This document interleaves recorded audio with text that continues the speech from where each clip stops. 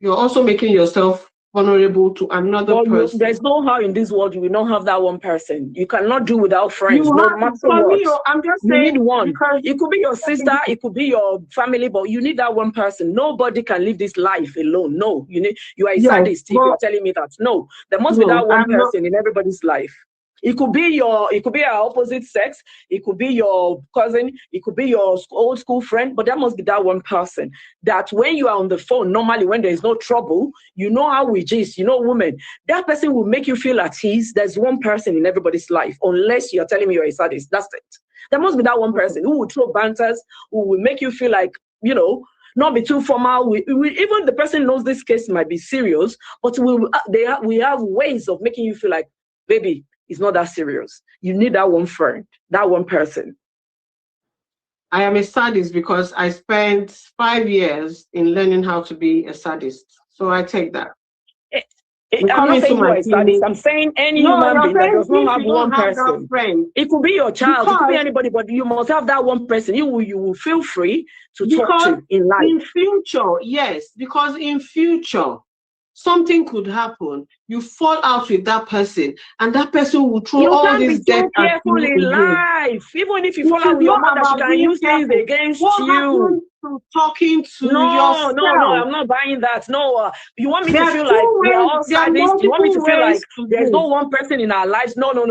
That's not. No, that's not my own style. I am not saying there's no one person in your life. Yes, there are people in your life, but what I'm saying, Chris, I am trained and well enough to understand that you get to a situation in your life where it is you versus you. You can come out and discuss and share when you're in a better position to discuss and share. Victoria, but what has happened to you is so personal and intimate. And I understand, she knows what I'm talking about, because so many times she says, I don't want to say this. I don't want to say this. That means you still have that level of control. You don't want to say, because some women would have come out and, but Victoria, hold on. We are talking about you having a friend you talk to, right? Yeah. This is a case that is online, right? This is the case that she has brought out. So this is not a secret. You only need a friend to help you step down and calm down. That's what I'm saying. It's not as if you're Victoria, hold on, please. It's not as if you're just going to call somebody who does not have an idea of what's going on and you start telling them your secrets. Sorry, where are you based? This is already online. I'm in the UK. You're in UK. Good, fantastic. Please. Victoria, hold on. Victoria, no. When you are talking for almost an hour, I was listening. Please, let's have communication and good, here. It's not about you today. It's not about me. It is about her. So let's focus on her, please. So all I'm saying is, you might say 10 things to her today. I might say 10 things to her today. She might not even make use of any, all right? But we are all just trying to look into what can make her feel better, okay? I said it from the beginning. I said my own experience, what I did might not even work for her. What you did might not even work for her. Do you understand? We are only putting all this on our table so that she can pick whatever can work for her, all right? So I want to focus on that, not me today, all right? So what I'm saying is, somebody that brought a case online, you cannot say you don't now want to tell somebody because they might mock you. No, it's already online. This is no secret. It's already online. Yeah. Exactly. It's not as if it's something we never heard of, and then you are just going to tell somebody who will now help you to now come and blow it online. Do you understand that? Am I making sense to you? Yes, you're making sense. Exactly. So it's already out. The things we are trying to be careful from friends is we don't want them to blow it. So what is it that they want to blow? I'm just saying, if there's one person you feel comfortable talking to, might not be somebody you're dating or you've dated before, might not be your brother, might not be your sister. It could be a friend that you're comfortable with. The person might not even be living in the same country with you. You see? Sometimes when I'm in my lone wood, my closest friend I talk to is in America. That's the person I will open up to and we'll talk, and she would make me feel better about myself or tell me off or tell me the truth. Even when I don't want the truth, she would say it. So that's why I'm saying that we always have that one person. So Doris, I'm sure there must be that one person who will be like, you see, this is what's going on. So please, This is no longer a secret because, see, sometimes we keep things to ourselves and it makes it worse because you don't know how to react. Maybe that was exactly what you did because there was nobody to discuss with. That was why you came online and even blew everything and put it out there. Maybe that one friend could have helped you. Maybe that one friend could have dealt with let me say something. Yeah, I quite agree with Sis Victoria, and I also agree with you. Now, I'll give you an example of what you're saying, and I will also tell you an example of what she's saying. See, Sis Victoria, I've seen her a couple of times that sometimes she follows my issues with people. Like she was actually describing me, right? I'm that person who is a deep lover. I give it all, and when they hurt me, it gets to me, which is very bad. And what does it do? I want to burn the bridge. I want to burn it that by the time after doing it, there won't be room for reconciliation. You'd always see me out there saying they're hurting me. Meanwhile, I am the victim, right? But I'm the one talking. The oppressor is not talking. Now they're looking at me like the troublemaker. So I saw Sis Victoria say that, and that is the point where she's saying there's no point talking to anyone about your problem. There's no point. Just go to an open space and cry out. Yes, that is the life I am living now, because it has happened to me. And when they do it, I come out, and when I say my own becomes worse. Everybody, she doesn't keep secret, not knowing that they've done worse to me before I come out to retaliate. Now, in your own case, let me tell you something. I had a friend. I met someone last week. Let me summarize it. When my father died, I haven't celebrated my birthday, right? But I met someone last week. My birthday was 5th December. I met someone last week, and the person really, really cared for me like I've never been cared. I've never really had someone like me selflessly like that. And the person insisted I celebrate my birthday. Now, the person came into my life, I just had that. He acted like my best friend, and I took him like my best friend. Your best friend. Now, when this incident happened, the day I saw Crystal Campus engagement video, the night, my body was vibrating. Something took over me. I was talking to myself. I was talking to God. I said, God, please let Crystal Campus get out of my mind. Let Crystal Campus, you demon that is trying to make me fight, get out. It wasn't stopping. It wasn't stopping. I was just telling God, I don't want to get angry. It wasn't stopping. Then I called the person. Now, I had this person on the phone for more than 3-4 hours. This person knew something was wrong with me. And I begged this person, I said, please stay with me on the phone. You see, if this person had stayed longer with me on the phone, maybe I wouldn't have come out to break down like this. But the person didn't. So I understand the part where you say you need someone to talk to. While the person engaged me, while I was also feeling, I felt a little better talking to that person on the phone. So both things you guys said, I understood it. You understand? And both of them applied to me too. Honestly, I'm listening to you. I'm taking the advice. Maybe that's what I need, because at this point I am tired. Since Victoria said it, I'm exhausted.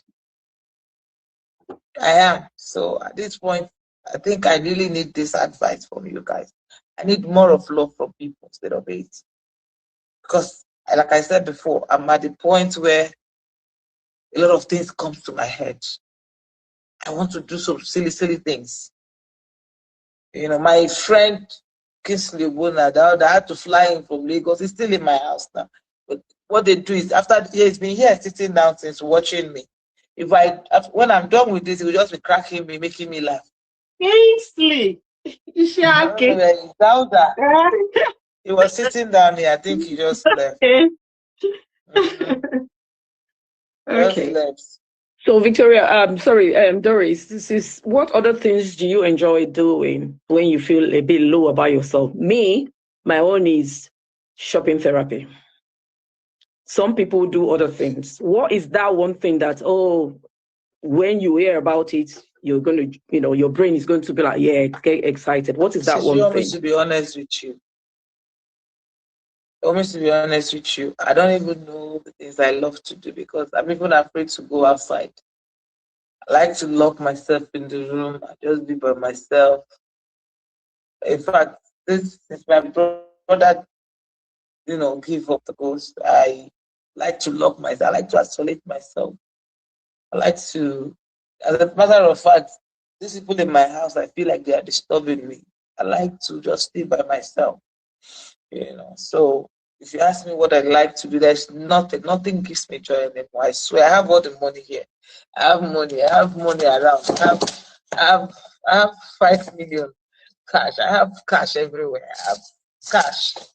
Like, don't say that online. I have money people dash me, but they're not making me happy. Do you remember what I told you? Exciting. Do you remember what I told you in the beginning about very rich people in the UK who have buyed themselves? Rich, the Amy Winehouse, like rich. I don't know if I'm allowed to mention names. But that one, let me use Steve Madden. There's a designer, that his mom died, right? He had all the money. He's a successful designer, everything. His mom died, and that was it. He just couldn't deal with it anymore. Now I understand, sis, what you're saying, but I'm not coming from just experience. I'm coming from my academic. I'm coming from my job. There's a situation you find yourself. You don't have the energy for nothing. Nothing. The only thing you need at that time is that target, is that issue, is that thing that is disturbing you to come and undisturb you. Like I said in the beginning, the mind is invisible, but it's the heaviest. When your mind is heavy, you can't get up. When you try to drink water, the person might choke on water because your arteries, everything in your body has constricted. So when I say I know how you feel, there's a reason why I went to study psychology up to master's level, because I needed to understand myself. I'm an empath. So when I see you vibrating and wanting, I'm like, somebody should tell this girl that without her, the sun will shine. That's what I tell myself. Yeah. Without me, the sun will. Before, I remember those days when I just came on social media, when people are talking, maybe there is an autistic child, people are abusing or domestic violence.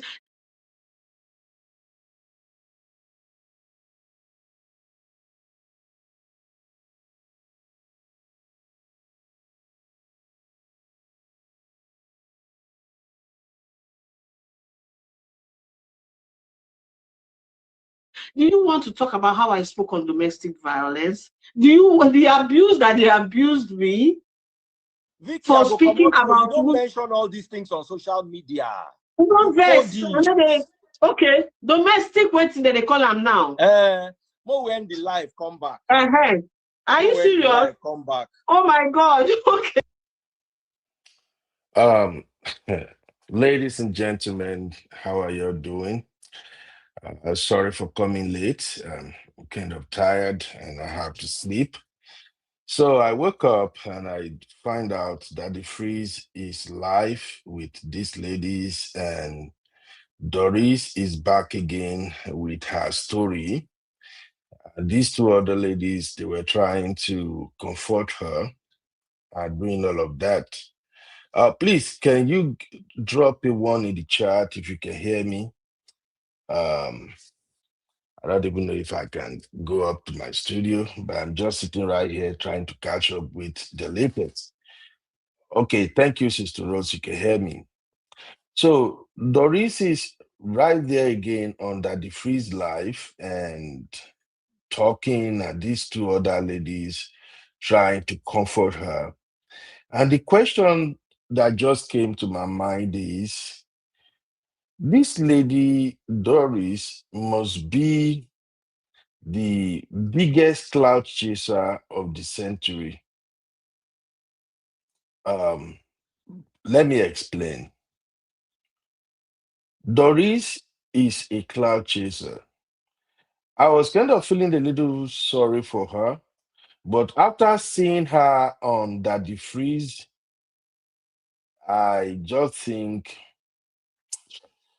maybe karma just catch up with her, and maybe she should just take whatever is coming for her. And this is why I think so. With what's happening, with everything this guy knew about the so-called Pastor Chris, allegedly, and all these other people they were dealing together, everything she exposed on Pananan live show, and now at Daddy Freeze's show. If you ask me, the right course of action is to go to the police, file a criminal charges or whatever on this guy. You have the evidence, because I'm even more concerned right now, because with everything Doris herself has admitted to, these are just bunch of criminals. If everything is, if we have to go by the words of her mouth, pardon me, if you don't see it from my lens, it's quite understandable. But first off, this lady admitted to series of conspiracies. How they conspire to defraud people, lie to people, do all kind of stupid shit. I know she's trying to make us understand that she was used, she was scammed, she was somehow being involved in what seems like a romance scam. Even those of us who are not law enforcement officers, or we are not even lawyers, or we don't have anything to do with the law, we can still count at least 3 to 4 solid allegations that she can brought upon this so-called man of God. Why this social media ranting up and down?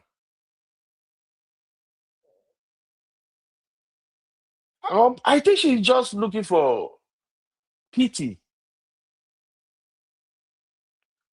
What's that thing again they used to say when people who suffer similar fate are looking for people to bond with? I think that's what she's doing.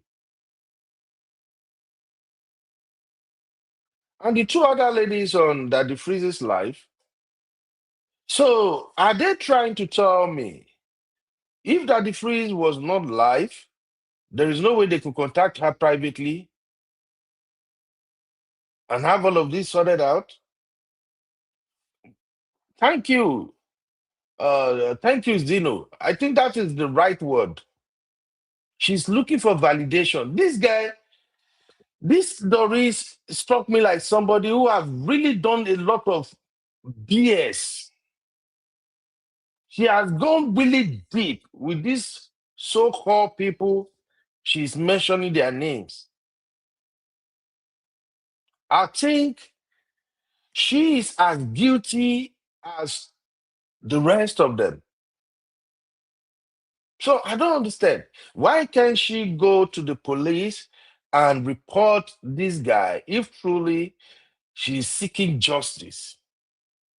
If she get this man locked up, if the police are not on the case, they are not acting, then she can come to social media and say, hey, guys, see what's going on. These men are crooks, they are criminals, they've done this, they've done that, and these are the steps I've taken, and the police is not handling this case. Yeah, Nigerians can get involved. But what is all this crying from one live show to another live show and publicly admitting to criminality? These are the issue we have in Nigeria. That's why we keep saying Nigeria, we don't have laws. And it's going to take forever for us to fix that country. Because I don't even see where the solution will come from now. with everybody running to APC, all crooks, criminals, allegedly. Everybody is running to APC. Who is going to prosecute you?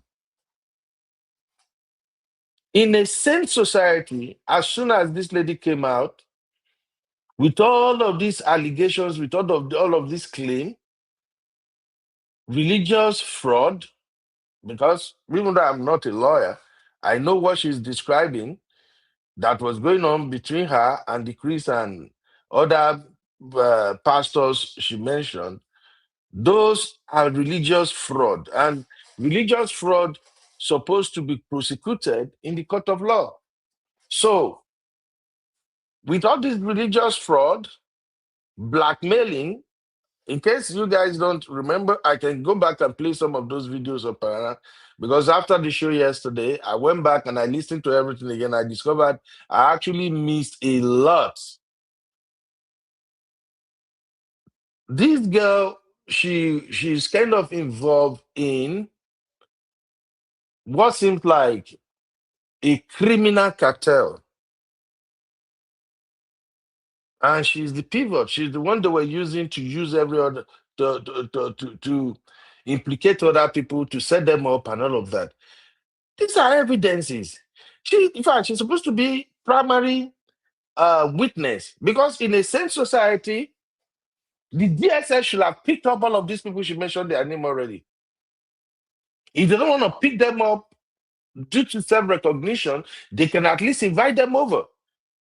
Because I believe in a sane society, you don't want to have situations like this happening to people in your country. That is why we have law enforcement officers. That's why we have government prosecutors. And the more I just think about Nigeria, the more I get angrier, and I just feel like that country is like on a default autopilot. It's like nobody is in charge. It feels like that country is just free for all. Let anybody do whatever they want to do. This is insane. I was listening to the part 2 of our interview with Parana yesterday, and she spoke about something, the prophets or prophet, whoever she was referring to in South Africa. And she spoke about how these so-called pastors put her up to going to infiltrate the prophets in order to set the guy up. And then the guy now and her, they turn around, they started going after other pastors. Like, I just can't with this lady. I'm sorry. I'm sorry. I know how we say, oh, let us have pity on people. Let us be compassionate. But I just can't. Let me just share with you guys again what some of these people under the freezer are saying. I may not stay long on this live. I actually don't plan to go live, but take a listen, guys. But let me ask you a question. Why did you fall so deeply in love with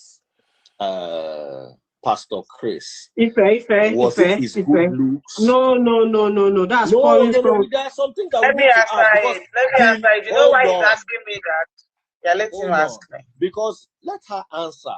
Because it is deep. You know, there are some loves that, okay, you said that, okay, he was generous. She said he no give her money.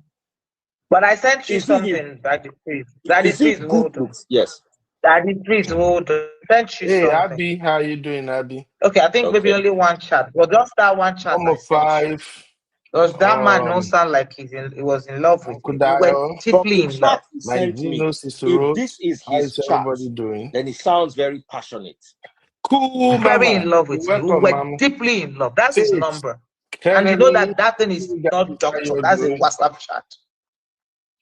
So if you see that chat, do you think that man was not in love with me? He was in love with me. Yeah, but you see, for a woman, of me touching myself that I sent to you, is it that is free. The video of me touching myself. You see that video of me touching myself? Yes. That man has it like You know, when they say two people just saw, and I can't tell you how much we make out. When we know when people, because it's a pastor, we don't always see often, right? But when we see, I don't know, we are adults here. I don't know when you see that love that you guys can start from the door, part of and you start kissing from the door, like everything you start, that kind of out, tight box. That's how it is between me and this person. That's how deep it is. Jessica, that means, according to you, he was very good in bed. You can understand from my description. Hey, now that's what it was. Though it's just you always find someone in this life that you will be in love with. Probably that's that's the first person she has been in love with. So I get it. Too. I don't think them falling in love. Nothing wrong. We always have. The more you speak about it, the more you hurt.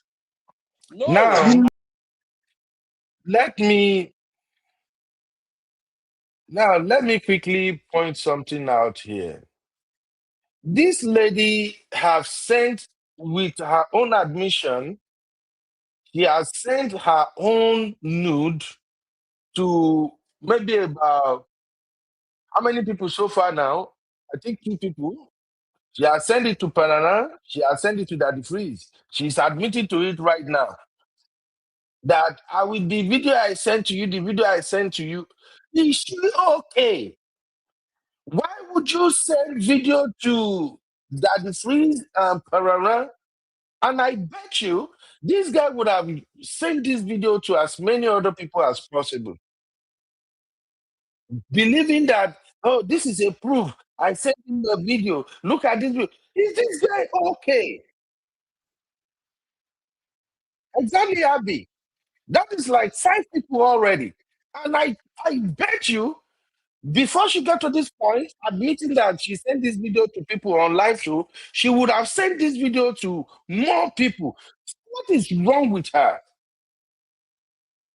Hey, my sister, OC in the building. I don't get it. Nothing is missing in her life. Hold on. I was telling you how we were, but for you, is it the love? Doris, listen to me now. Is it the love? Is it the knocking? Is it the companionship? What is it that you are looking for? Revenge. What is it that he took away from you? Revenge. What I want is to let's leave about what the bad things. What is that thing that he brought to you that you are now lacking? Is it companionship? Is it love? Is it knocking? Is it friendship? What is that thing that I'm not gonna let this guy go? What's that thing? Let me give you aside the anger. Okay, let me aside the anger. Dauda. Yes, so see me too. I'm calling you. Victoria Yamash was saying hello to you. Yes. Yeah, diaspora diva. She's still online. Happy.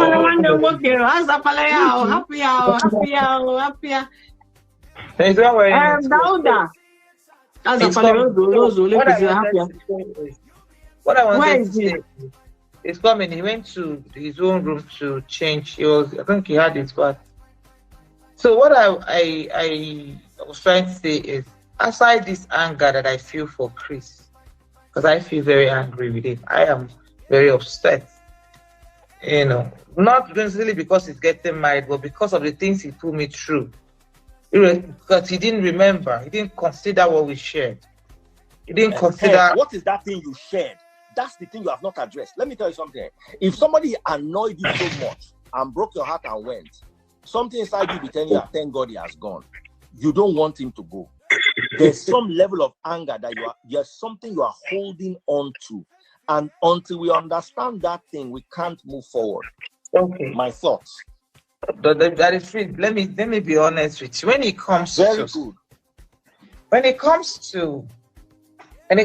sex, and I'm sorry, okay, whatever. I don't know how you guys call it. When it comes to knacking, well, if I do this, I'm marketing him more, and he knows he likes it, so I'll market him so that, because I'm not going to get him again. So, but Leave me now. Stop touching me. Don't say that. Don't say that on air. Let me say it. Don't say Don't say that on air. You see? No, I don't You see see, somebody reasonable is finally Are you speaking up. You're trying to make now that English got a headache. You see, this I'm a lawyer now, so what do? I'll have to speak English. I'm a lawyer. Okay, so sorry. Okay. What I'm trying to say, I have never seen a stupid woman like this before just in my begin life. to say he knows how Yeah, to do that's that. wrong English. That's wrong English. Just to begin to say that's wrong English. What? No, Let me tell you something. My dear brother, I can't bring her down to your level now. Hold on. Mm. There is something that she is missing. Let her address it, and let us find a way to help her get out of it. There is some, you see, let me tell you, you get who go carry something from you, it go pain you. You get who no go carry something, who no go carry something from you, no go pain you. I don't know how to put it. I can still see that there is a vacuum in her life, and all. Can you hear me? Please, if you can hear me, drop a 1 in the chat. Please. If you can hear me, drop a 1 in the chat, please. All right, thank you. Daddy Freeze is using these people, honestly speaking. And it's easy time people go on Daddy Freeze and they don't know what Daddy Freeze is about to use them. Daddy Freeze is trying to get them to say things that will probably drive people to his platform. And they won't see it. Now, Daddy Freeze almost pushed her into gutter there, and she was able to open her mouth and start talking again until that man who was by her side stepped in and said, No, she can't be saying this. Now Daddy Freeze is kind of triggered now, like, why let her talk? And he's trying to play on her psyche by saying there is something that she needed to say. There is something she's looking for. Like, what is wrong with people? Something is freaking wrong with this lady. What kind of validation is this? Okay, let me bring it back. Hopefully you guys can hear me. No. Let me. It is not. See. At It's not muted. At this stage, the guy is already important. You don't cry about him for all the blogs. So you cannot say,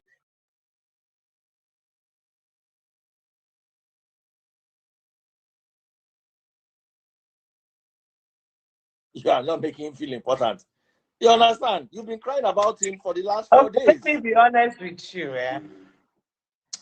If there's anything I want to miss in Chris or Cap, not sex. Chris is not good in bed. Yeah. No, I'm being honest with you. Talk about that side. What is it that you are missing? Okay, just say it's not. Shana, they hear that. Can you guys hear my voice, please? I don't know. My own is not that. Can you hear me? What are you doing? You have a knife, you have a gun. Which one do you want to use? If you told her to talk. She's now talking. You are now telling her, Ife. Maybe I should bring a man here. No. There's no man. Leave it. She's not missing anything.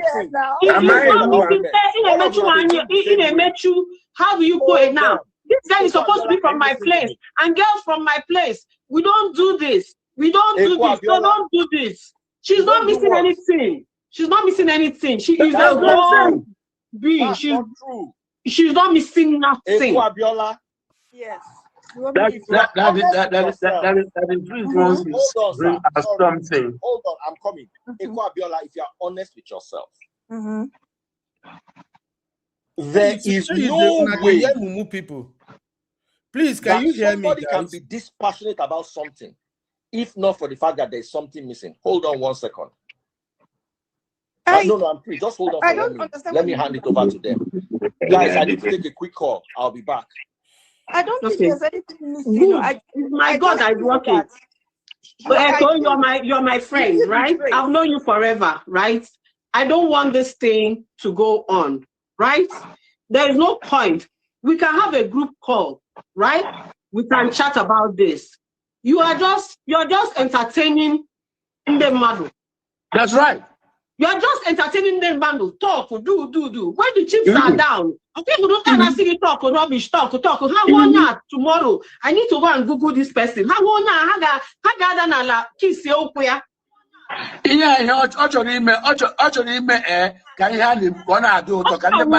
I'm sorry, Jewel. I'm so sorry, right? You're my Daddy Freeze is my brother. One day I can do anything and get away with it with him on this live. Or anywhere outside, mana, ihe na chime for nde how do you put in Ibo nde onyonyo ya, right? Or for nde onyonyo ya. Actually, right? You're like a dessert for them, and I don't want that. I don't want it, Ozola, right? Ozola. See from this. Where I came on this live, right? Is I don't know her. I've not spoken to her, but I came on this live because I want to show you the medical and psychological implication of what you're doing. Okay, of what she's doing. She's hurting herself the more. When there's trauma and you want to keep talking, you're pouring salt on the wound. Right? Because it out. Yeah. Sometimes you just have to voice. There's a safe space. Yeah. There's a safe space where you go and spill it out. You don't live in Nigeria. I can understand that she lives in Nigeria and but here you can't say anything you want to say in a safe space. She could just blot out something which is evidence which this person can also use against her in court. That's the only worry that I have, you know. And then when this person uses this video recording in court against her, where will they be? Oh, so now you people, where will they be? So why I came up here is, like, everything has happened, and I just feel I need to come and tell her about the medical and psychological implications of what she's doing. She's eating poison, hoping that the other person will die. No, I know exactly what it is now, but she's in pain, so she just needs. So the ladies just realize. Then I've told her, and I will tell her more ways to go and blot it out, spill it out, say it out. She has a friend there, Dauda. I know Dauda very well. We all started the movie industry together, right? And I'm happy when he says he's a lawyer, because the only constant thing in life is improvement. Ladies and gentlemen, I actually removed the live now because I think I've heard everything I want to hear so far. People can go to Daddy Freeze and watch the rest of it, but I just wanted to kick off this brief live show by bringing what is going on to you guys live.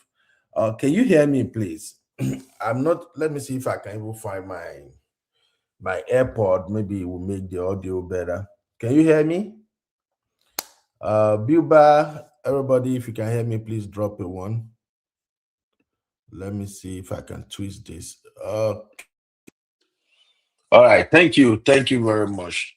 So people can go to Daddy Freeze to watch the remaining of the video. I just wanted to show our community what this lady is doing and how dangerous it can be if you find yourself in situations like this and you decided to go the social media route. First off, you're gonna end up entertaining people who don't even care about you. And that is what the Doris is saying now. 2, you're going to end up on pages of bloggers who just want to take advantage of you again to make more money. And if you notice, towards the end, before I stop the video, you're going to notice that one of the ladies, actually Soji, she woke up, she suddenly realized that, wait a minute, what are we doing? This is not the right place for this lady to be sharing all this information she's sharing. As soon as the man who was with Doris stepped up and said, no, she can't say that, she can't talk like that. Now, suddenly, all of them wake up, and it's like Daddy Freeze is not having it. If you see that Daddy Freeze already left the show for them. Either Daddy Freeze is going to make a phone call, try to persuade the lady, because I know sometimes this is how people like this is how they operate. He's probably on the phone with the lady now saying, "Get waiting, I won't make you talk. When you talk, and Nigerians will know. Nigerians will know to fight for you. They can even write up. Get back to the life. DF can do stuff like that." This is the same DF that put Two-Face on blast. Now he's on this lady matter now, and this lady is even worse off. In the case of Two-Face did not fall into this trap, even though Two-Face have his own family battle, everything ongoing. But I respect him for the fact that he did not stoop so low to jump on DF live in order to explain private matters. I respect Two-Face for that. But in the case of this Doris now, this Doris is just moving like a locomotive engine. No break, no jam. No break, no jam. She's just yapping. She might even end up in jail. And that is why I think for me, it would have been better if she had done the legal route, report to the right authority. If you watch parallel interview with this girl, if you see the amount of money these folks are throwing around, million. I don't know, maybe because we were the US, we work hard before we see our money. Maybe that is why I can't relate. I don't know. Eh? When you hear million that these so-called pastors, allegedly, according to this lady, if you hear the millions she said they were throwing all over the place, wow. Even some of the cases that they thought they have seen the last of those cases, this lady brought everything back. If Nigeria is a sane society, our law enforcement should have been all over these folks by now, because this lady is actually presenting receipts and first-hand witness of the various crimes they have committed.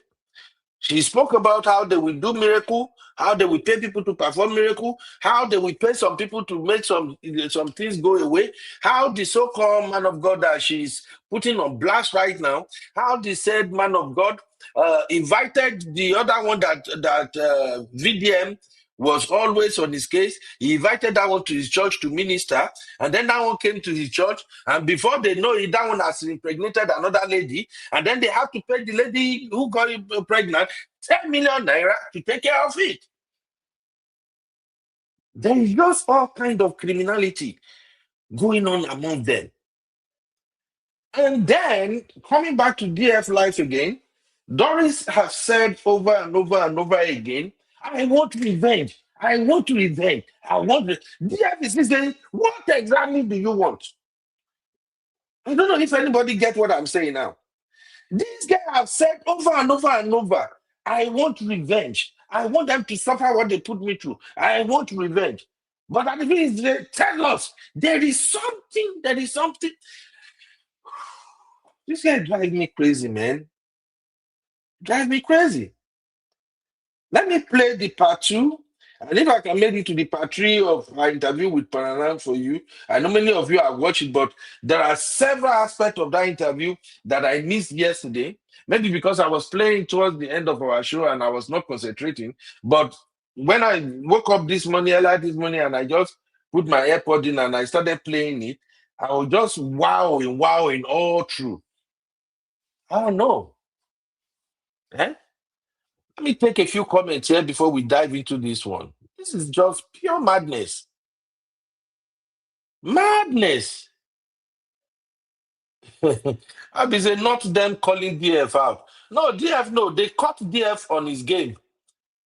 And remember the last time I said that DF is no friend of anybody. The only one person DF is the friend is that guy in London. DF no send anybody, Papa. I have seen this type of people operate before. They will sympathize with you, they will talk smoothly, they will comfort you, doing as if maybe they are there for you. It's a lie, yo. They are there for what they can get, Neo. You got to be able to read people's character. And that's why when I woke up and I saw that this live stream is ongoing, I'm just like, what is this lady doing on DF show again? You've gone to Panama, and the interview she had with Panama is even way better, because all Panama did was to allow her express herself. If you have watched the interview with Panama, you even know that Panama did a better job than what DF is doing right now. DF is bringing more people in to complicate the matter for her, to put more fire. But in the case of Panama allowed her to be in a comfort zone to tell her story. So having listened to all she said at Panama, why coming to DF Live again? And for those who might not know, I am not a lawyer, but I know those who have legal minds among RIFA, you might agree with what I'm going to say right now. In a case, the more you speak, the more you talk, without legal guidance, somehow you will contradict yourself. Somehow your statement will begin to change. As this lady is moving from platform to platform, she will be doing addition and minus, omission and commission. That's what she will be doing.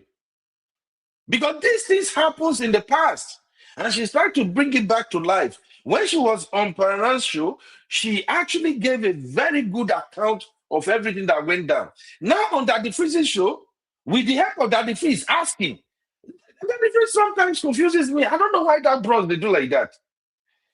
In the motion, Daddy Freeze want to protect his platform. He wants the lady to mention those pastors' name, but he don't want her to mention them in a way that those pastors can turn around and come and sue him. I don't know if you guys get what I'm saying now. It's just crazy. And the lady called Mumu, she continued to speak, she continued to talk. I don't know, so we still get Mumu women like this for Nigeria. And this is why I also say that don't believe all these people that call themselves celebrity. The fact that they are famous, it does not mean that they carry brain. Many of them sense no the waiting that they do. Eh? Oshe said, what is she missing? She has not told us. Oshe, you want to do like that, the freeze though. I would say for those that don't understand Igbo. Okay, what was she saying, Abby? I better interpret for us. This somebody said, this thing just they pay me because they use this madness, create serious distraction for Nigerians. Nigerians have big whales and sharks to deal with, not this sick distraction. I'm with you 100%, my sister. I was going to do political roundtable this morning until I see that she's live again, and I'm like, Omo, let me just quickly see what's going on here. Well, Omo, yeah, please, I don't know if you're going to do a show on this France thing. I think I have to do a show on that thing. I want to know if Nigeria has been handed over to France already. I don't waste my time again. Sister Rose say that the freeze is an instigating whistle. Oh my God. So Abby, what was that lady saying in Igbo? Okay, thank you, Abby. Sister Nachu, how you doing, man? Abby, Oguda say, these so-called pastors have the police wrapped around their fingers, allegedly. It still don't matter. It still doesn't matter. This guy is not serious. If this guy is serious, this is the type of case that she will put forward and try to get very dark man involved in it. I think I go disappear. No. If she can get very dark man involved and she go the legal route, it's crazy. It's crazy. Listen to this mess. This is where I was shocked last night when I was listening. Listen to this mess here. Just take a listen. Money, or he wanted, or what is the whole reason of calling Jeremiah out? So I followed I followed. Initially, I told Chris, I won't do it. Me, I don't know your friend, and me, I don't like this thing. He said no. If I love him, I should. I quote him directly. What he used? He said, "If you love me, Didi, do it for my friend. He's my brother." Yes. That was when, uh, that was when I now went to profess, and then they gave me a plan. They say I should seduce profess. So then you seduce him and make him fall in love with me. Yes, Okay. man, I should seduce profess and make him fall in love with me. I should make him all the promises in this world. So, which was what I did. I engaged profess. We started talking. While we were talking, I've made him all the promises in this heaven and earth. Profess now fell and now trusted me more.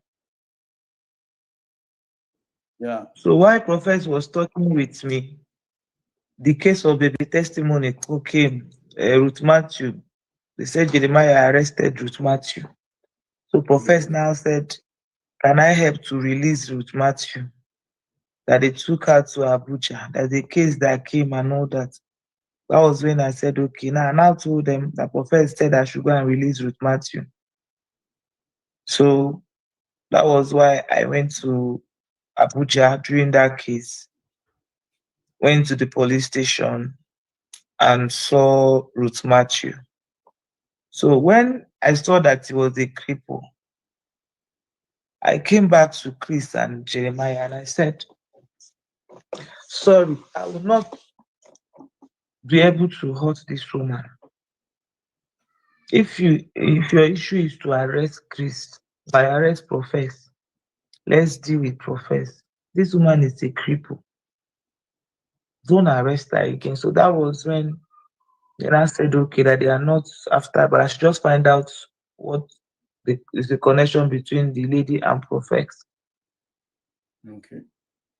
So, which is the case of Ruth is something I would tell you some other time, but I'm just summarizing it.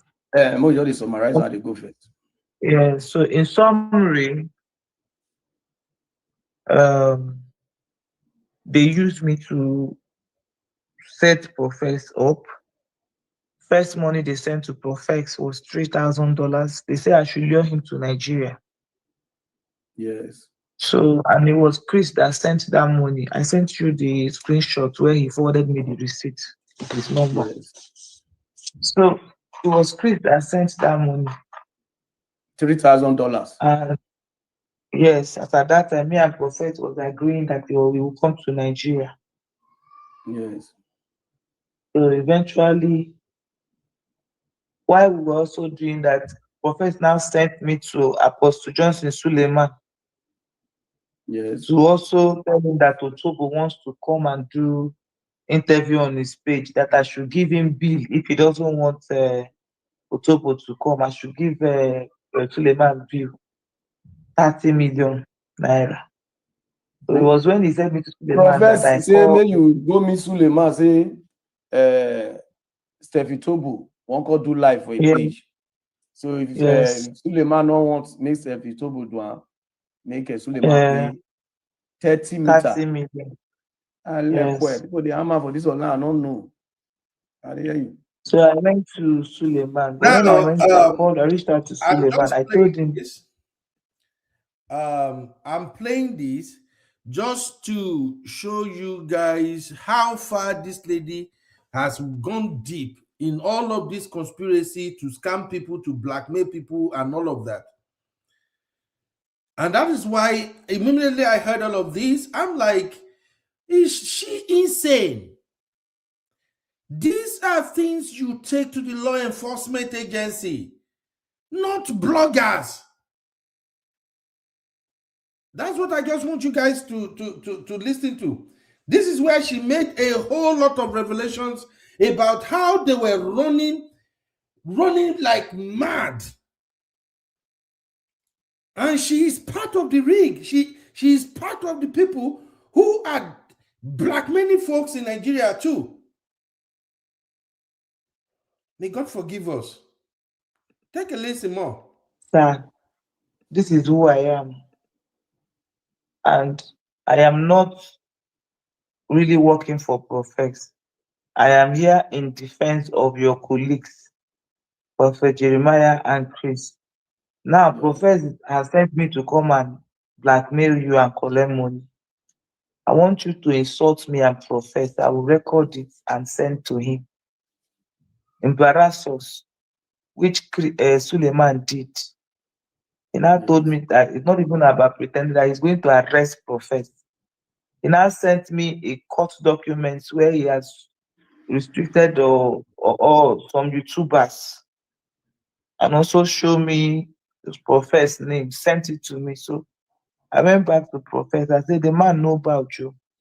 That the man is angry. The man said he will arrest you, he will sue you. So that was how that one. When I sent Prophet that court case, he just did not talk about Suleiman again. Then we'll continue the baby testimony matter. Yes. So it was that thing I told Suleiman. Suleiman now told Cassie.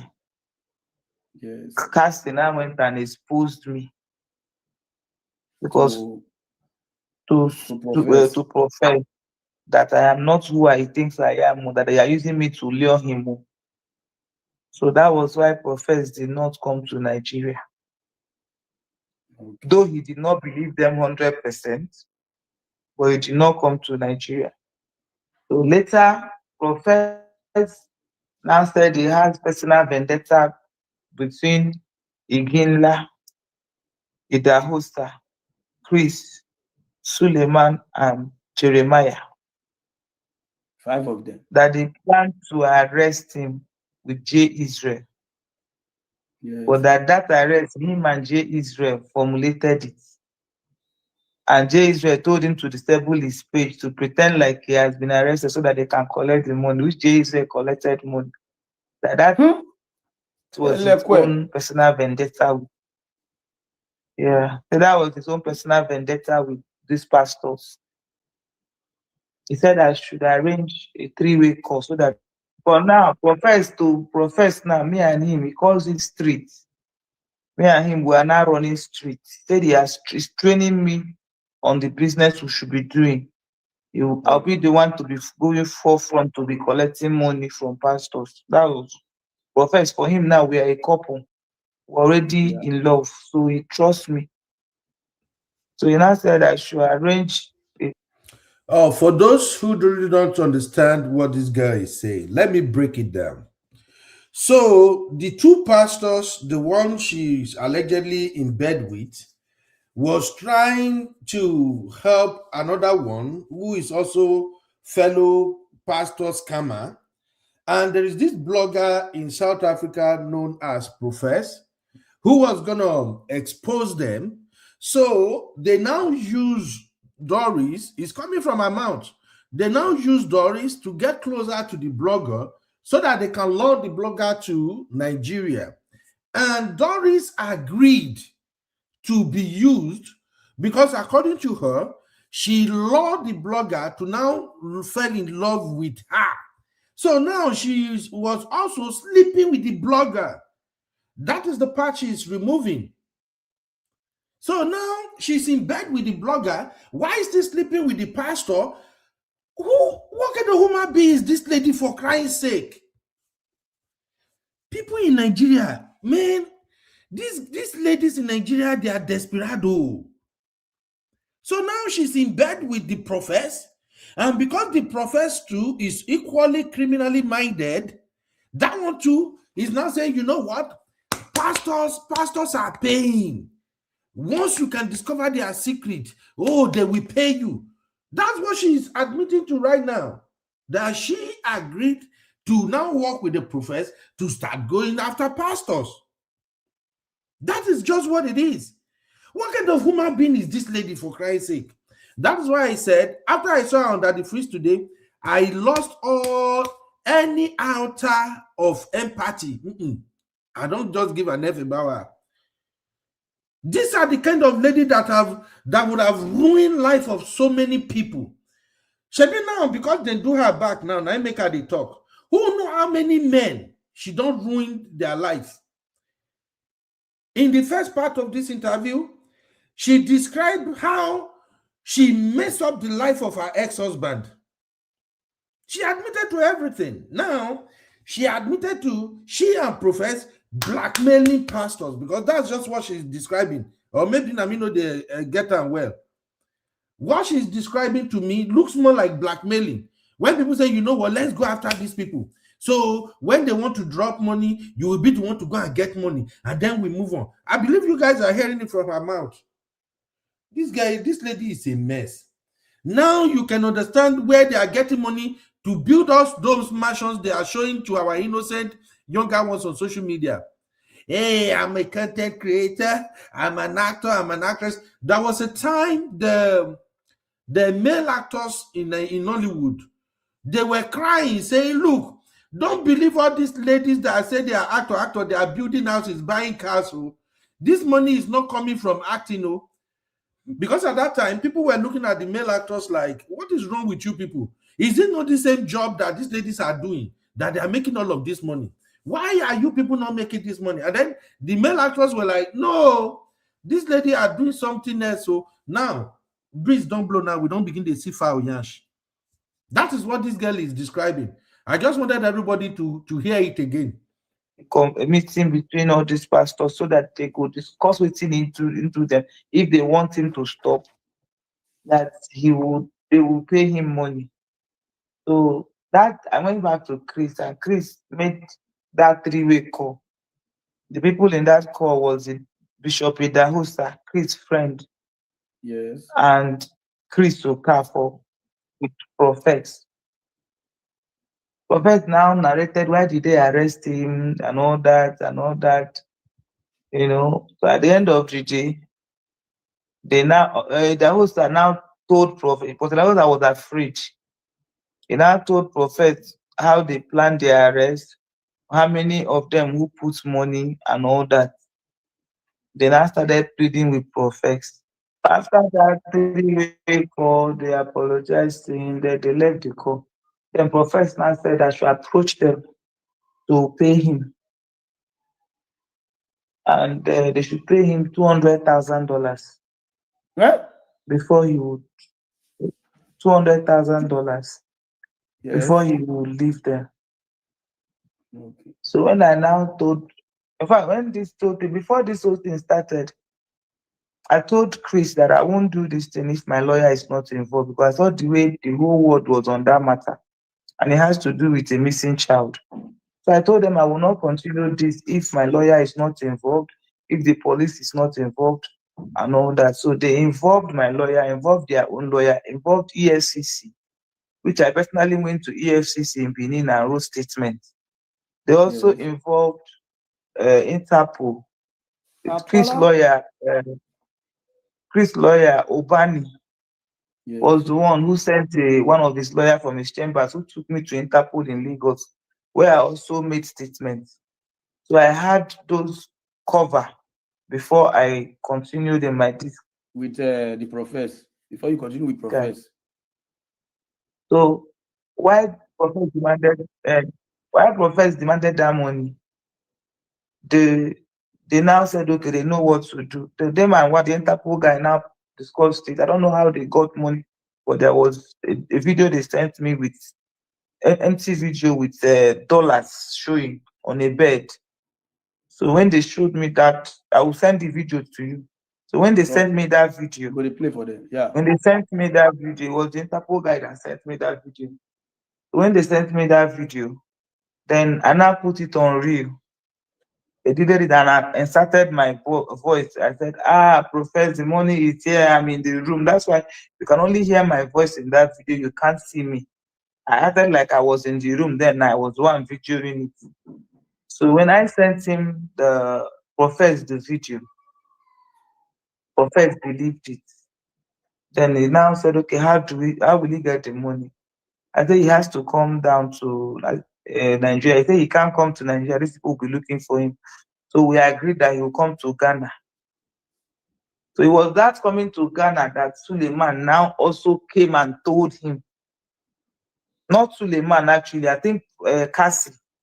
Cassie, yeah. Not Suleiman.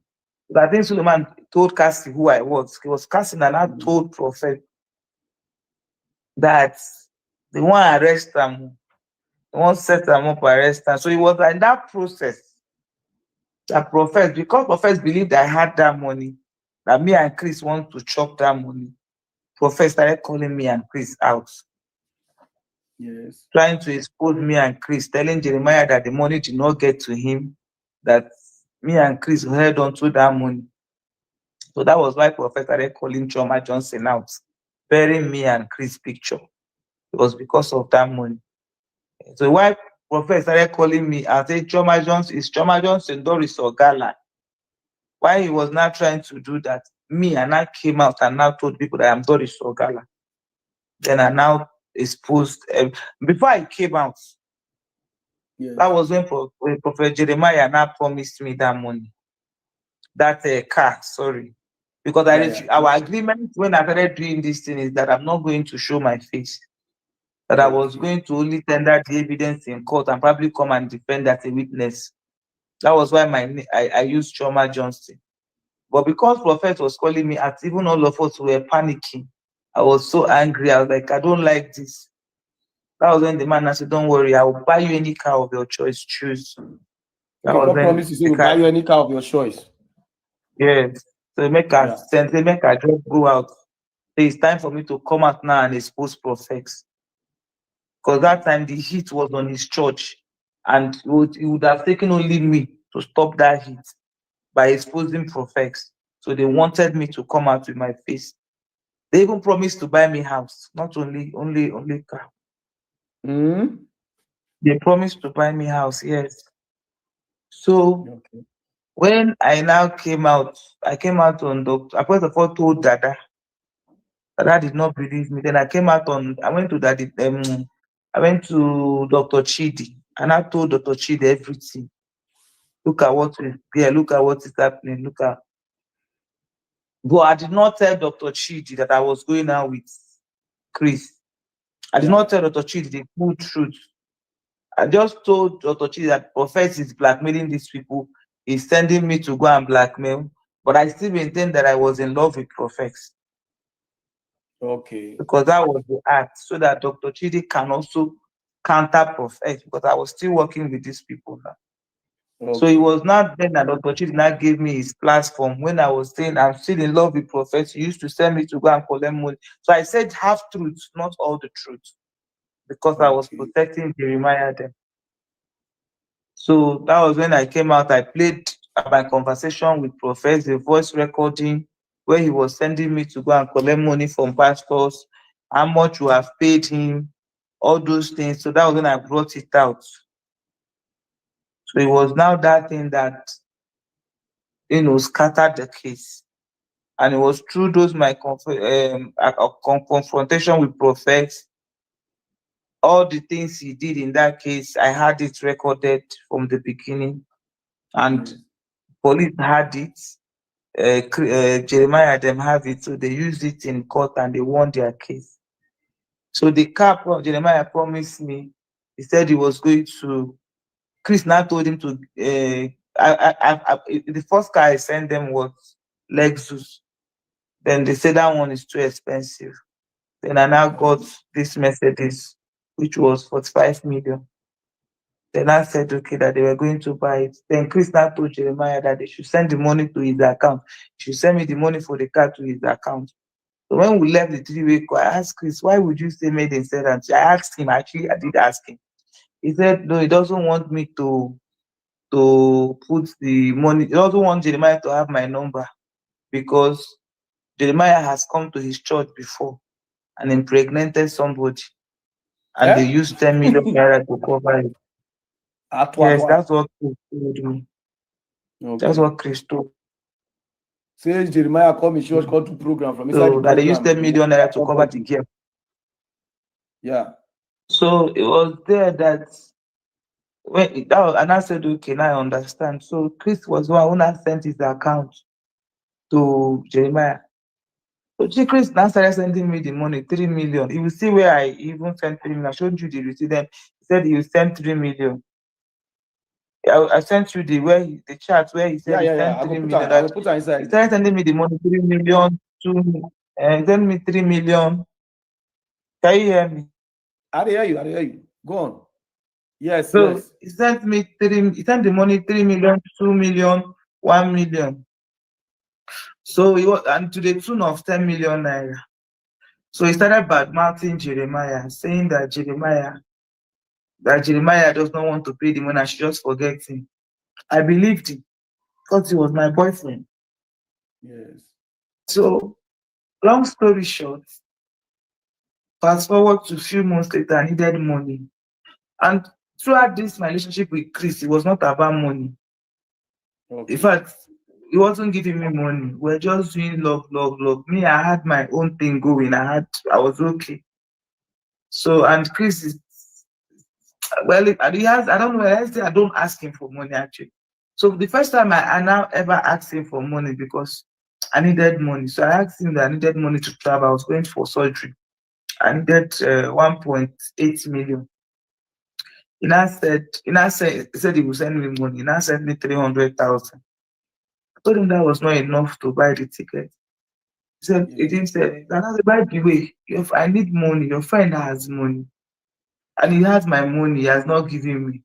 He said I should forget about that person. The thing did not go well with me because I needed money. So I had to reach out to Dada.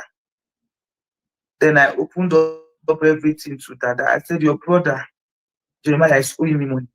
When I opened up everything I did to Dada, I said, I'm going to call him out to give me my money. And I said, wait, let him reach out to Jeremiah. So then I reached out to Jeremiah. Jeremiah said he has paid all the money, that he has his receipt. That he paid 45 million to Chris Okafor's account. So when he told me that Dada put me and Jeremiah in three-way call. Jeremiah said, I don't know why the man not giving me. He has paid everything. Say, my daughter, I have paid everything. So it was at that point that I called Chris back and I said, give me my money. Your friend said he has paid you the money, and you know I need money. You know, I was angry when I started quarreling. Then he now blocked me. When he now blocked me, that was when I now came online and said, Chris Okafor, give me money, you stole my money. So as I called him out online, he now reached out to, Jeremiah also called him that you should pay this girl the money now. So he started begging Jeremiah that he was in America, that you should please help him, that he doesn't have money now, he just finished building his hotel. And all that. Jeremiah said, okay, so him Jeremiah go bring 7 million, Chris go bring 8 million to make it like so that they will pay me 15 million naira. And that was the first money that they paid. And Jeremiah said I should take the 15 million and forget the remaining money. I said, no, sir, I cannot. Because that will be testimony case. They called me name, and this man knew that I needed money. He did not give me. He had on to my money, so I did not. Me and Chris were now doing back and forth.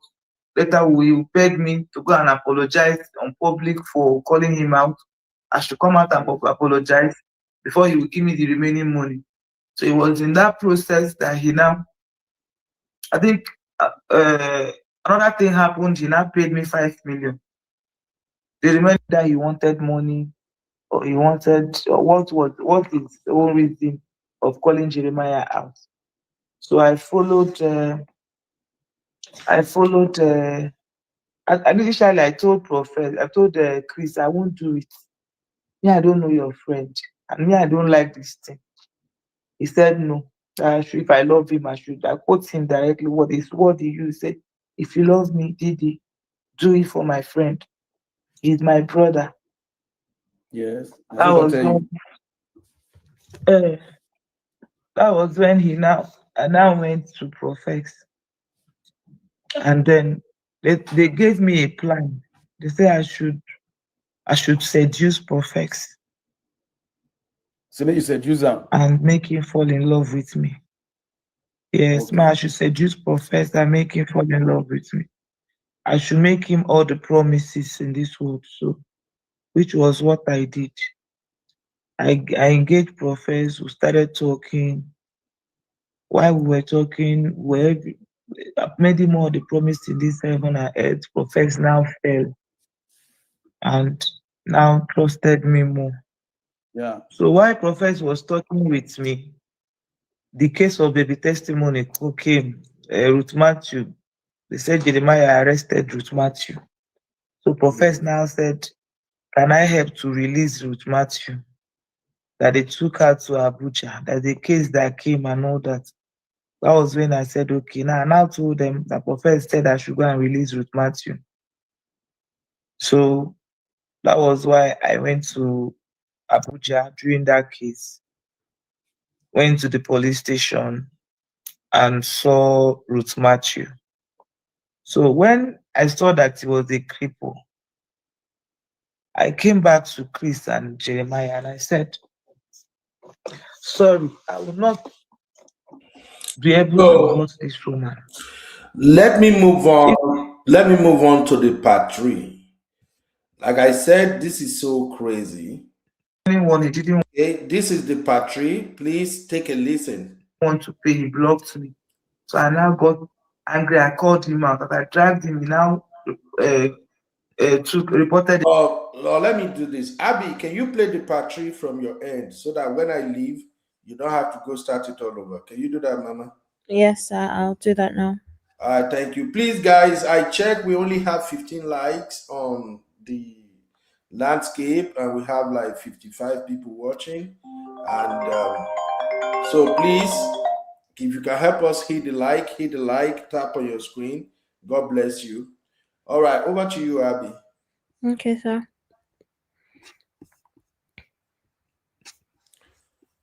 This guy in a drama. May God help us. Oh, my sound is not on. Reported the man. Anyone he didn't want to pay, he blocked me. So I now called him out. I dragged him. He now reported the matter to police, NCC, National Cyber Crime Center, for defamation and cyber stalking. They came to my house. They came to arrest me. They did not see me. They invited me. I went. They detained me for one night in Abuja. When they detained me, I came back. I was still calling police out to give me my money. Then it was in that process that during that fight, I traveled for Christmas. My brother was there in Haiti when I left Abuja, when I left Lagos on November. When I got to Abuja, from Abuja, I came back for Christmas. My brother called and said his leg was paining him. And I didn't take it serious. I thought it was normal leg pain. So they started carrying, and I told my mechanic to drive him with my car to Abia for Christmas. The mechanic said on their way that my brother was weeing almost every 3 minutes. I said, well, before he got to Abia, his 2 legs were not functioning, couldn't walk. What happened? And it was so quick. Before we know it, the 2 legs now got paralyzed. We were massaging it, called doctors to do this, to do that. Nothing was going on. Before you know it, did not give us time. Everybody was confused. His whole body now got paralyzed, including his 2 hands. The thing was just coming up like this. My brother's body just paralyzed, could not talk. From the next thing, my brother couldn't even say anything, like they were strangling him. My brother died. The whole thing happened mysteriously. He was a strong boy. Nothing was happening to him. And before my brother died, I had a dream. Just that then, that's why I am hard on myself, because I wasn't really, would I say, not spiritually enlightened, or I didn't take my spiritual self very seriously. Yes. Because I had a dream before my brother died, and I didn't really take that dream serious. I had a dream where Chris arrested me in that dream. Yes. No, he came with police. Before they arrested me, he came with police or some people. They were shooting guns. So they wanted to shoot one gun at me. My brother now came and gone up pierced at my brother's heart. So in that dream, I was crying. Then the police arrested me in that dream and put me in a bus and drove me up. I woke up. Yes. I don't know why I didn't take that dream serious.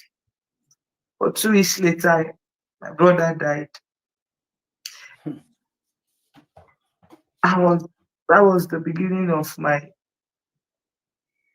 depression, because everything about me died with it. We're planning my brother's burial. My brother died January, we fixed it on February. 5 days to my brother's burial. Chris said policemen. The moment I posted the poster out on my page, policemen came to the house, in our family house in Umaya, and arrested me. They took me to state CID. Yes. And detained me. I was there for 2 days before I had asthmatic. I had panic attack. Then the DCJ now told them to take me away. They took me to Abuja and served me court paper. My oga is called the CP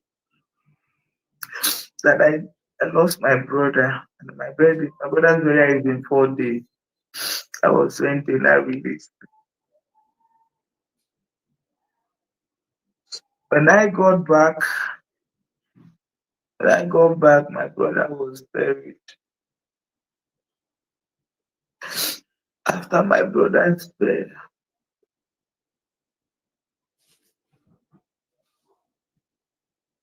everything was not the same again. Yeah. I was rushed to hospital. I was lifeless.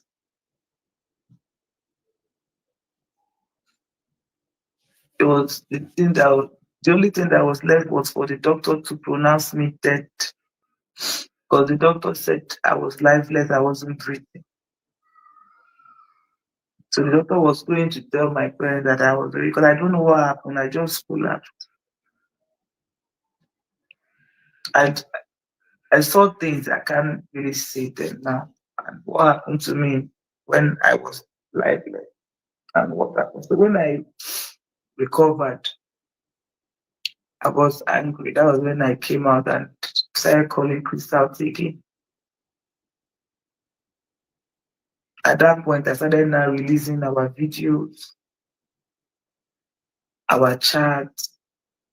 Then he now sent his lawyer to go and tell my lawyer that he wants to settle out of court, because they actually took me to court. I'm jumping that part. After my brother's burial, I went to court. So it was after that I printed. Then he now said we should settle out of court. Then he now paid me that 15 million. And they came with one agreement that I should not talk about it, I should not press charges, I should not go to court, I should not talk about this. I sent you the agreement that they wrote. Yeah. What pained me in all this? What is paining me in all this? It's not the fact that, it's the fact that I love Chris. We had a relationship. He made me to come out to defend him and his friend, which costed me my career. That baby testimony case gave me a very bad name. It made people curse me.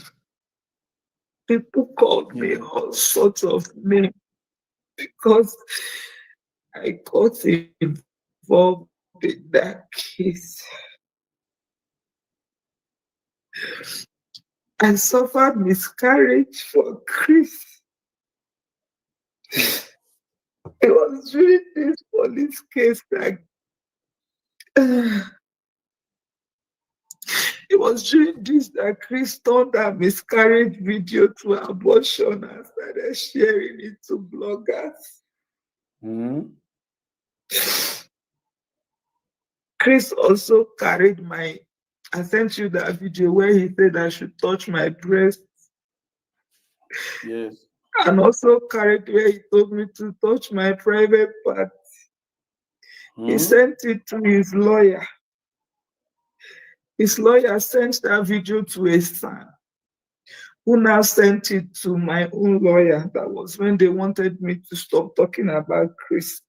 They wanted to blackmail me with it.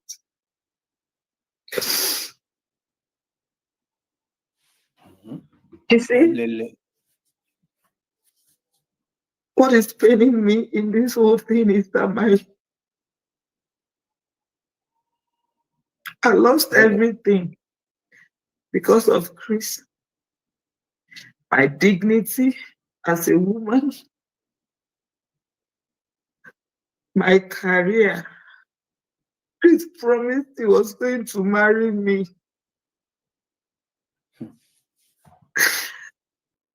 After everything I did for him and Prophet Jeremiah, how they paid me back was to arrest and detain me. After detaining me, they gave me a very bad reputation.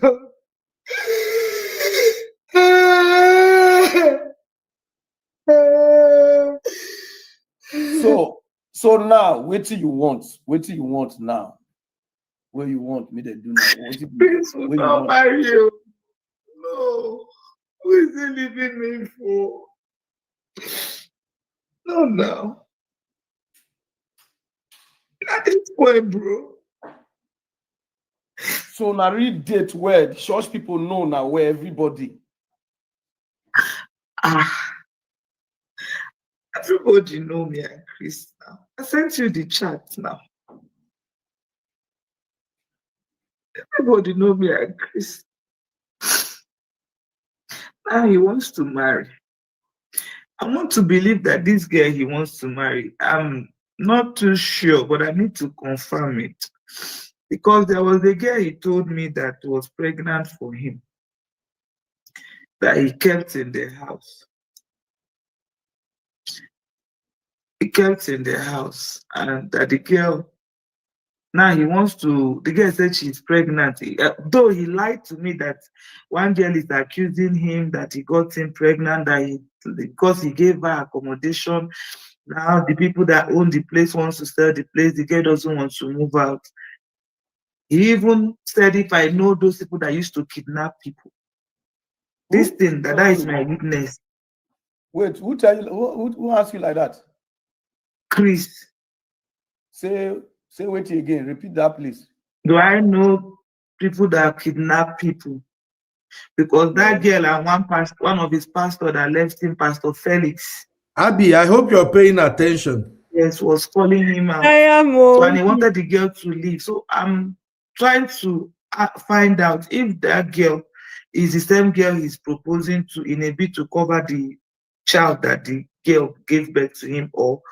And I've called people to confirm if it's the same girl that he got engaged to, so that the scandal will not come out. Because I know that the girl gave birth to a boy, the one that he wanted to buy that. He said she eventually gave birth to a boy. So why you won't go kidnap the girl before? Why you won't make kidnap? Because then he didn't accept pregnancy. He told me that he didn't even do it. But that Pastor Felix later told me this story. Said the girl was pregnant for him. He didn't accept the pregnancy, so he wanted to remove the girl from the house and send the girl away. I was so happy. So at this point,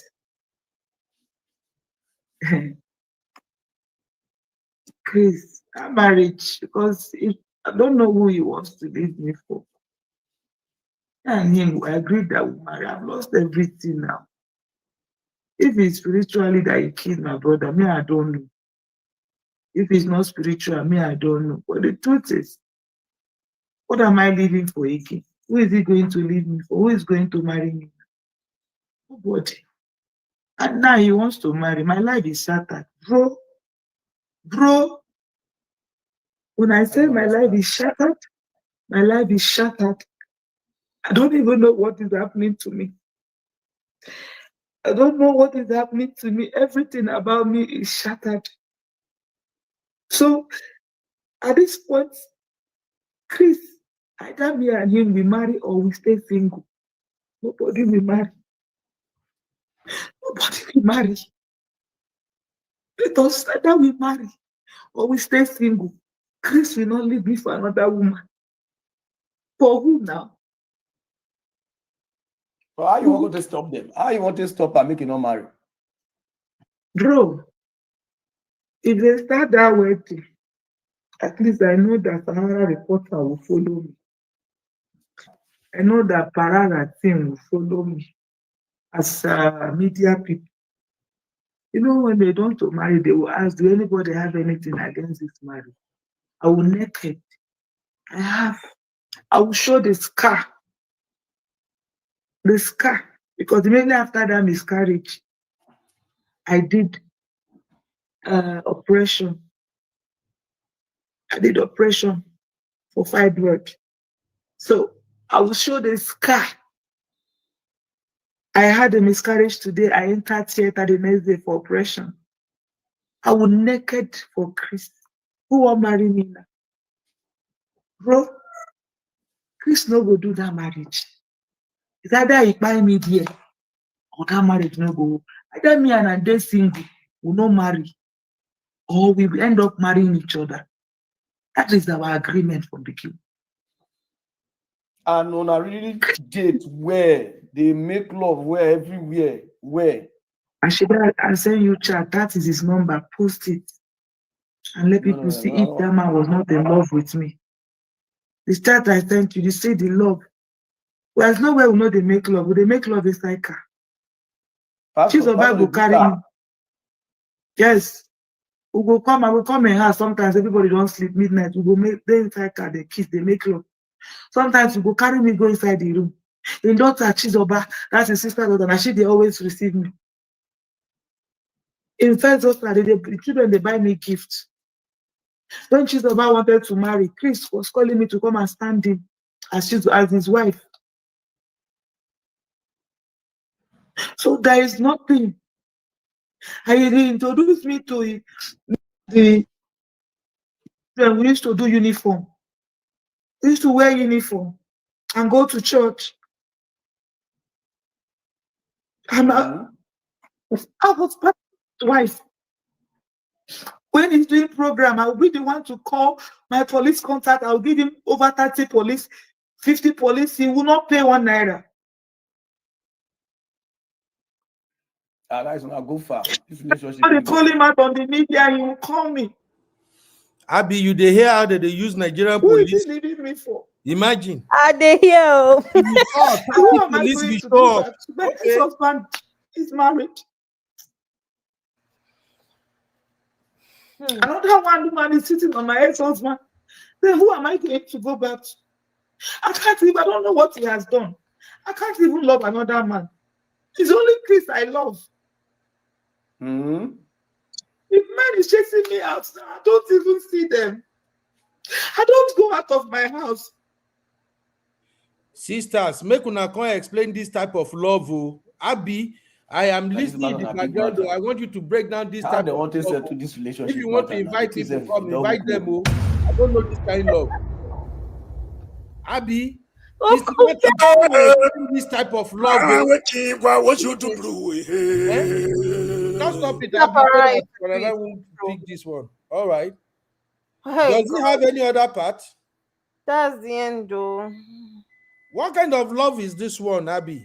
We won't understand because you know these days, when I will be girls, now know how the love they go now.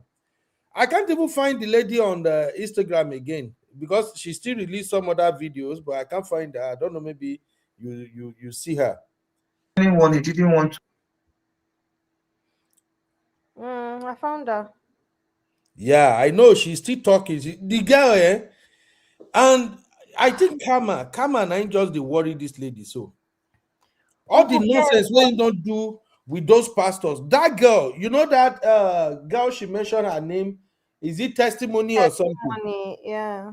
That little guy blood, the guy head, now they catch all of them. So you know, allegedly, not all these churches in Nigeria are churches. And as much as we tell our people they will never listen, some of the churches, they are using what we in Yoruba we called aworo.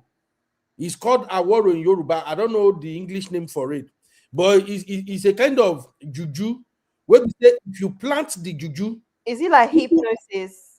You say what? Is it like the one that hypnotizes, like hypnosis? Yeah, but this one they draw people, even people where they do business that they use them. Like if you get shop, maybe you they sell restaurant or something. Yeah, I know what you mean. If you bury them, people go just they come your place or whether your soup sweet, you know sweet. That is why when you see all these thousands of people thronging to these churches in Nigeria, some of them don't even know what they are doing there. God, yes, and that is why I said sometimes check yourself as a Nigerian. If you notice, say, anytime you no go church, even maybe one Sunday you no go church, you are worried about what your pastor will say. You fear hey, I no go church. When pastor go see me next week Sunday. Hey, church people, I'm supposed to do there. Just know something is freaking wrong with you. Whether you don't go put your head down, they don't lay hand on you, you don't know what they take touch your head. Or they don't put something for something where you don't eat for church where you don't know. That's what is happening. No matter how she dragged these pastors, you say you expect the people where they go there, they no go ever stop. They don't chop some things, either they don't step on some things. Stories are bound. There are some churches that they literally, allegedly, they bury people in their altars. We see videos before. All these freaking mad people, they're doing all of that. Anyway, may Doris still they talk. I go join you back as I they drive. OC is here. Sister Moya is here. I see Sister Grace. I see Papi too. Sister Moya, if you are free tomorrow, come. May we dissect your country. Whether you still get country, make we know. Brother Ben, thank you very much. I know say never reach my tongue. Greetings to the house. Greetings to everyone. Brother Ben, thank you very much. You see this girl matter. If you know how angry I am about it. Initially, when I made a quick talk, Mona not verse. So those of you that came before, Mona not verse. I beg. When I first see this girl video, they cry like a baby. I can't they say her. What's happen? I know they, I know they do content like this. I know they sabi. I know they bother myself. So I can't say make I do am. Make I just say I could say when this girl go they cry. Wait till this pastor go down. You understand? Wait till this man go down give him chop when over. Anyway, I just kind of did a general thing on it. And then I think I now found, videos. She now came back and did another video.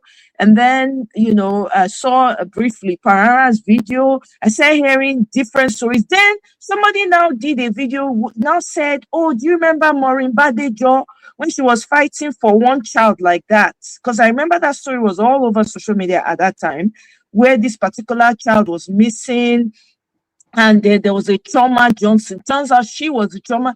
Oh my goodness. I was like, the same girl? Oh my God. Thing just, And then I said, let me even look further. Let me go in. Let me actually check what's going on. And I saw somebody else's content that was breaking it down, like blow by blow. Like, I was like, this girl is part of the mess we have in Nigeria. She's part of the problem. Look at how she's just speaking about all the criminal activities that they've been doing. You see that we don't have a country anymore. Tinubu has sold your country to France. Why people are here screaming, shouting, dancing as on to online? T-Pain has sold you to France. Next year, now tax they come, it go hit. By the time that first one hit, everybody face go fair blow for that Nigeria. They never know what they happen. Anyway, let me yield. Make I no come talk past make I yield. But this matter, they piss me off. Thank you very much, Brother Ben. I will leave him for now. Thank you, sis. Auntie Grace, good evening. Uncle Dio, good evening, sir. Good evening, Abby. Good evening, everyone. Me, I don't even understand what to say. This is So crazy. confused. Nigeria is gone. Nigeria is gone. You know what was running in my mind? If pastors are using gullible women like this to commit atrocities to the extent of planning kidnap. And then this thing took me to Harrison's matter. People that say they were fighting kidnappers, they could also be involved in kidnapping. Jesus Christ, where are we going in our country? My body is shaking and cold. How can a woman, then now you are asking this man to come and marry you? How will the man marry you? Like you were seducing other men to sleep with them, to work for him. You think he will marry you? She is as bad as these men that he's mentioning. All of them should be picked up. All of them should be picked up. But Nigeria won't say anything about it. The Christian Association of Nigeria won't say nothing about it. And people are still going to church. If people now say, they say, oh, they want to keep Christianity in Nigeria. It is a high time people start knowing God for themselves. Abby, believe you me, before you know it, this her dream that she's a dreamer. Before you will know it, she will now go to one church and do testimony, say, God has taught me, she become a prophetess. People will start following her. I saw Tonto Dike giving testimony with body shaking and everything. Before you know it, Tonto Dike will open a church, people will start following her. God can use anything, don't get me wrong. This is the country that we have. I just don't know what to say. I just don't know what to say. I was watching her that testimony yesterday. I said, oh my God, I don't know how to edit video. For me to edit it and send it to our people, I'm sure everybody must have seen it. This is it. And this one now is now saying, oh, she dreamt how they fired the brother and all that. And then before you know, you say, Holy Spirit is, and then she will form a church out of atrocity. She become a prophetess and people will start buying down. God has forgiven her. God is a forgiving God. Which country do we have? Jesus Christ. Oh, I don't know what to say. I'll leave you guys for now. Thank you. Thank you, Auntie Grace. How are you, Abby? Good evening. Good evening, sir. Yeah, this is very, very pathetic because when Uncle Beno was sharing the video, I was just watching quietly and I was just observing everything that was being said. And I equally realized that most of the time when things like this are happening, there was a post that Uncle Beno posted earlier on asking whether the girl was part of a syndicate. Of course, it's a syndicate. She was part of it, fully part of it, and they know what they were doing. They have their assignments, they know their target, and they have their plannings and their workings. So basically, when things now fell out with them together, that's when everything just cast like this. But initially, things were not bad. When things were still good between them all, everything was working well. But you could also see amongst them that there was no peace in the paradise. They were still trying to like they were trying to cheat one another. For instance, the case of the money now that was supposed to be given to her to buy Benz that Pastor Chris allegedly was trying to like take from her. To me, I don't see any justification for that, but this things happens. And then when she's not coming out to say she wants revenge, I think it just suddenly dawned on her that Noah, there's no getting Pastor Chris to marry her again. That boat has failed since. So all what she just wants now is to spoil everything, scatter the syndicates, scatter the scatter whatever is left, and make Pastor Chris to pay dearly for it. So she's just looking for vengeance, as she has rightfully said. But in all of this, what are we to learn? We're supposed to learn one thing, that is, all these people sometimes, some of these people is what gave Christianity a very, very bad name. We have genuine churches out there. We have genuine Christians out there. We have genuine pastors out there. But this bad element that has infiltrated the camp, they're the one that are the loudest. They're the ones that are on social media. They're the ones that the people are listening to mostly because of the clout around them. And I think Sister Grace said something about Khan not doing anything about it. First and foremost, you must understand the position of Christian Association of Nigeria. Christian Association of Nigeria is a group of Christians that has come together. It's an association that has come together to like gather the good, the bad, and the ugly together under one umbrella and call them an association. Because CAN embodies anything called church. The Catholics are there, the Anglicans are there, the Baptists are there, the Pentecostals are there, the Celestials are there, all these Aladura churches, they are there, all these Wagaman churches, they are there. Anything that calls themselves church, CAN embodies them. But if you look at those people that are under CAN, their doctrines are different from each other, and Christ is not divided. Christ is not divided, but that's what CAN is all about. And then before CAN can even step into matters like this, CAN is not a kind of a dictionary body for the Christendom. No. They're just an association of Christian churches to represent the interests of the church. When it comes to government pressure, they're just like a pressure group. So it will be difficult for CAN to come out and say, Pastor so, you have been found wanting. You have been found your code of ethics or the way you are behaving is against the Christianity, our Christian conduct. So therefore, we are going to do this and this. It is not within their space. If they are to do that, they will be stepping out of their boundaries. Because number one, they are not financing your church. Number two, they are not. In fact, CAN needs them to be sending money to the association to be able to run it. So they are not going to come out and say, no, Pastor Chris, you are doing wrong. What I've done is right, or what I've done is wrong. No, CAN will not do that. So people should not look up to CAN for that kind of power. So they should rather, yes. So I'm hearing something. I can't use this person.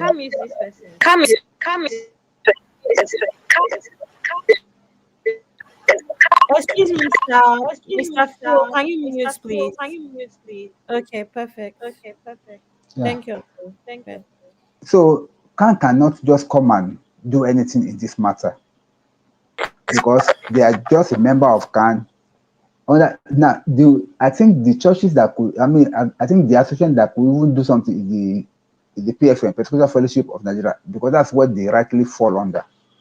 Are you getting me now? But even PFN too could not do anything because inside PFN, they are just not that, they're not just united. They have their clique and they have their circle and they have their own kind of a Uncle Daya, formation in there. No. Let me just open the comment section. Okay, so the comments are saying that Mom of Five said, I don't think CAN regulates Pentecostal churches. No, CAN does not regulate Pentecostal churches. And then that is what I'm saying. PFN is an offshoot of CAN. PFN is Pentecostal Fellowship of Nigeria. They are only the body for the Pentecostal churches, but the general umbrella for all of them is CAN.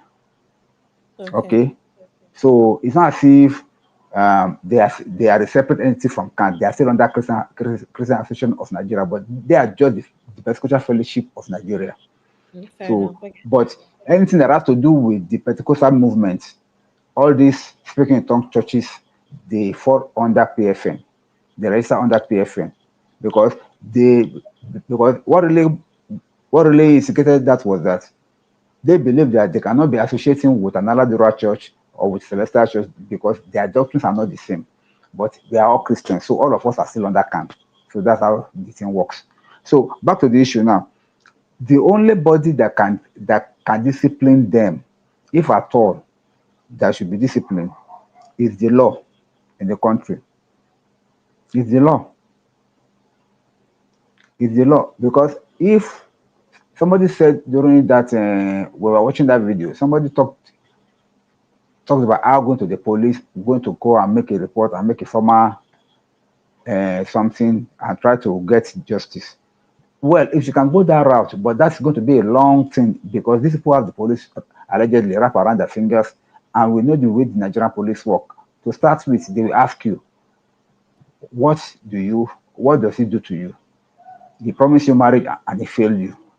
They'll tell you it's a civil matter.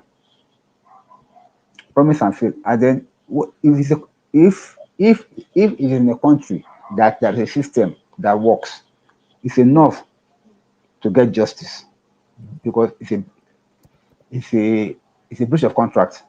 But in a country like Nigeria, and you are bringing such an allegation against a man of God, a popular man of God, so to say, you will not go far with that.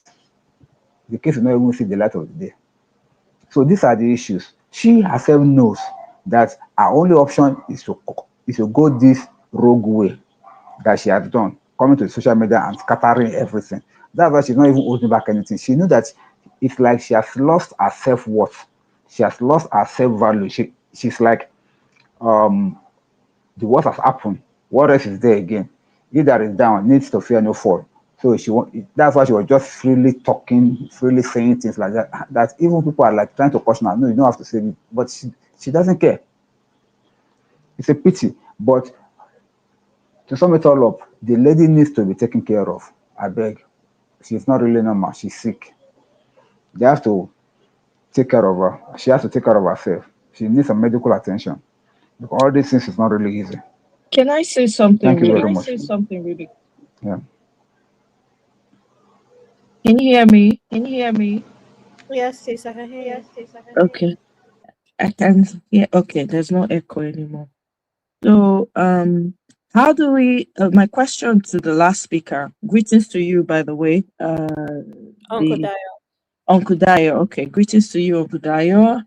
I guess it's not a question. Sorry, it's just give me 2 seconds. Mr. Phil Obi, it's saying that your devices are not connected, so you have to come back. Go ahead, sis. Sorry. Yeah. If he needs to come in, he needs to make sure he leaves his camera and audio on to come in. If he doesn't leave it on, he won't be able to. So just let him know that. Yeah, so I get it's a general thing, not directed to him. So, Uncle Dai is not directed at you in any way, but we cannot absolve the body of the church. I'm sorry, we can't. When you see that your pastors are going rogue, because who is looking bad? With everything that's happening, who is looking bad? It's Christianity as a whole. You think that this stink that is happening, this major mess, this crap, is not affecting everybody, every Christian? It is. It is. It's like what the Muslims will say, oh, those terrorists don't they don't worship like us, they don't believe like us, or no, they don't serve, they don't do it the way you're supposed to. For whose religion is it? So it's the same thing with Christianity. You cannot absolve yourself. You cannot rely. What legal system? Do we have a legal system in Nigeria? As a body, so did they just create the PFN and the CAN just to be a social gathering of people?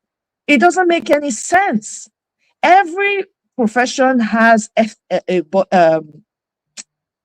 professional ethics group that disciplines its profession. Every profession has it. Engineering has it. The law has it. Medical doctors have it, right? Where you go and report any malpractice or any type of criminal offense of that particular of anybody who is found wanting one way or the other. That's exactly what the church ought to do. You can't have rogues running around, calling on your name, using your platform to perpetrate evil on the highest level. That is madness. Then if that is the case, respectfully, the CAN and the PFN has failed. That's what it means. People are coming out and using your name and calling themselves men of God, in quote. And they are running, evil in the society. And they're making the rest of you look so bad. And you're waiting on the legal system to take its effect. How? Legal system that has failed everyone. We don't have any systems in Nigeria. And I am sorry for those of you who are hearing my voice and thinking, why is he shouting? I'm sorry. It's a political voice I'm using to talk right now. I may not be sounding friendly. I'm not sounding friendly right now, but it has to be said. We're not stupid. Christianity has failed a lot of people. Why do people say Christianity has failed? Because the body that ought to hold people accountable are not doing that. How can you have a PFN? You have a CAN. People are hiring fake pastors for election, and people are quiet. On top of that, you have so-called men of God. Look at this pastor, for instance, now, this Pastor Chris.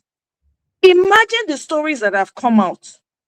The man is been sleeping, and so she's not even the first person. This man is just busy sleeping around with, messing himself up and being entangled in this type of evil. Do you know it's the society that suffers, people who don't have a voice, that suffers as a result of this evil that these people are perpetrating is a regular person. Come to find out, this girl had something to do with the child that got missing the last time. And it was all a church thing. I think Christians are not mad enough. Because if you guys are, guess what? You will be protesting every goddamn service. You'll be like, no. Because we're the ones looking like crazy people right now. How can we have a church? How can you call a body of Christ and nobody's speaking? The only person I see where they've done protests real life is Sarah Amako's church. Sarah Amako had people come up with different plaques to protest some of the things that are happening. It just feels like Christians are just sitting and like lame ducks. Meanwhile, these people are wrecking your image, making you people look like you don't know what you are doing. People are not even proud to associate with the word Christianity anymore. Doesn't that bother you? You understand? Let's say it as it is. This is too much. Aside from the fact that we have enough going on in Nigeria, we don't even know if we have a country anymore. We don't know if your ancestral homes are going to be there anymore. You don't know the extent of how rotten the system is. The church has been complacent. The church that ought to be the comfort for people has been complacent. Look at how many stories we've heard of pastors having all kinds of things with their members, even with minors. Do you know how many? There's no time for righteousness talk. It's time for hard talk, hard truth. Anybody who wants to be offended needs to be offended right now. It's appalling. To exonerate the CAN and the PFN is totally criminal. They are complacent. You cannot have a body, you cannot hold your pastors accountable. Sorry, go ahead. Sister Moye.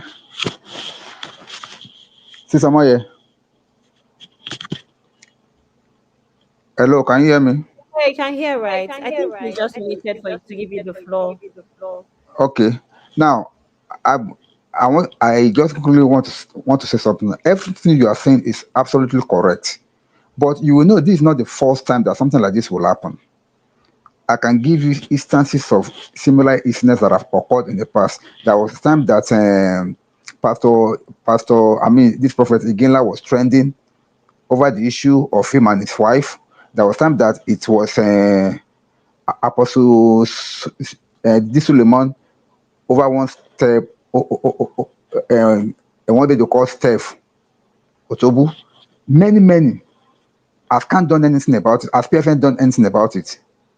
They could not. It's not because they cannot do something, but it is because of the rottenness in the system itself.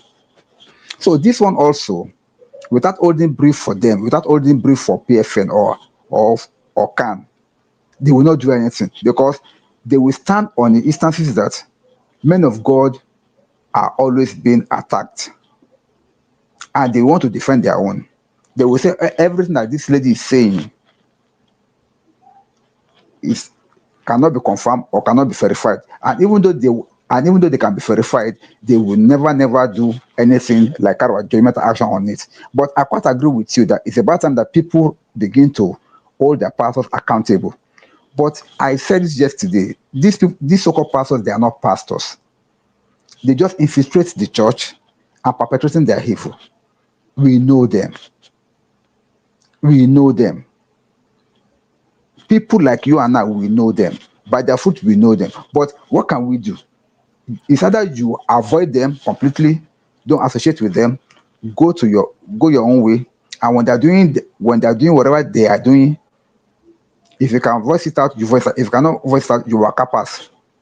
However, these people, the way they move, they're very dangerous. Anybody that wants to cross their path, they can unalive that person. So even now, yesterday, I don't know, maybe it was Abby that even said it, that Auntie Adoni was when she was talking about one of the pastors, that somebody came on her life and they threatened her. They're like that. They can go to any length. When you come for them, they will come for you. They're not Christians, but they're just masquerading under the banner of Christian, and they're the one that is spoiling Christianity. The same thing that's happening in the so-called in the Muslim world, where we have some jihadists coming under this Islamic something to be doing evil, and we are seeing all the Muslims to be a terrorist. No, this is the Christian version of it. Christians, we have people that are so-called pastors and prophets that are not they don't even know the first name of Christ. Talk less of even knowing who Christ is, and their followers. They are there on social media. They are there all over the place. They have churches. They have mega churches, multi-millionaires, some of them, and yet they don't know Christ, and they're perpetrating this so-called evil on social media and all over the place. Everything you said is correct. We have cases like that. Also, of so many so-called pastors doing all this evil that even ordinary sinners cannot even do. But what has happened to them? Nothing. Why is PFN silent? I'm not a member of PFN. I don't know. Why is CAN silent? I'm not a member of CAN. I don't know. But one thing that I do know as Nigerian is that because of the antecedents, they've not done anything from the beginning, and they're not going to do anything now. That's why I say they will not do anything about this. Thank you. Thank you, Okudayo. I want to say even the Christian Association, if they don't do anything, you are saying that they say no evidence. With everything that this woman has narrated, is enough for the government to weigh in. Especially this time that we're talking about killing, kidnapping, genocide. In this case now, it's not only the Fulani that are kidnapping, that are killing. If pastors are involved, I'm saying including this woman, they should be picked up and used as an example to sanitize our system. They talked about EFCC, they talk about the police. So if they are involved in these cases, this is my question, where are we going? Who is going to do something? There is enough evidence with what this woman has just said. More than enough. She herself is not innocent. You are saying, oh, the woman need help. She does not need help because she was doing it. Because they are smart her. That's why she's crying out. If she's my sister, I'm going to hold her responsible to what happened to that brother of hers. Because she brought it to their doorstep. How can somebody be this greedy? You go this extent. And somebody is saying she need help. Who need help? Our system, our country need help. These are the people who are destroying it. They should use them as an example. The law enforcement agency needs to come in and do something. Forget about whether if it's a pastor, pick them. If it's an imam, pick them. Whoever it is, these ones are not pastors. They are not men of God. What evidence do they need?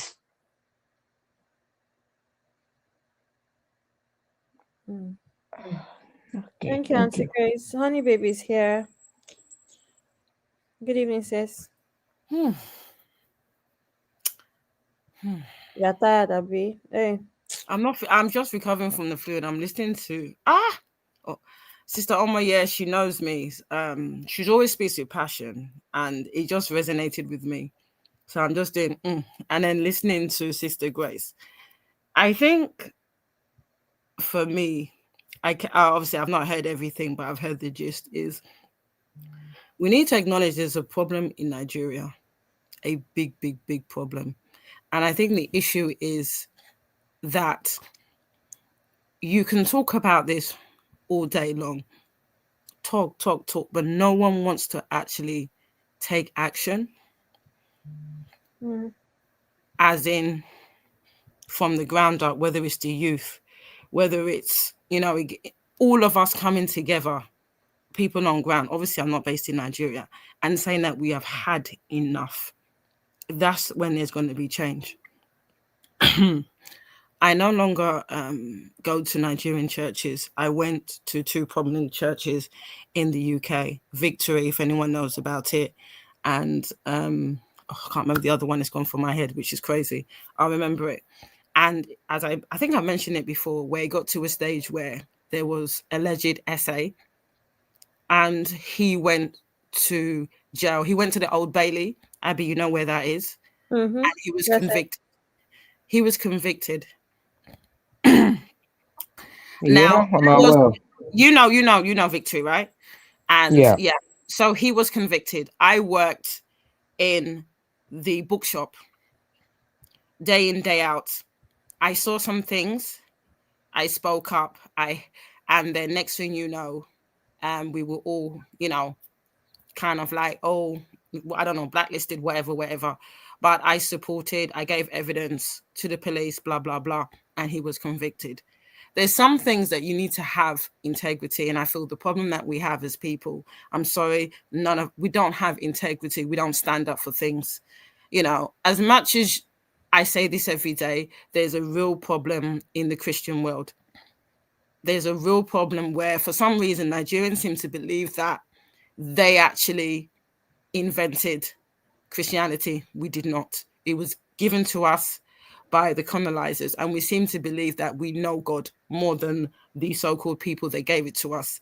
And the problem is that we have commercialized it, and it has become the situation now that it's no longer about following Christ.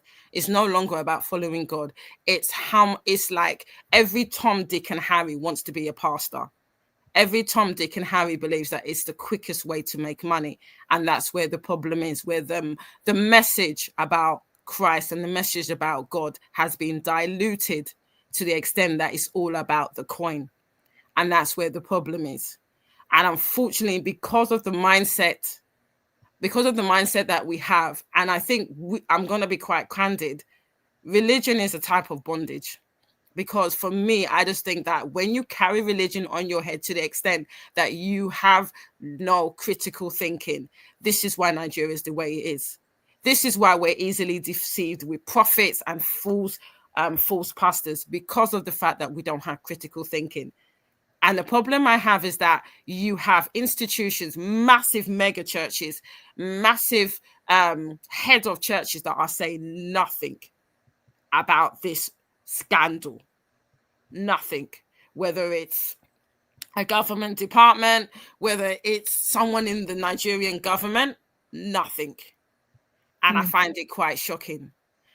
You know, obviously, I'm not a Catholic, but you know all the essay alleged that happened in the Catholic Church. They tried to cover it up. And eventually there was media coverage of it to the extent that the Catholic Church had no choice to acknowledge the atrocities that they tried to uncover.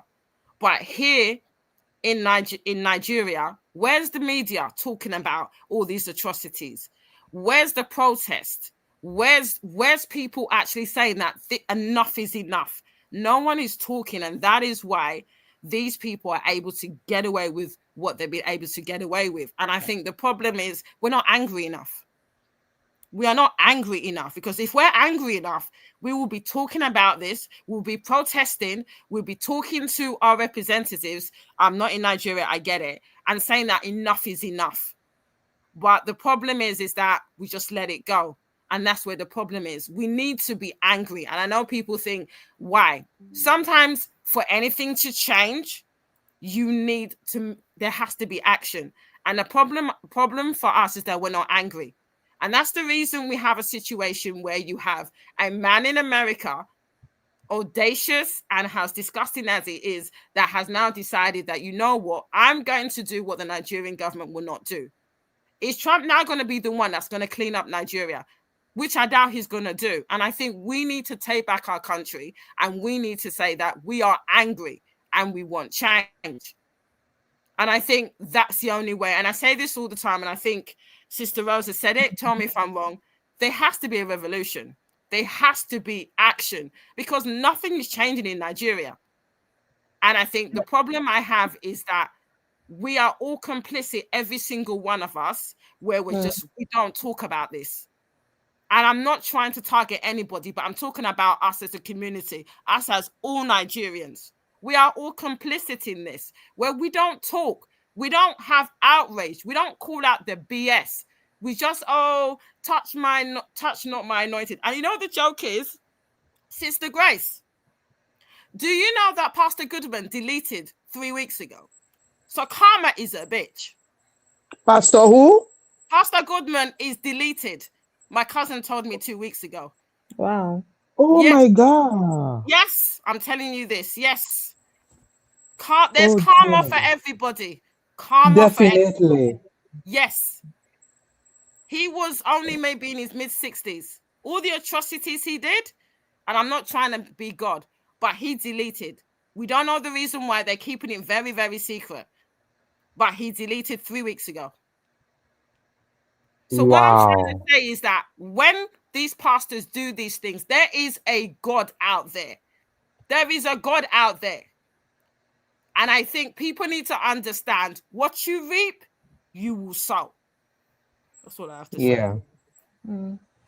Thank you, sis. Can I bring an angle into this from my observation from all of the parts? We played part 1 yesterday, part 2, part 3 today. We even played part 2 yesterday as well, but we replayed it today. And I watched DF's life as well. I realized that there's something that she cannot say. I don't know what it is. And don't get me wrong, heartbreak hurts. Depending on how you handle it, if you don't have a solid support system, whether it's family and friends, you can easily spiral out.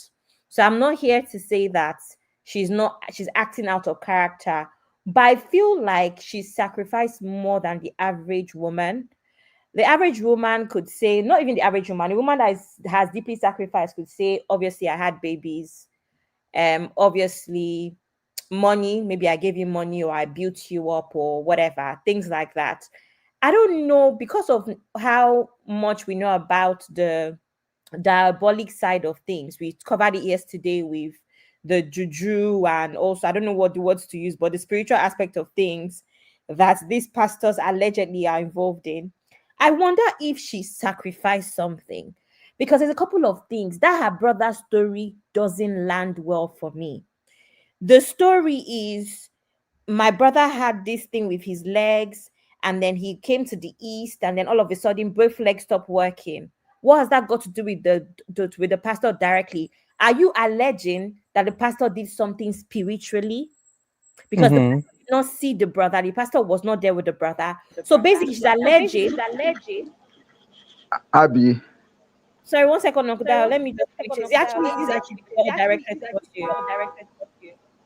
So is she alleging that the pastor did something spiritually, hence her brother passing? One. Secondly, that whole miscarriage thing doesn't add up, because she goes, I had a miscarriage, and the next day I went into surgery for fibroid. Is it the man's fault that you have fibroid? Like, what's that got to do with pregnancy? I know, obviously, I know what fibroid is, I know what pregnancy is, but what was that got to do with anything? You had fibroid, right? Pregnancy happened. If you decided to have a procedure right after, that's up to you. You could have had it way before, way after. What's that got to do with the man? So I feel like there's something. Is she alleging that the man has done something spiritually? Mind you, the only reason why I'm saying this is because of our experience or the story we know about Halima Abubakar. Is it similar where it's just like, once I started to deal with this guy, my life started to turn, go left and then etc. So I just wanted us to touch on that, because that is my observation from all of the live streams, where even when DF was trying to probe her to speak more, it seemed as though she can't say something because of the implications. I don't know. Uncle Dio, please go ahead. Now, the thing is that she did allege yesterday, even in her statement, you will hear her saying she cannot prove something that is spiritual. There was something spiritual that went down, which she knew. She was actually inadvertently saying that she knew it was a pastor that did something spiritual that caused what really happened to her brother. That was why she was crying bitterly, accusing the pastor that he had a hand in what happened to his brother. While she was crying, she was saying that after the brother died, knowing everything that happened, see, you cannot be involved in this kind of a syndicate without them going spiritual with you. You will swear to an oath with them. They will do something spiritual to keep, because they just can't trust you with their secret like that. So she knew what they have done together. And she also knew that some of the things that happened allegedly to her were being spiritually manipulated. But she kept saying in her video, if you go back to part 1, she said that she cannot prove spirituality. She cannot prove spirituality. Uncle But Dio, she knew. same thing. Me, I'm saying that she knows she did a sacrifice. I'm not talking about the same. I'm saying that she did something with her open eye because of the love. The same way Ivy D's wife was doing something for him. That was in the open. You were correct. She did something, but she could not come out to say it. Yes. That was why she was feeling so pained. Are you getting me? She did, of course, that's what I said earlier on, that there was something between them. She did something like a sacrifice, something that cost her so much. Are you getting me? But you could not come out to say it. And then saying that she has ruined her life. So what did she give that has ruined her life? Her womb? Well, her brain? Your guess is as good as mine. No, your guess is as good as mine. Allegedly. Your guess is as good as mine. I've been coming to this your direction, right? Yes, ma'am. I did say that. Abby, can you hear me? I can, Uncle Ben. Yes, sir. Uncle Dio, maybe you have to go out and come back again. Your phone is bringing a lot of echo again. That's what I wanted to say. Thank you. Okay, sir. Okay, thank you. I did say that if I was her sister, I will hold her responsible for the death of the brother. Did you not hear when I said that? Yes. Because from everything that she have said, she knew what they were doing. Because they have smart her, that is why it is now paining her to her blood, to her bone. She was involved. She knew what they were into. Because of her greed, she could go to any extent to make that money. Now they have smart her. That is why it is so painful to her. She knew what she was into. She knew what they were doing. They could do anything. They could buy people. They could do anything to get what they want. She was innate. Oh, wow. She knew. But she can't open her mouth She to knew. speak. So are you saying Going through corners. Sorry, Sister Grace. Sorry? So you say that it's me, honey babe. Sorry, just a question. So you're saying that she was complicit in this? Is that what you're saying? No, she knew what was happening. She was involved. That's why I said complicit. I mean, as in complicit. Yeah. No, she's not complicit, honey babe. What I'm saying is that whenever she talks, I know you haven't followed the whole thing. I was on DF's live as well. There's something that is heavy for her to say, and then she keeps saying, "You've ruined my life. You've ruined my life." And then she keeps saying, like, the way she's going about. That's what I'm saying. The average woman will say, "I gave you 4 kids. I gave you money." You know, they passed that one now, but it's doing as if she gave sacrifice. And I'm liking it to Halima Abubakar that dealt with one of the pastors that she dealt with too, where the girl's life went downhill and she became really ill. Her stomach. I remember. Exactly. Yeah. And then when we now know the story of IVD and his late wife, and how the woman was carrying sacrifice for him allegedly. Can you see that women put themselves in that situation? So I'm wondering what she gave that is making her feel like her life has ended to the point where her ultimatum is, I don't care, but you cannot marry if I'm not marrying. Exactly. She's not alluding to the fact that nobody else can marry her. That's why I said allegedly. Is it her womb that she sacrificed? I think something diabolical happened and she sacrificed something. Yeah, it could be her womb. It could be that she cannot even live with another man. It could be something that she has gone into. They must have done maybe blood, whatever. But then I wouldn't say she can't live with another man, because the other man that she said they make sure that she gave everything. She was like kind of hypnotizing that one. She tried to make that one to fall in love with her. Did she say she slept with that man? No, but she did. With all of that she said, she was sleeping with another person. You understand? I understand. There was so many things that she did that he put her hand into, to the extent that when the brother died, she knew what happened. Then after they now asked her, it became pain to her. So it wasn't painful and then before. all of a sudden it's his fault. How is it his fault? You're not telling How is it his fault? Because you know what happened to your brother and you were involved. Definitely. With your brother. They used her brother's life for sacrifice. So the question is that if he had married her, would she be pained over her brother's death? No, because probably no. Babe, the rules are very simple here. We've done something together. You're not leaving me to have a better life. No, if you've ruined my life, we need to be together. That's her point. Yeah, I get it. That's the question, and that's why she's pained over her brother's delete. But if they were in it sacrifice together, that she made, and it hasn't paid off. I get it. It hasn't paid off. Anyway, Uncle Patrick is here. Good hey, evening, Abby. Good evening, Uncle Patrick. Yeah, good evening, Auntie Grace. Good evening, Uncle Patrick. How are you, sir? Yeah, I'm good. Honey, babe, I'm still there. Hello, Uncle Patrick. How are you? Hope you're okay. Yeah. So that lady, my Doris, I beg, run, oh. Let me just say that way, run, oh. Just run. With everything she has said, she need to say more. We want to hear from her. They need to whine her more. That lady, I don't even know how to describe her. After sitting on a matrimonial bed, touching her body, sending the picture everywhere, they fired the brother. She didn't say anything. Now that Chris wants to get married, she's now saying something. No. That girl she's devil assistant. Going through Prof X, going through Suleiman, do all kind of stuff. And she has got to say she has money, she has million. If she wants to pay herself, good luck to her. I don't trust her for nothing. That lady, no. She just crying crocodile tears. I don't care what Chris did to her. They know where they are going. They know where they are coming from. So she just catching cruise, coming out because Chris wants to marry somebody else.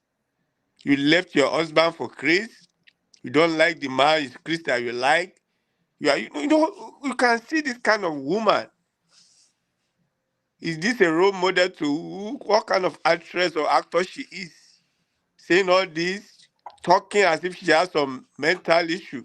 I'm not okay. I'm not okay. No. I'm just watching her. I said, this person, does she even know what she's saying? She need to confess a lot, especially concerning her brother. If they buy your brother, your mom, your dad died or whatever, and you are still there with the guy, or what you are concerned that he didn't marry you, you can go to social media and be crying after your brother has been fired. She doesn't even have conscience with all the shady deeds you guys did, line upon line, making millions. I beg, let her go and sit down. I don't even want to hear a word. I just look at her and say, what is this one talking like a baby?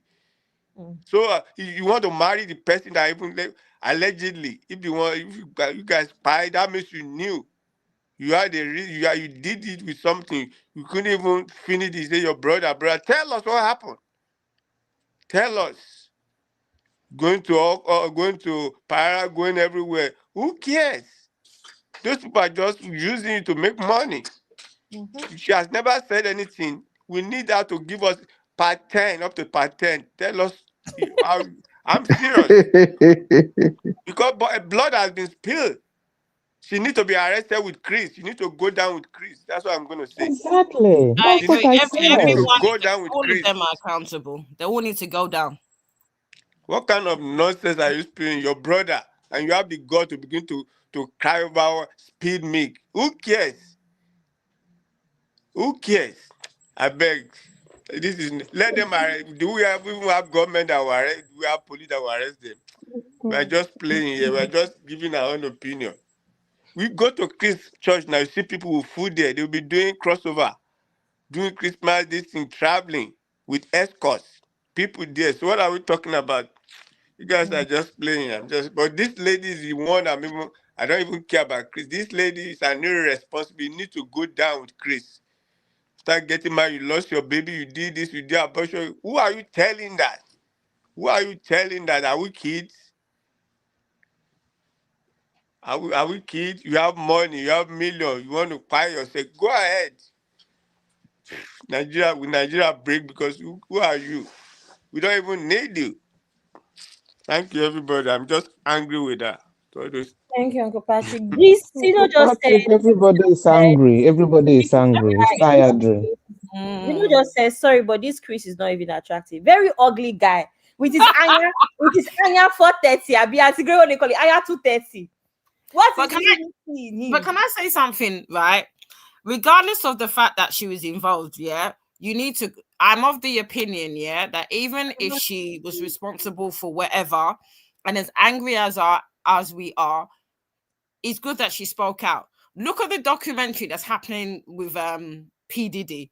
Everyone is talking about that piece of shit.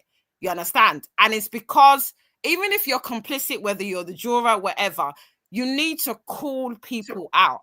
So regardless of the fact that she is just as bad as him and should go down, it's good that she's speaking out. Because if she didn't speak out, how would we know? So I'm of the opinion about naming and shaming. So I think it's good she continues to talk and we need to hear what she has to say. Yes, honey, babe, we are hearing that what we are saying, that if we have a system, if we have a government, if we have law, these people should be picked up and used as a scapegoat to sanitize the system. But they're not doing nothing. I agree with you. Totally. Anyway, can I read some comments, please? I don't know what's going on. Okay, cool. I don't know why I can't click comments. Okay, Ben. Okay. Don't know what's going on there. Okay, Miss A. Why can't I click comments? Okay. Missy said, I think at this point in time, she has lost everything and now she's out to revenge by putting out that Okafor. She is determined to go down with him. Yes, that's exactly what she said on DF's live, actually. DF asked her what she wants because the man, so DF is close friends with, I don't know if you start calling people DF's friends, but for the purpose of this show, let's call them his friends. DF is close friends with Apostle Suleiman. And apparently that's the only pastor in the whole of Nigeria that he has a relationship with. So when he asked her who knows him so that they could reach out, she said, his friend. So DF said he's going to call Apostle Suleiman later tonight and they will have a conversation, right? So that they can reach a settlement so that he can apologize. She then goes down to say that she doesn't want an apology, that she wants revenge. And then DF is trying to convince her that you can't force a man to marry you. She said, yes, she doesn't care about the marriage anymore, but he cannot get married. It's either they both stay single or nothing. So they asked her what's going to happen, which she also said in one of her, the 3-part series with the para guy. They asked her, what would you now do? What did she say? She said she will go there on the wedding day. She will get naked and show her scar from fibroid surgery. And I'm thinking, fibroid has nothing to do with a man. Like, a man cannot cause you to have fibroid, so I don't understand. That's why I'm saying that it doesn't add up. So yes, she does want revenge. That's what she wants. Misty is not Pastor Selman. Suleiman. They are two different people. Selman is Selman. As much, I'm of the opinion that, you know what, do you? If she wants her revenge, why not? There's karma now.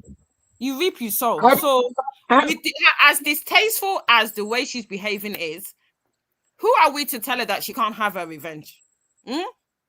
So, as far as I'm concerned, let her do whatever she wants.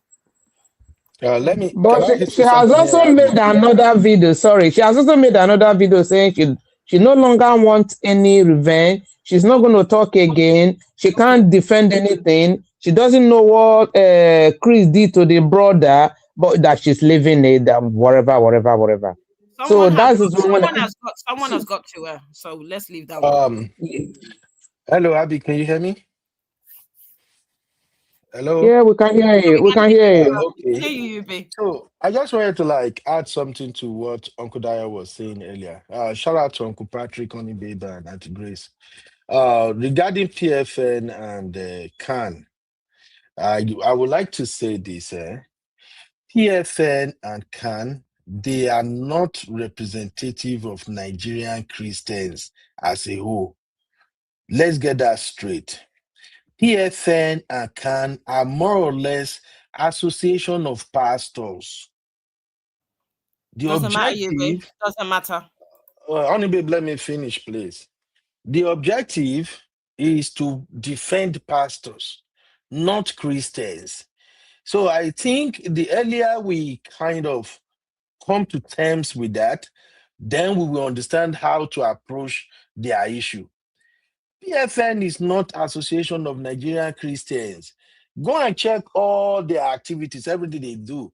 The only time PFN come out to say, we are body of Christ, we are representing Christians, is when it benefits them, or maybe one of them big boys in their association is about to be pulled down. They're not representing nobody. Do you see PFN defend any Christian? Did they make any move to say, oh, these killings, all these things that's happening to Christians, this is where we stand, all Christians? Do they ever hold a conference that involved the entire Christians in Nigeria? No. It's an association of pastors to protect their interest.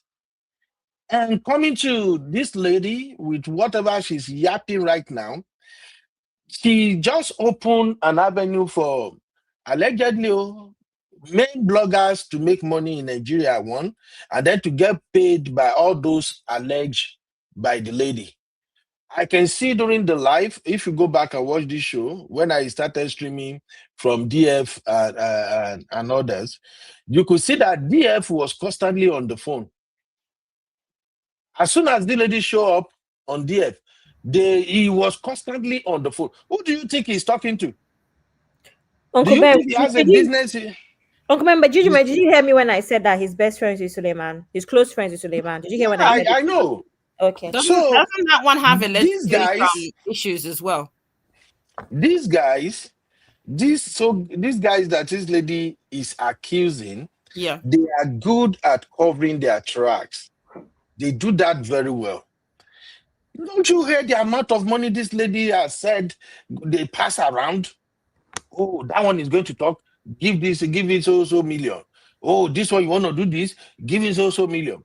The other guy in South Africa, Professor, whatever was his name, that guy saw them for who they are. He actually opened an office on their head, and they are paying him anyhow. In fact, even the so-called lady herself, she cannot deny that she was not making money from that professor too. She too, she's a businesswoman. They know all the nonsense things that were going on in those churches with their so-called pastors. And just like other shady businessmen would do, once they feel like they're about to be found out, they will find a solution to their problem. So that's what I think is going on. Thank you. Can I push back on that, please? Because you have certain associations, whether it's ACCA, which is, you know what that is, accountancy thing. I know it's completely different sector, but just bear with me when I get to the point. If it's the, I don't know what it is for doctors, if there is an allegation against someone in the association, is it not the association that has to do the necessary investigation? So I hear what you're saying, UB, from the point of view that, it's an association for pastors. But if there's an allegation about any pastor that is in that association, isn't it up to them, even if they're going to now just lie about it, to have some type of statement to say, we're investigating it, we've heard about the concerns or something? That's what you do when there's an allegation of someone in your association, whether it's a pastors association, doctors association, accountancy association. So I'm a bit confused, as I hear what you're saying when you're saying that it's not association for Christians, but that's an association for a whole clique of prominent pastors, and there's an allegation. What are they there for? Things don't work like that in Nigeria. I think what Honeybee, I think what Uncle Ben is trying to say is that it is Nigeria. It's no different. I'm tired of hearing that excuse. I'm tired of it. I'm tired of hearing that. I'm tired of hearing that. Let me finish what I'm saying. I hear you, but I'm just tired of hearing that. And that's why Nigeria is the way it is. Oh, it's Nigeria. Oh, it's Nigeria. Oh, it's Nigeria. It's tiring. The thing is that even if the Christian Association investigate them, the worst or the best they can do is to kind of excommunicate them. They can tell them not to be involved in the activities of that association. They cannot actually punish them as per law. That's why my own reference is the government, the law. If we have law, if we have government, they can bring them to justice. Because that association cannot actually punish them. They can say, we denounce them, they're no longer here. They can't even stop them from practicing as whatever they say they are practicing as pastor. The people that are still following them gullibly, they will still follow them. The power to punish them is very limited.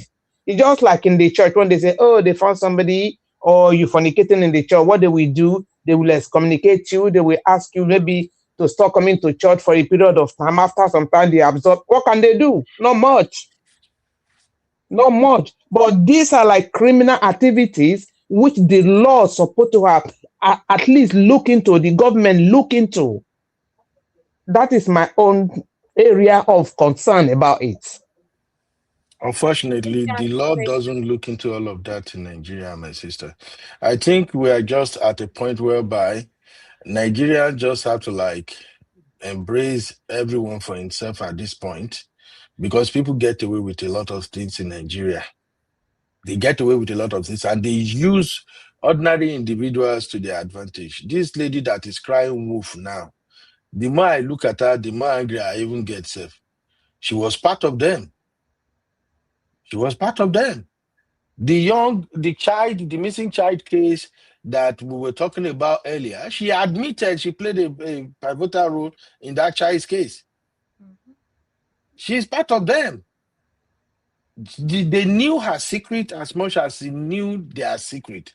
She said in one of during the free show that she can't even go out of her house, that she's now lonely, she's just all by herself. That is what happened when you mingle with all these sharks. As soon as they're done with you, they are done. You now become, in fact, she's more or less like an extra burden, an extra baggage they don't want right now. She better even pray for herself, may they never even delete herself. That's the thing now. Okay. We don't have government in Nigeria, and I'm sorry to say, the person we have right now as our president, Baba don't care. Baba is an accountant too. Anything that is not involving money is not interested. Baba is not interested though. And everybody working with Baba, they know how Baba operates too. Baba is just after, am I still the bosses of everybody? Are they all hailing me? Have you ever seen a president who delights in people singing his praise and worship in an event that the national anthem is supposed to be played? Have you ever seen any president like that in Nigeria? Nope. So we are in for a long team. And that is why whatever we are saying right now is just a tip of an iceberg. People knew if you are connected to the main source, which is whoever is at the top, you can get away with anything. Look at Igige now. Igige is in Kirikiri jail right now. He used to be one of them. But as soon as he did not cross over to where his sins can be forgiven, you see how they process his case quick. Hammer him to jail. And yet you have somebody who allegedly, the EFCC said he stole over 100 billion, walking around with his white agbada. Nothing happens. You see the rate at which the politicians, the governors, they are all moving to the party now.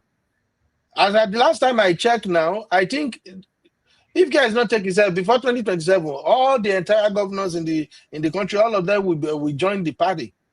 Why are they joining the party? It's because they know the system that this one, you can get away with anything. So far, you can sing. Ranka Dede, we're behind you. And that's why sometimes I like that Edo State governor, the one they have now. That one way in mouth, they run like tap water.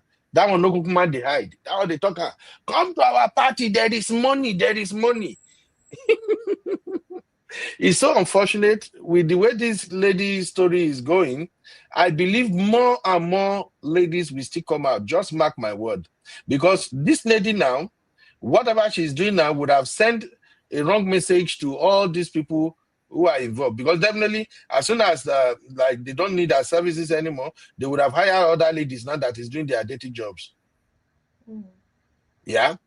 Somebody mentioned to DK earlier. I'm sorry. Maybe she repent. She no repent. I don't even know what she's repenting from. Self. I'm sorry. All of a sudden now she's this lady I was talking about speaking in tongue yesterday. I saw a video of Toto Dike on her camera doing shera baba bobo, arakadadada, like as if she's creating content. I just shake my head like, Auntie, are you sure you are repenting from something, or what exactly are you trying to do? Definitely now you don't know. Maybe she too, she's one of the people they're about to start using again. There are still many ladies like this. Did you see her testimony yesterday from? Did you see her testimony yesterday from Pastor Jerry's church? That's what I was saying. What did she say? Sorry? Oh my goodness! I'm like, come on, let me laugh. I want to laugh. Come on. I'm like, I don't know how to screenshot this thing. I would have sent it to my people. I can't send the whole church thing from one service to the fourth service for them to see how God saved her. She talked about all the kind of things that she has done. Now she's a clean person. She this one. Abby, if you see it, please screenshot it or how you do it and let our people listen to it. Yesterday's testimony was like, this one is going to become our prophetess very soon and people will follow. It's not even very soon. She has started already, man. Why did she have to go live and be speaking in tongue? Actually, contrary to what everybody is saying, I think Tonto DK's game is very clear. A lot of them do it. You get to a point where you're lonely, you don't really have a man. you rebrand to a Jesus baby, and there's going to be one stupid man that sees you as wife material. Every single one of them have done it. The only person that has managed to do it early enough in her 20s is Vicky James, allegedly. It is a trend in that industry. So I don't even think it has anything to do with criminality per se. It has a lot to do with loneliness and wanting a man. That's my opinion on this girl, Tonto Dike.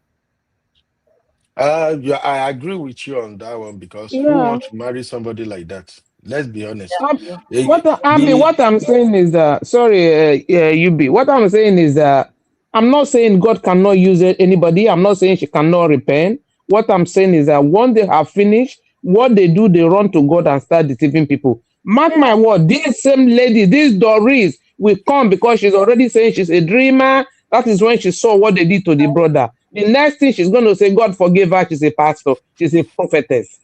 Mark my word, this is going to happen. This is Sister Grace. This is what I said earlier.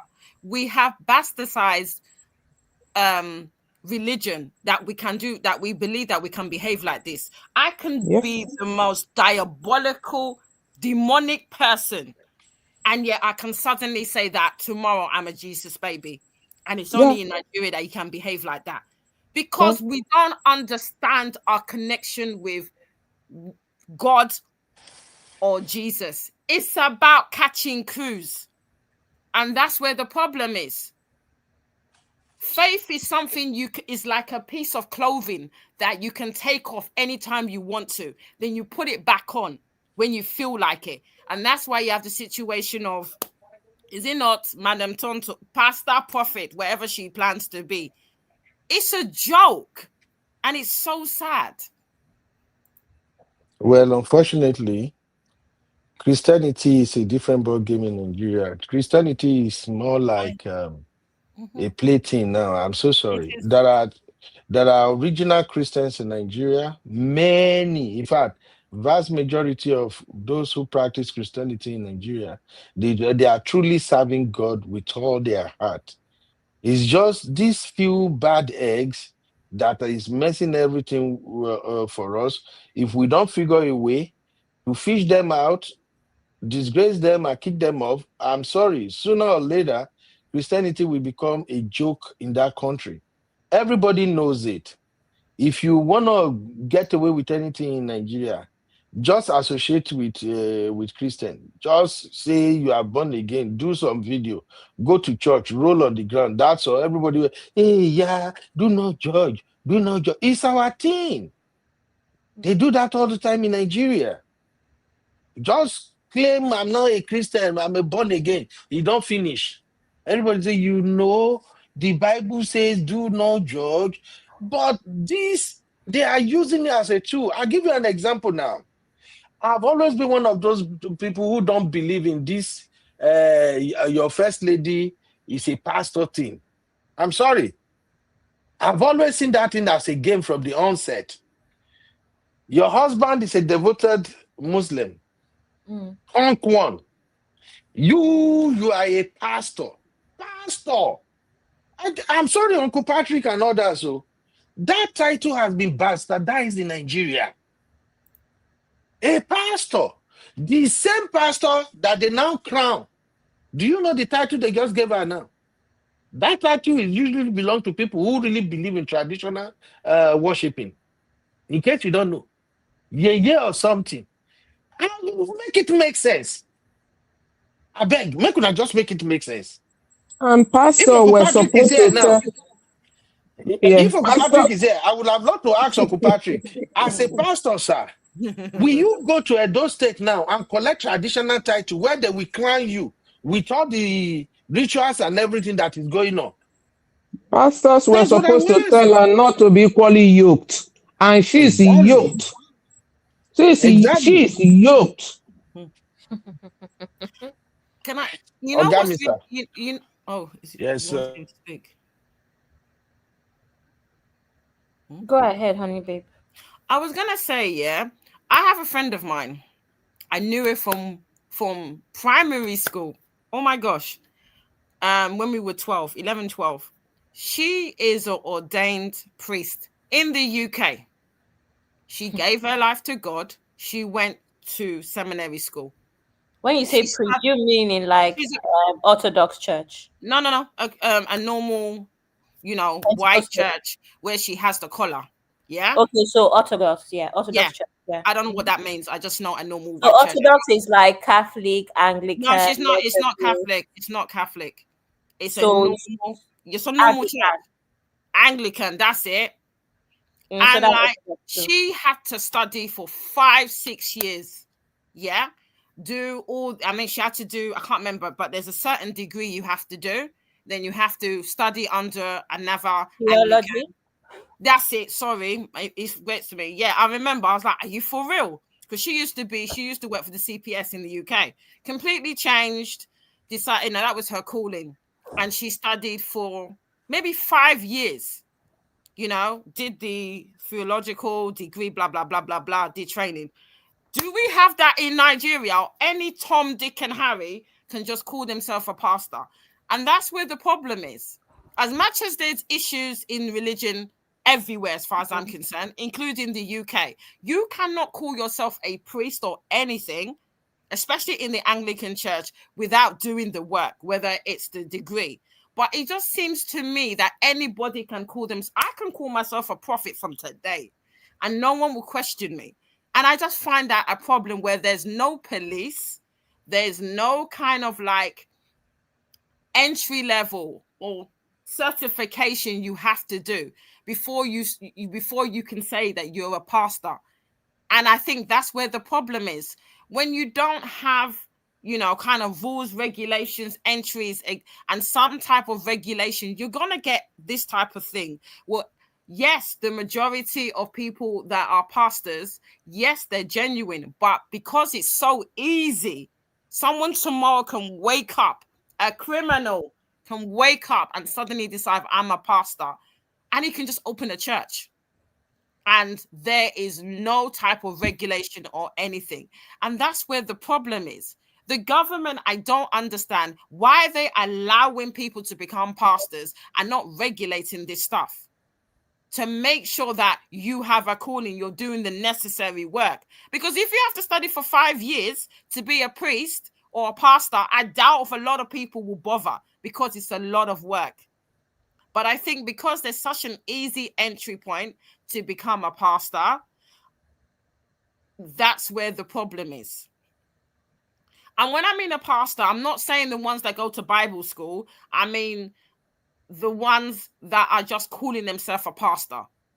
Because I know that there's some of them that, even like I said, in the UK, I don't think in the Anglican religion we call priests pastors. It's just a case of you are a priest, you've done the work. Most of the pastors I know are, sorry to say, Black charismatic churches where I couldn't tell you if any of them have read a book or have a some kind of like theological degree. And I'm trying to be kind, but most of the Black churches I've been to, I can't tell you if any of them have actually done the education, the theological degree, whatever, to become a pastor. And I'm saying this with such trying to be as decent as possible because anybody can become a pastor. And that's where the problem is for me. Okay, so they say they are called. They are called. It has to be more than that. It has to be more than that. I need to correct a few things. So when it comes to Orthodox churches, they are not Nigerian churches, even if they exist in Nigeria. The Catholic Church is not Nigerian. The Anglican Church is not Nigeria. So Orthodox would be Catholic, Anglican, and I think Methodist is what we call the Orthodox whatever church. And they are not, is that me? Okay, no. They are not normal Nigerian standard. So everything comes from wherever it is originated from. Obviously, we know Catholic is Rome, etc. So every priest, even in Nigeria, would have done a degree in theology and everything anyway. Now, when it comes to the Pentecostal churches as well, we are aware of a couple pastors, popular pastors in Nigeria that also went to theology school. I'm Baptist, thank you, Uncle Dio. I'm Baptist as well. They've also gone to theology school. So I don't think that is simultaneous to the whole nonsense that they do. A lot of pastors, even people that are even Sunday school teachers, they've actually gone to School of Theology. The difference though here is that there's no regulation. But I'm Anglican. I was born Anglican. I still go to Anglican church. Everything that we do, if I go to church in Lagos today, the same thing that is happening in Lagos today is happening in London today. The same thing that is happening in London is happening in Rome, is happening in China, in all Anglican churches. We have the same calendar, we have the same routine, everything. In fact, in many cases, for instance, my church is Lagos West, right? It is the same sermon. The same sermon topic is now a matter of the pastor or the priest, rather, we don't call them pastors in my church, the priest putting his own twists on it because that is a personal thing. But down to that, we have a calendar and it is a worldwide calendar. So, honey babe, I get your point, but me, I know for a fact that 8 out of 10 Nigerian pastors went to School of Theology. Uncle Dara can confirm it. I appreciate that. I appreciate that. It's not a matter of if they now end up being corrupt. It's the same thing as our politicians. We have politicians that have started out right, but ended up moving left. We have them now. A lot of them, we love them when they start. And later, like, waiting with this. I think the problem is regulation. Like in the UK, you have the Charities Commission, and the pastor that I mentioned that deleted 3 weeks ago, when he was convicted for SA, they closed down the church. My mum was still going to that church. I left because I knew what's up. They chained the doors. They literally had police outside, and my mum had to go back home. They struck it off. You know the problem with Christianity. I don't even think it's a Nigerian issue. Problem with Christianity is that even in that church, there's going to still be people that will be holding cell meetings in their living rooms. That's the problem with Christianity. After all, Toby, I wanted to explain what happened. Toby is still in business for a reason, because when it comes to things of Christianity, it is not that easy to regulate because you're dealing with people's emotions. Yeah, but what I was going to say is that they struck him off from the Charities Commission. He now set it up, and Sister Grace, Auntie Grace can correct me if I'm wrong. He set it up as a business. He set it up as a business after he came out. He set it up as a business, and people were still going. So I agree with what you're saying, Abby. But what I'm saying to say to him, he could no longer claim the charitable status that he could because they struck him off. So what I'm saying is that there has to be regulation. I don't know if there is. Educate me if there isn't. Educate me if there is. But I think the problem is there has to be a list of churches, and there needs to be regulation. Where's the money going to? Where are your tithes going to? And you have a special organization should be doing the accounts and making sure that money is not going to places where it shouldn't, and every coin is accounted for. That's what I mean. Well, thank you, everybody. Thank you, honey babe. If we have to be talking about these churches, we won't even leave here. As far as Nigeria is involved in the conversation, the way we do our own Christianity in Nigeria is freaking different. To me, I'm so sorry to everybody who are members of Pentecostal churches. I attend Pentecostal church too. But the way it's run in Nigeria, Pentecostal churches are just private business entity. It's just, I said it before, even when I told my own brother who is a pastor, I say, bro, so I think the reason we have all this massive explosion in Pentecostal churches is as a result of unemployment. Everybody have seen it that, hey, if you start a church, as long as people believe in you, they follow you, money don't come with that too. The millions that this lady Doris have mentioned, that pastors are passing around to kill stories. Is that not even scary? Would you ever believe $200,000? Imagine they are dropping $200,000, $50,000 like Gary, like play. Come on, it's a business entity. But anyway, I just wanted us to listen to DK briefly before we bring this show to an end. Because I honestly, Sister Grace, I saw the video, I no agree worship. Because I just feel like, what kind of so this first time you'll be watching it? But this is the first time you'll be watching it. This is the first time I will be even hearing it. I saw it, I didn't watch it because the first of the reason I don't watch it is because I like Pastor Jerry Eze. I used to like him a lot for praying, not for anything, I just like him, the way he prayed, ginger everybody, that made me fall in love with him. But then, when he started celebrating his birthday, and so people are celebrating their birthday, and he started showing up. My own personal principle as of no, this has nothing to do with anybody. My own thing is, if you are a Christian, an ordained man of God, that you have followers, you already know what the Bible says about associating with certain set of people. When we find you in the midst of people who don't believe in what you preach, and you are whining and dining with them, it calls for questioning. But because I like him, you know me, I always admit my own. When I like somebody, I usually have biases towards them. Because I like him, I just feel like, you know what?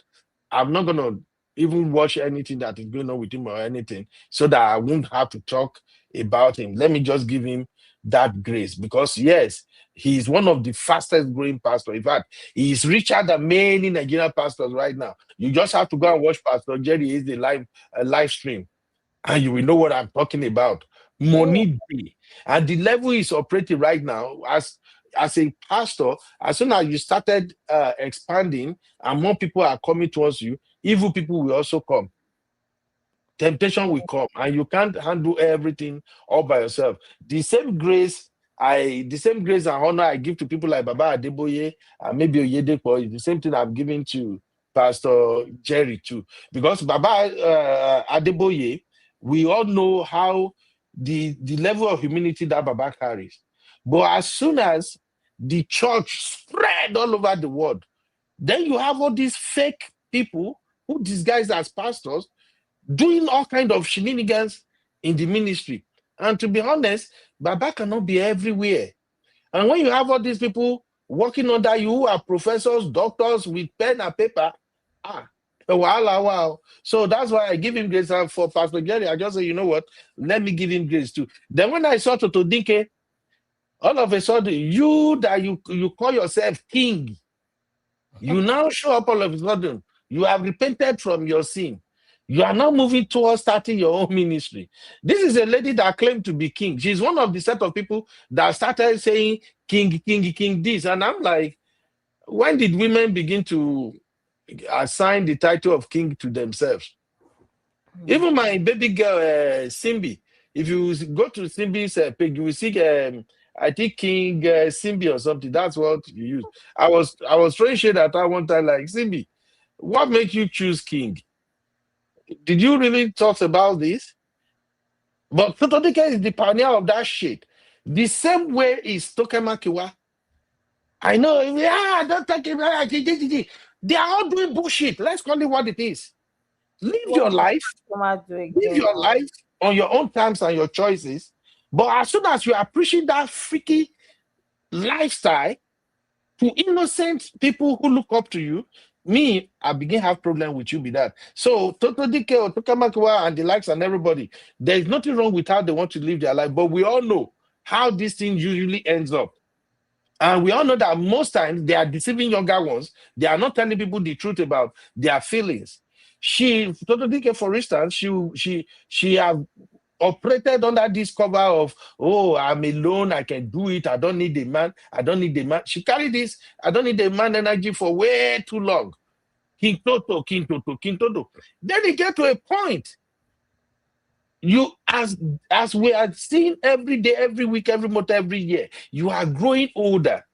You're going to get to a stage where people no longer feed into that rubbish you are doing again. And what did they do?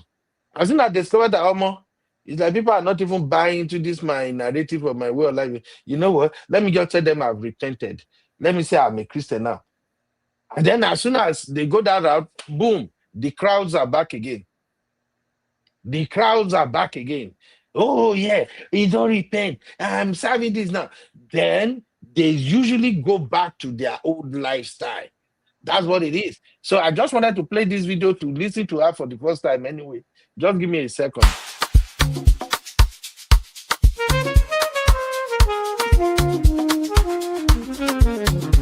That woman. Yeah, yeah, yeah.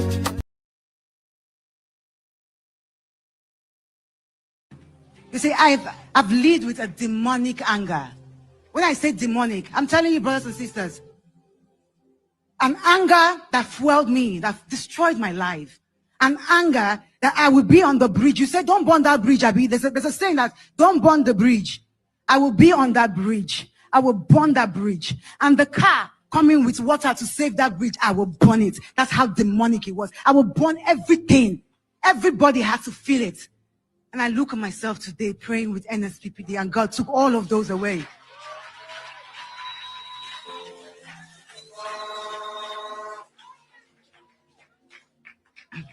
My testimony is a lot, so please just bear with me. I do not want to miss out anything, so I put points down. From the anger, I got a lot of peace. There's peace surrounding me everywhere I go, everything, in everything. I've never known peace. I'm 40 years old, and I can tell you I do not know what peace is. I've never felt it. I'm just feeling it. I'm just knowing it. I'm just living in it. And I know it's permanent, because I know the covenant I have made with my God. I know the covenant that God has made with me, and I know that it's permanent. So I got peace from the altar, from this altar. God has restored things for me, restoration. You see, places where I've been forgotten, places where I gave letters to, years, I'm talking about 10 years ago, 5 years ago, people that I have met to discuss business with, they're looking for me today. I wrote to a school, one of the biggest schools in the world. I wrote to that school almost 7 years ago. And a few weeks ago, I got a reply. And guess what? I was no longer interested, because God has called me for something higher. But I say this to say that. It's just like, that inanimate object where people say, oh, it has come to my house. You see, my restoration was a proof that God is hearing me, that God is seeing me, that God wants to walk with me, that I am not alone, and I will never be alone, because he has called me. That was what I got from this altar. If it becomes too hot, I quit. In all of this unmerited favor, there's so many people that just come and bless me simply because I'm on the altar, just simply because I'm an NSP, simply because I believe in God. So many things have turned around. Yeah. Now let me get into the serious stuff, the big stuff, the stuff that God brought me out from, the stuff that God rescued my life from. You see, this year during the Ghana Prayers Conference, I was heartbroken, and I knew that there was something. Okay, there's a pattern that the devil has with me, or used to have with me when I come to Christ. I run to God, and he hits me with something bad, something rotten, some pain that I can't handle. And I begin to shake, and I begin to curse God, and I begin to run away, and I begin to seek help elsewhere. But this time around, I faced the biggest pain of my life, I would say. But instead of me to run away, God told me, go towards me. Make this different. And I told God, I said, I want this salvation to be different. And God said, run towards me. Don't run away from me. There is no life after me. There is no life without me. Come to me. And it was a struggle. And I went. But I went. It was a struggle within myself to go for that prayer conference, because I was broken. And I just wanted to just cry and cry. But God told me to go. And I went.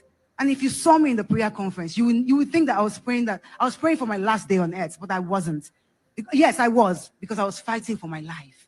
I was praying. I knelt down. I rolled on the ground. I just wanted God to take away the pain in my heart. And I was there. God kept speaking to me. God kept comforting me. But I did not understand what God was doing. I didn't understand that while I was praying for just a small broken heart, God was preparing. God was taking care of things that I didn't even ask him to do. God was, oh my God. Oh my God. Oh my God. Look, standing before you here is a girl who is a chimney. You know what a chimney is? Constant smoke. It just they do poof, poof, poof, poof, poof. That's what the devil did to me. I smoked since I was 13. I'll tell you this, parents. If you're a smoker or if you do something as a parent that is not right, keep it away from your children. Do not take it near your children, because the devil, as something as little as that habit that you do, the devil can use it to inhabit the lives of your children. I started smoking because my dad was a smoker. At 13, it was nothing in my house. It's still nothing in my house, you know.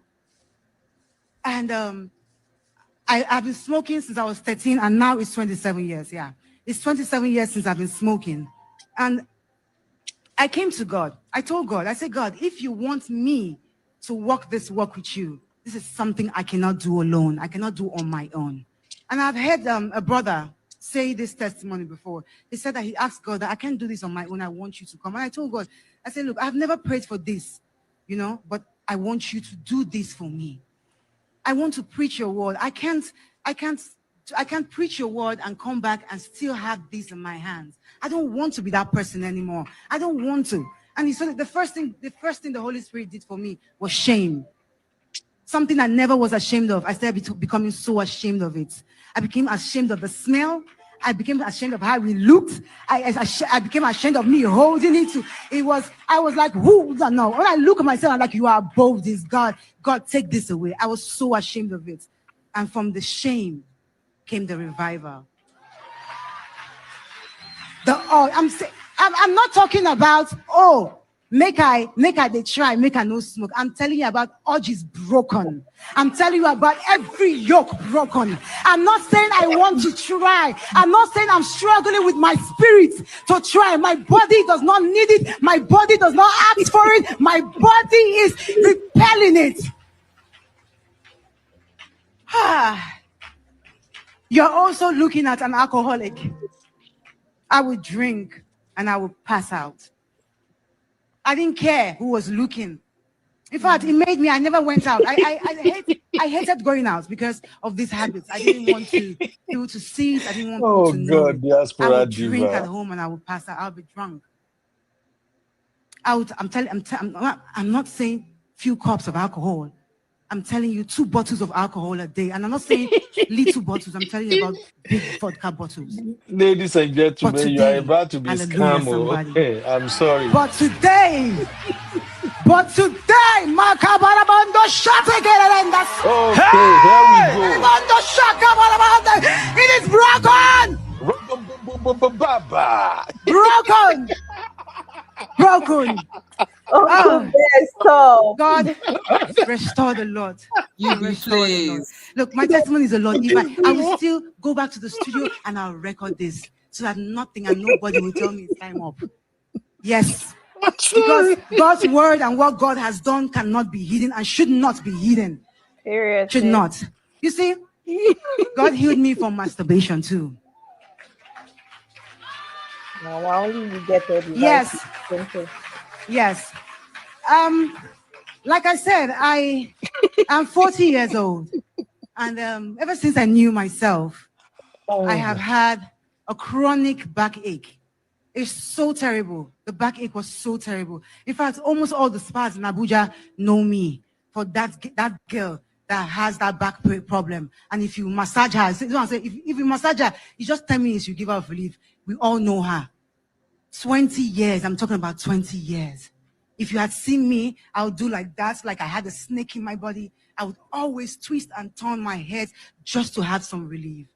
Brothers and sisters, while I was on the ground for Ghana prayer conference, praying for a broken heart, hallelujah, praying for a broken heart, God was restoring things. God was restoring things that was lost. He was repairing my life. I woke up to take my medication and I tried to take the medication that I've been using, ibuprofen, the highest form of it. I tried to take it for the pain, and I realized that there was no pain anymore. I tried to do like that because this is how I do. Anytime the pain comes, I would do like that. I just like you had a snake in your body. That's how I would creep.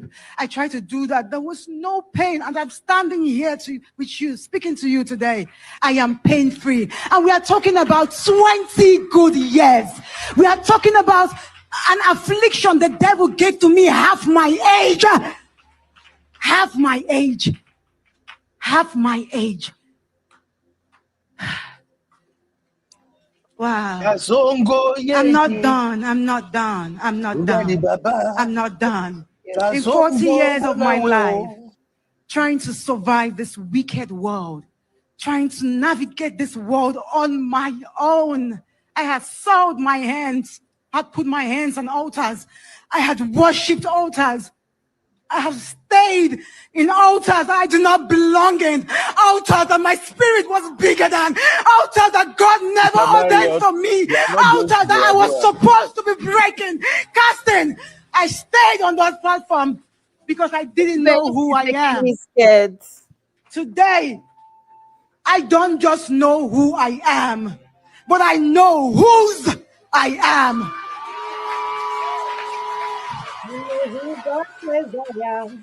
Thank you, Jesus. Thank you, Jesus. I have always, it's something that I've known myself to do in the dream, to have sexual intercourse in the dream. Ever since I was a child, younger than I can remember. It's one of my first memory about life. After the Ghana prayer conference, I realized that the weak man who held me captive all my years in my dream, assaulting my body, taking advantage of who I am, the grace and the anointing upon my life, ran away.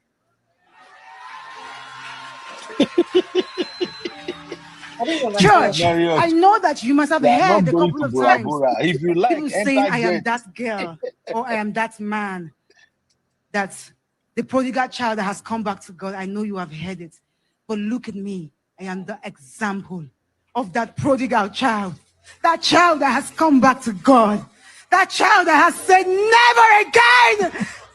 That child that has said, I will serve my God. And it does not matter who is looking. It doesn't matter who is not looking. I will serve and I will follow my God. I made a covenant with God. I told God, you see this one? You see this salvation? It is me and you. I will not go back to the world because there is nothing left for me. I have done it all. I have seen it all. There is nothing left for me. And I made God a promise. I said, God, whether you bless me, I am here on this altar, worshiping you, praising you. And whether you do not, peradventure, you do not. Well, I know that you do not forsake your own. I am still here. I'm not going anywhere. I know too much now. The devil cannot use me anymore. The devil cannot.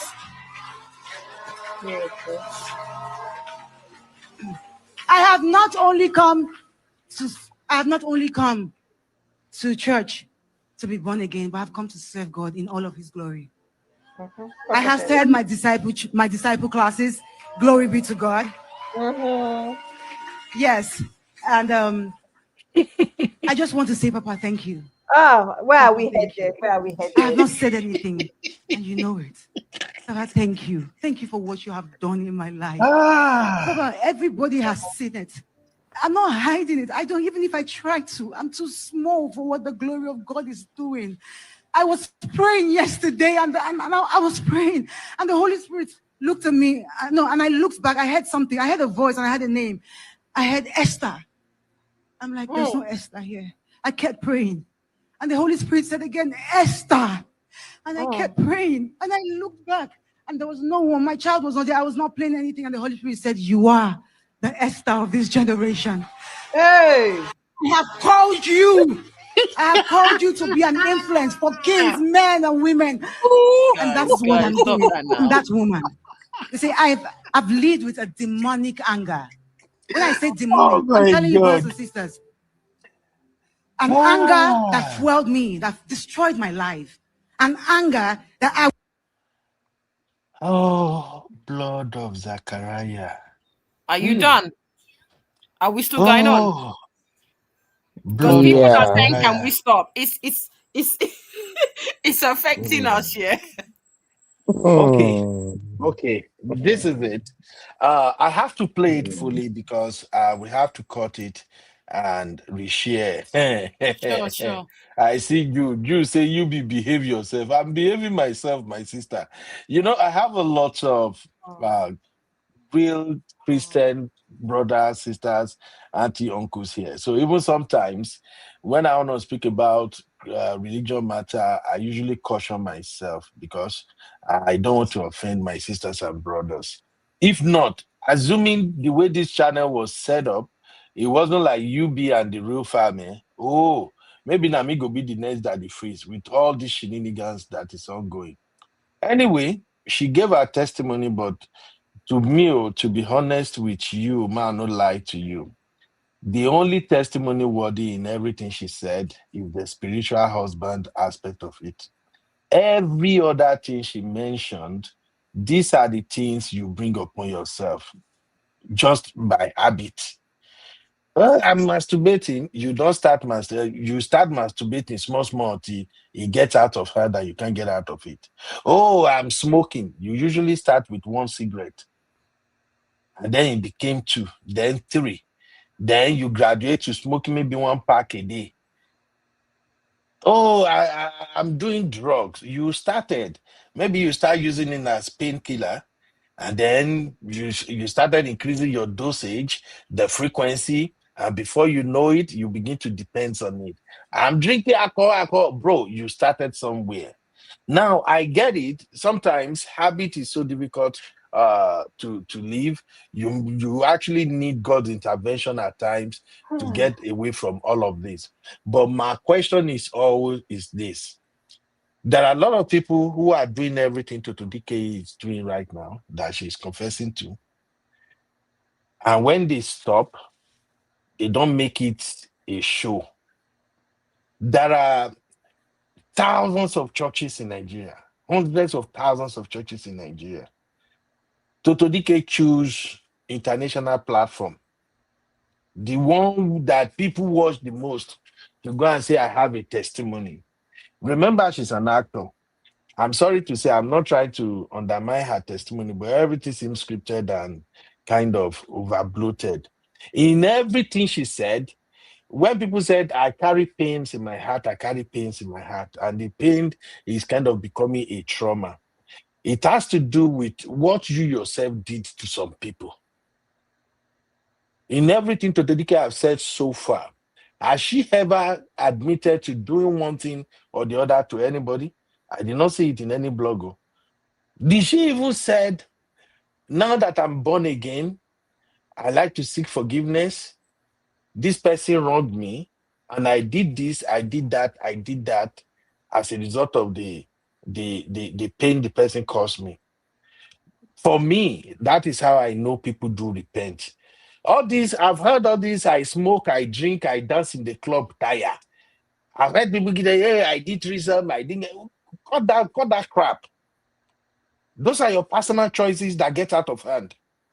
Yes, God delivers you, keep that down. But with what she's saying right now, this is a woman who is on a trajectory of starting her own church. She is a king. He's still in her. You can see she even chose her own name. The Holy Spirit told me, Esther. So now I am Esther. I'm so sorry. I don't want to offend our Christian brothers and sisters. This is just my own opinion. This is all a charade. Yes, she may get to a point in her life where she feel like, I don't think this life that I'm living is worth it. This life is not worth emulating. God, I need your help. I need your help to stop all of this. I want to turn a new leaf. Help me. That's okay. We all do that. There is no way you can claim to be born again or you now say, hey, I've given my life to our Lord Jesus Christ without giving up some of the nonsensical things you used to do.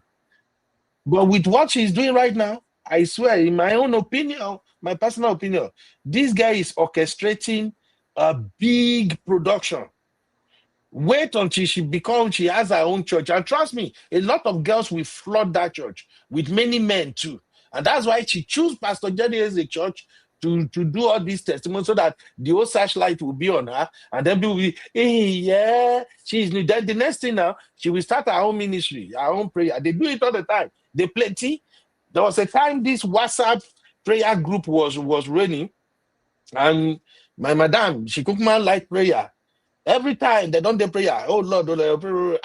At a point, I have to, madam, I beg, this prayer, I don't want to be having this prayer when it's time for me to sleep. Oh, I beg, Biko, is it that you drink prayer, I'll go sleep for couch? I was just like, the devil is usually you. We are going to couch. I said, babe, forget all of these things. This prayer is becoming too much. One prayer line in the morning, another one in the afternoon, another one. Waiting happen now. Don't I get problem? It's all this. Before you know it now, she will start her own ministry. She goes, not be so Pastor Jerry start. All she will do now, she don't start already. She don't on her camera. They do before you know, she will say, okay, Queen Esther morning devotion. Before I know it go blow big and all of that. That's all I want to say. Over to you, moderator. I beg, make no verse. The thing is just irritating to me. Uncle Ben, just so you know, Toke Makinwa has started a brunch. Is it breakfast or brunch? Christian prayer warrior thing, Abby. Something. I don't know, worship. Yeah, breakfast worship, something like that. And the thing Abby, when are you going to start your own? I can't start. I'm interested the way you will start your own so that I can be the treasurer. I can never, because my thing is that the thing about people like Toke Makio and these people is that they have an aesthetics that some people are interested in. So now imagine brunch being like this whole amazing thing that girls go for, and you're now calling your stuff brunch worship. It sounds cute. Oh my god, oh my god. And then the first one that she did, she was wearing this very cute kaftan and all of that. Like someone like me that is a fashion girl, that's what I was looking at. I was looking at everybody's nice kaftan, no makeup or very little makeup, but you know, that's what they're going to do. Start doing aesthetically pleasing events for the people that are into that sort of lifestyle. Exactly what Toby is doing. That whole aesthetics of fast cars, designer clothes and shoes, it attracts a certain audience. That's what these people are going to start doing. Anyway, it is well. Sister Chinye, Akudayo, and Natty Grace, all of them are still here with Tony Baby. Yes, thank you, UB. Thank you, UB, for playing that. I watched it and I said, oh, people are victim to this again. Is where he that has an ear, let him hear what the Spirit says to the churches. Let them keep follow, God will deliver them. Before you know it, the Doris is going to come out again and say, God has forgiven me, and begin to do Sharabaka Simburianka. And there she too will open her own. God will help us. Good night, everyone. Good night. Auntie Grace. Good night, Auntie Grace. Thank you, man. Uncle Ben, can I ask you a question? Uncle Ben, where is our Christmas card? Have you made Christmas card for real fam? We are working on it. We are working on it. Let other people speak real quick, I beg. Sister Chinye. Sister Chinye, where have you been? Oh my God. Not everybody is taking flights to Bora Bora. I'm going to take boats. Because where have you been, sis? By the way, I beg, remove Sister Mario from Bora Bora list. Uncle Ben, it's not your place to tell. Uncle Ben, Bora Bora trip is not your trip, so you can't be giving instructions about it, sir. Respectfully. Abby, I can't believe you said now boats are gonna take reach. Because where have you been? Girl, life has been lifing, but it's all good. I need to do a lot of catch up with some of you guys. Sometimes I'll sneak in the back and catch a little bit live, but there's a lot of catch up I need to do. But anyway, well, like I was saying in the comment section, time will tell. You know, just it's been a lot of funny things that's been happening in the Christian world. So I completely understand, people feeling a certain type of way about her testimony, especially I remember when she was saying that she was in therapy, and when she was going off on her ex, the one that she had her son for. And the anger was just, we can all see that she has a lot of issue when it comes to anger. But at the same time, it would be sad if she's actually genuine about it, and we, and people feel a certain type of way. But at the same time, I don't blame folks for feeling a certain type of way, because we've known Tonto to have these kind of characteristics for a very long time. But time will tell, whether if she has something cooking or not. I won't be shocked or surprised if she does have something cooking. But at the same time, if if the testimony is actually genuine, I feel like, let's just give her just a little chance. And yes, I hear what you're saying, but know that a lot of these things that she's confessing about are habits that people pick up. Yeah, a lot of things that we do in life are habits, and then it gets to a point where it begins to they choke us. Because at the end of the day, when you pick up on a habit, then when it's time for you to leave that habit, it becomes really difficult. It gets to a point whereby, like if say like a lot of people are like really, both men or women, a lot of people are really dealing with masturbation. Like when they started it at first, it was like joke, like play, or like with pornography, and it becomes a problem. And at that time, yes, you when you start doing something, you use your two hands to open the door for the enemy, and it comes in, and then it takes over. And even some people, when in their marriage, are struggling with masturbation, hiding and doing it, feeling so shameful afterwards. So those things happen. So majority of vices that people that happen, it doesn't happen by magic. People usually pick up on those habits first, start doing it, and then when you start doing something, just like when men start going outside, you open that crack in the window for, for those certain demons that are responsible for that to come in, and then your family will scatter. Yeah, you should still hold yourself accountable for even starting it in the first place, but that doesn't negate the fact that it still opens that door, which then makes it, you fall deeper and deeper and deeper in it. That makes it much harder for you to come out of it. But at the end of the day, time will tell. Let's see where things go. If something happens later on, I won't be shocked, if it at the end of the day it's a joke. But at the same time, if it's not a joke, I hope, I wish her the best. That's all I've got to say. Thank you, Sister Chinye. No problem. Abby, you need to take that thing you said back, or you need to take it back. Sister Chinye, we know I'm You need joking. to It's you need It's to Uncle take Ben it that will back. enter Keno. Uncle Ben will enter Keno to come to Barbara. It's actually a first class flight for you, of course. Yes, ma'am. Hey, you guys are doing paddy with Clock Bora it. Bora. Okay. Okay. Bye. Good night, sis. Uncle Dayo and Honey Baby is still here. Dupsy is in the building also. Uncle Dayo and Honey Baby, let's just allow Dupsy so that you guys will be the one to round up for us. Sister Dupsy, what's up, mommy? How you doing? You are muted.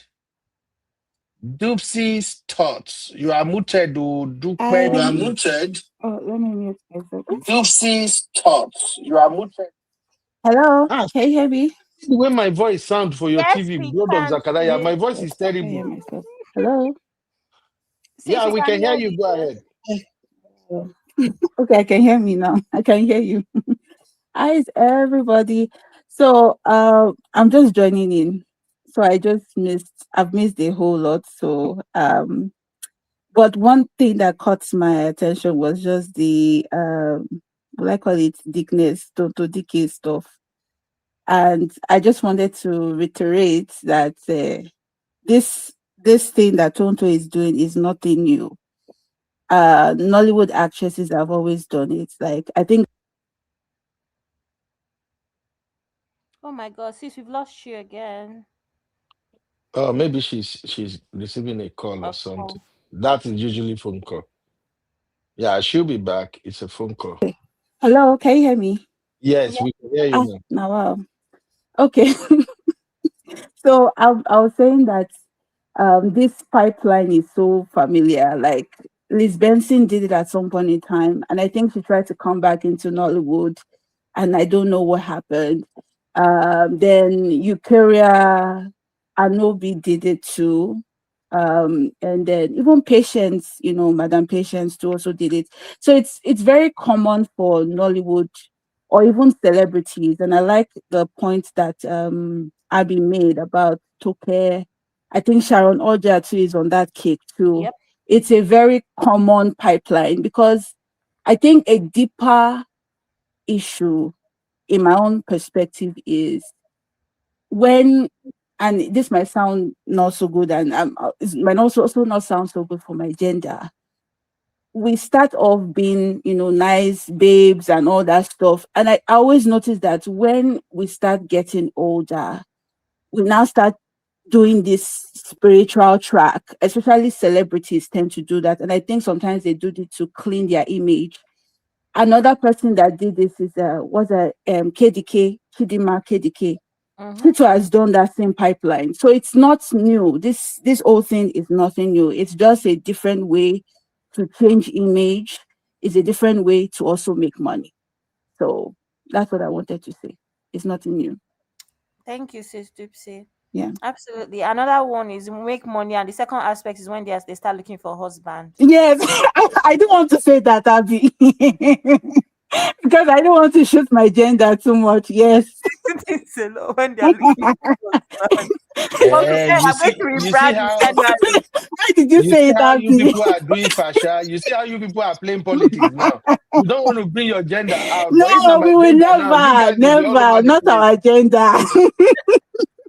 Uncle Ben, I'm rebranding in January. This is the rebrand. That husband. I told you, start your ministry. The husband will come by fire by force.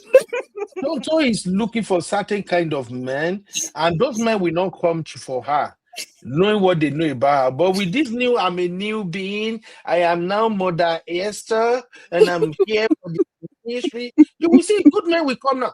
Tonto is a very beautiful woman, honestly speaking. She takes good care of herself.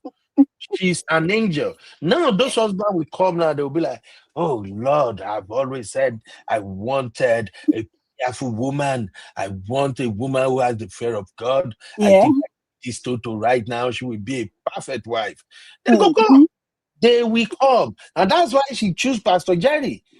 Pastor Jerry, like somebody said earlier, I wish I agree with, Pastor Jerry have this kind of open door policy.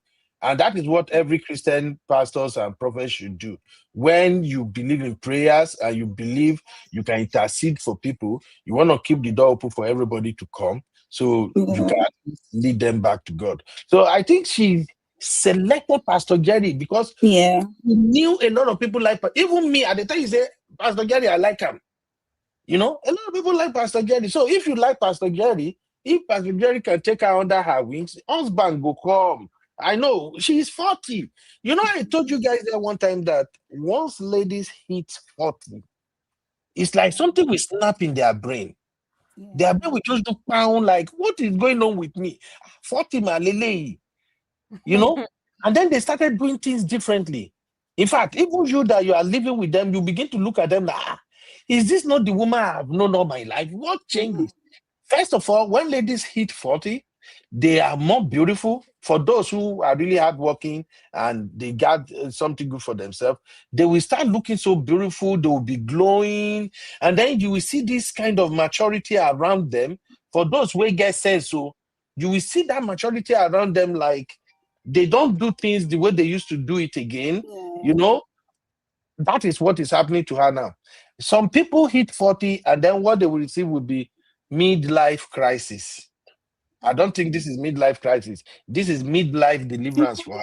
I want you guys to hear this video real quick before we go to Uncle Dayo and Honey Babe. This is a lady crying because she discovered she hit 40 and there's nothing to show for it. Listen. Succeeded at any. I remember when I had that kind of awakening. I'm 40. Not where I wanted to be. I haven't succeeded at any. I remember when I had that kind of awakening. I'm not in my 40s. I am a little bit over my mid 30s, but I had that realization and that awakening, I'd say closer to my late 20s, early 30s. You wake up out the matrix, and I call this a spiritual awakening because like you wake up one day and you're like, what am I doing?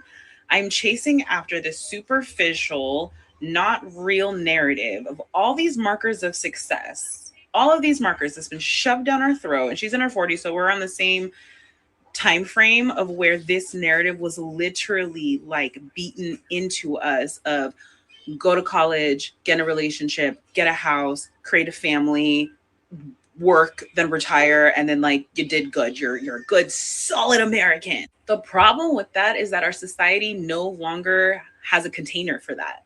So we're chasing after this checklist. We're chasing after these markers to identify ourselves as successful people when they're no longer attainable. So you have people, millennials mainly, in my generation who are losing their crap and have to redefine what happiness and success means to them. And that's all she needs to do.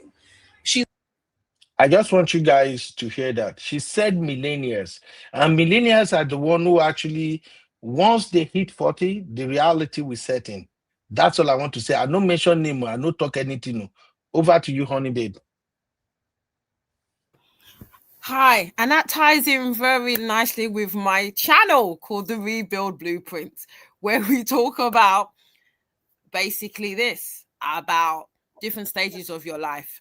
And like I said, I think what people are now realizing, and I think Tonto as well, when you reach a certain age, you really have to reflect, because there is certain markers and there is this kind of like unconscious list of you go to school, you go to college, you get the great job, you get married, you have kids, you spend the next 30, 40 years in a career. And it used to work back in the day, because back in the day, it wasn't so hard to kind of navigate relationships and marriages. I know that a lot of people would say that marriages, even back in the day, in our parents' or our grandparents' age, there was a lot of toxicity, but there is still quite a majority where there were great marriages and they were together for 40, 50 years. But things are not like that anymore. You got situations where you have some women and some men that are not even married, even in their late 20s and 30s. And there's no shade to them. I'm not saying there's any problem, but people are now realizing that all these kind of checklists, it's not working out the way it is. Myself, as you know, it the corporate world, but you get to a certain age, obviously I'm over 40, where is this all there is? And you kind of realize that there is, what's the word to use? There is life. And you can't, it makes you think that, you know what, you can't take this money with you. And it makes you realize that how kind of like, because the older you get, the more the reality sets in that, especially when you're over 40 or 50, you got lesser years. So if you're 50, you're not going to live for another 50. So you kind of realize your mortality, and it makes you reassess what's important. Now, for some people, it may be family. For some people, it may be other things. But I think you kind of realize that chasing the shiny pennies, when you're getting to a stage where, like I said, Tonto, 40, 50, 60, you realize what's really important. And I think it's just a reality check. In terms of Tonto, I wish her the best of luck. I pray that, who am I to judge? I mean, everybody has their own conscience, and I believe whatever she's doing, hopefully she's doing it for the right reasons and she's authentic. But I think this particular video, I think it's for all of us to realize that this life journey is not easy. And especially when it comes to relationships, marriages, job, career, everyone's in different seasons. And I think it's great when you're 20, 30 and you're hustling, your first house, your first car, you get married. But when you kind of navigate and you've got more experience, you realize that the cars, the bonuses, yes, it's great. I know you have to live in money. It's not that important. It's family. It's the people around you. And I think Tonto's got to a stage where she has a child. I don't know how old he is. And I think she's realizing that there's more to life. Her nonsense, her anger that she mentioned, her spiritual husband, her, smoking. I think she's realized I need to grow up. there's more to life than this. So hopefully that's resonated with her, and hopefully she wants to turn a new leaf. Thank you. Thank you, honey babe. Where's Uncle Ben? Anyway, Uncle I'm Dayo. here. I'm here. Go ahead, sir. Yeah, actually, when it comes to testimonies like this, or anytime somebody comes out to say, God told me, I'm always careful. And the reason why I'm always careful is that you can never be sure whether the person is lying or speaking the truth. But if you know God for yourself, you will always respect anytime somebody says, God told me something. Because you don't want to be on the other side of that. If you say that thing is a lie and it turns out to be true, you find yourself speaking against God, or maybe condemning what God is doing. So I'm always careful. Anybody that comes out, even though I know you to be a wretched sinner, and you say, oh, so time I met with God, God told me this and that, I will respect that. I may not believe you, but I will not speak against it. I will just take out of a wait and see approach. So I'll keep you aside. I'll be watching you to see whether those things that you have actually said, whether they are true or not, but I will not go against it. Having said that, in case of this 22 case matter, there are so many things that could have happened to her. And then some of the things that she said, if they are true according to our testimony, it can only be God. Nobody else can do it. If indeed the urge for smoking and drinking is gone, no personal effort can do that. It can only be God. If indeed the urge for masturbation is God, it's gone from our life completely, then it's only God that can do it for us. So I want to be careful to wait and see. Having said that,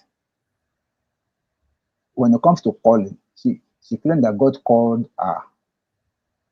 God calls people for different reasons. God might have called her for a purpose. God called people for some different assignments here and there. Whatever purpose God has called her for, we are yet to see. So we shall know as it unfolds. So I would just want us to take a kind of a laid-back approach to this. Let us wait and see. If it's a move of God, it will surely blossom. But if it's not, it will be exposed, and the folly will be exposed completely. Now, going forward, when it comes to reality about women and their call for ministry, I don't want to be controversial. At the same time, I don't want to be like a pessimist. I will only say I take caution to that.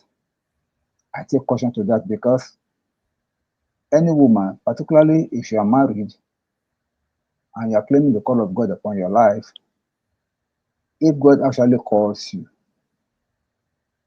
God will have told your wife, told your husband about it. God is not an author of confusion.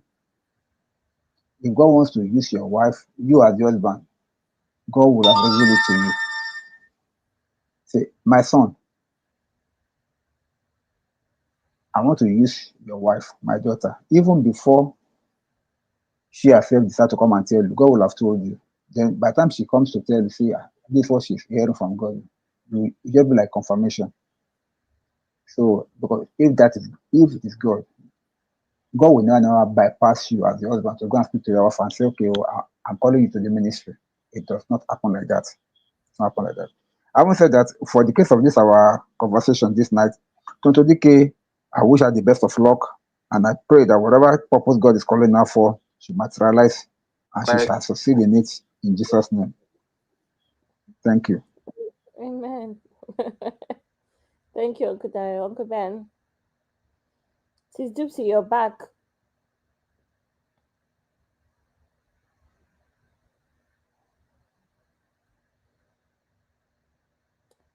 Gypsy Thoughts. Are you here? Hello. So, no, I'm okay. I think I think I said what I wanted to say. I just stayed on the backstage. Okay. All right, sis. So, No worries. I don't know what else yeah. Uncle Ben wants to cover. Uncle Ben, are you here? I don't think Uncle Ben is here. Yes, I am, but give me a minute. Okay. I went to check Tonto DK's bio. I was just curious to see if she has changed anything on her bio. She has added woman of God, daughter of the Most High, Proverbs 30 something something, or one thing, but she hasn't. So we'll see.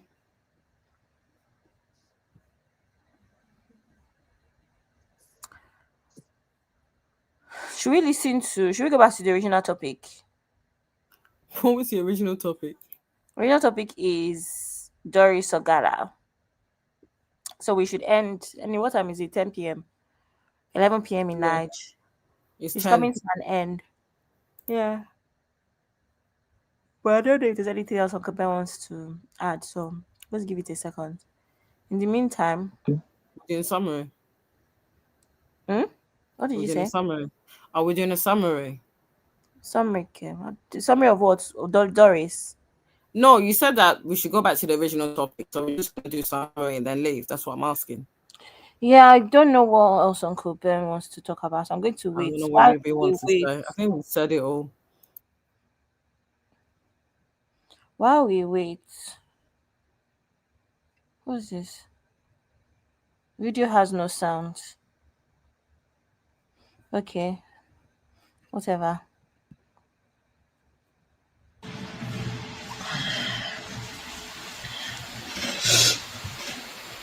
Honestly, I don't know.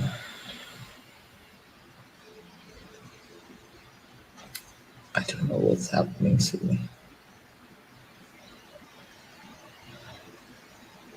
Before now, few hours before now, I was filled with anger, rage. What happened now? Has she removed the video? Do you know what? I wanted to even say something. Somebody was saying earlier that I think it was Uncle Dayo that said that she's gone back to now say she's forgiving or something. That's how heartbreak used to be now. Tomorrow she'll be angry again. Don't worry until she heals. Minor. Today she will gain some, because remember that healing is not linear, right? So yesterday she was angry. Today she's calm. She's forgiving. Tomorrow she'll be angry again because it's not linear. But isn't it the case that we said this about the Dennis deception, and we definitely said that about T. Sarisa, when she actually came onto social media, she had, I think it was over a year, tell me if I'm wrong, and she had healing. Now, this is the problem when you come on social media, when you have your emotions are very, very raw, because you're saying one day she's going to be fine. Next minute she could, be feeling something else. Don't come on social media until you've got to a place where your emotions are not there and you can just narrate the story and there's no emotions. If not, you're going to be erratic. One day being fine and next minute you're acting crazy.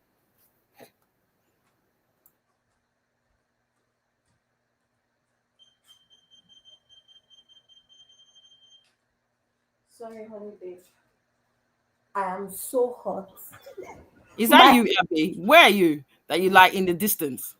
No, I went to turn down my heating. I'm like, why am I having a headache? Why am I so hot? Because the heating is on. Have you got it on a timer? Thermostat?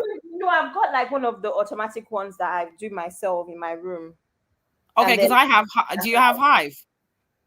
Sorry, you have Hive. HIVA. No, you don't have that one. That's British Gas. Sorry, we got on a tangent. Yeah, I was just saying that. I think my problem. I don't know if you heard me. My problem with social media. Yeah, no, I heard you. Saying, why do people come on when their emotions are so heightened? Come and narrate your story when you have cooled down, when you have done, because now you can see that everything she's saying is fresh. Her emotions are raw. And this is why you're saying that. 1 minute she's saying one thing, and the next minute she's saying that, oh, I no longer want revenge, because your feelings are raw. Honey, babe, you are talking from a place of a normal person. This person is abnormal. Number one. Number two, I think that there was one of the ladies, the one that claimed to be a therapist, not even the one, I know her, Victoria Ayama. She's an OG Nollywood actress, right? She now, obviously, she lives in the UK now and is now a therapist or something. She's no longer an actress. Again, Victoria is one of DF's regular panel, or used to be one of DF's regular panelists, the way Doris used to be before DF had all of these new age Confucianists on his panels. So these are the people that used to be his regulars. That's how I knew Victoria. And obviously I recognize her face. She looks very different now because she's older, but you know, if you watch Nollywood, an old Nollywood, you recognize her from when she was younger and all. So when Victoria came on as a therapist, DF gave her like a long time to literally coach her through it and convince her. So at the point she came in, DF was trying to convince her to stop calling names and all, and to, in a sense, accept a, in quotes, genuine apology or the settlement. Remember, Uncle Ben pointed out that DF was on his phone a lot, and the assumption that DF might have been talking to people that are connected to the Chris Okafor, because remember, Chris Okafor is close friends with Apostle Suleiman. Apostle Suleiman is close friends with DF. So that's what they are. We're thinking. That's an assumption. Allegedly, obviously, it's an assumption. So I said this to say that when that woman was talking to her, the woman was trying to explain to her that, do you not have friends? What's going on? Why don't you have friends that can take your phone, snatch your phone, break your phone, etc.? You know? And then somebody else came onto the live stream and said, sometimes people don't have friends. Do you know that I could relate to that? Not from the point of view of not having friends, right? But from the point of view of someone that's embarrassed. When you carry yourself, honey, for instance, you know you have a persona. Let me use us as real family. You know, on here, you have a persona of a strong woman, a woman that has figured out. If you get scammed now, you'll be embarrassed about it because people have this perspective of you. That is how I, in a sense, come across to a lot of my friends, which are, oh, Abby has a good head on her shoulder, she's smart. So for me, when I went through my breakup, it took me 3 months to actually tell my friends. My dad, the only difference is that I have a very supportive family, and it happened in Lagos. So I went to my dad's house. I went back home anyway. So my dad was already, in a sense, covering me, my brother, my sister, everybody. But honey, babe, it took me 3 months to tell my friend. In fact, I was forced to tell my friends because one of my friends went out in Lagos and saw my ex in the club with another woman. It approached him like, are you okay? Like, she walked up to him like, what are you doing? Abby's not here. You like this? Basically, she went to confront him about his shenanigans, and he was like, oh, we've broken up. So this, my friend, came back to London and said, hey, Abby, where are you? Let's have lunch. And he said, I was in Lagos and this happened. What's going on? And that was the first time I opened up about, oh, yes, I'm called off, blah, blah, blah, blah, blah. So if my friend did not see that situation, I probably would have been taking longer and gone through a lot of healing. But in my defense, my reason was, I really, really do not like when people keep checking up on me about something that is going wrong. Because for me, I have a way that I cope. So technically, if you text me around 12 p.m., I could actually be doing something to take my mind off it. And it reminded me of something. And I find a lot of people do that. And I know that it's coming from a place of care, but I just don't like it. I don't like it. So a lot of times when I'm going through stuff, I like to get through it first before I share. So I could understand the other lady when she said some people just don't have friends. No, they have friends. They just are not the sort of people that know how to be vulnerable with their friends. However, when you go by that, it's not contradictory when you now come on the internet where your friends and family are people that don't know you, you know. But I can understand how people spiral out. I can't lie to you. I've shared it before on here, honey babe, where I was so upset at what my ex did because of how he did it and the investment in quotes that I had made, where I was also getting bullied. At this point as well, people were coming to me as a woman. It was one of the reasons I left Instagram, by the way. I've never said this before. That's one reason I left Instagram. People were coming to me as a woman. the ex and her friends, even if they're like 13 years older than myself, were kind of bullying me and saying stuff like, oh, we don't snatch them, that kind of talk, as if it was very weird. It was very weird energy. And she has some popular friends as well. So it was very weird energy. So that whole period, my impressions were very high, because it was obvious that people were talking about me, right? And I kid you not, I had a moment where I would have spiraled out and called them out on Instagram. I was under that much pressure, because for me at that moment, I was thinking about it as, how dare you? This is what has happened. This is what has happened. This is what has happened. And you that should hide your face in shame, especially you that is much older than I am, and I respected you because you presented yourself to me as a big sister, and now you're marrying my ex, because I knew the woman, right? Or I know the woman.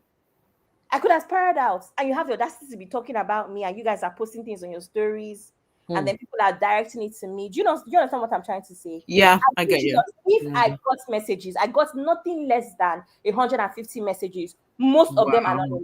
People that I've never spoken to before were like, hey, Abby, oh, you're a nice looking girl. You just seem really nice. I'm so sorry. Keep your heads up. I'm like, since when do people start coming to my DM to tell me keep my heads up? Do you know what I mean? Yeah, So I get what you mean. If I was not in my dad's house, if at that time there was a period where my dad was even forcing me to sleep in his room. That's how serious it was. Like, that's how broken I was. If I was not in that situation where, honey babe, I left my job. I did not work for 6 months. People don't understand what a certain level of betrayal. I woke up in the morning and saw my ex getting married to somebody else on Instagram. People don't understand what that level of betrayal can do to people. And if you don't have the right people around you, in my own case, my dad and I have not lived in the same country for years.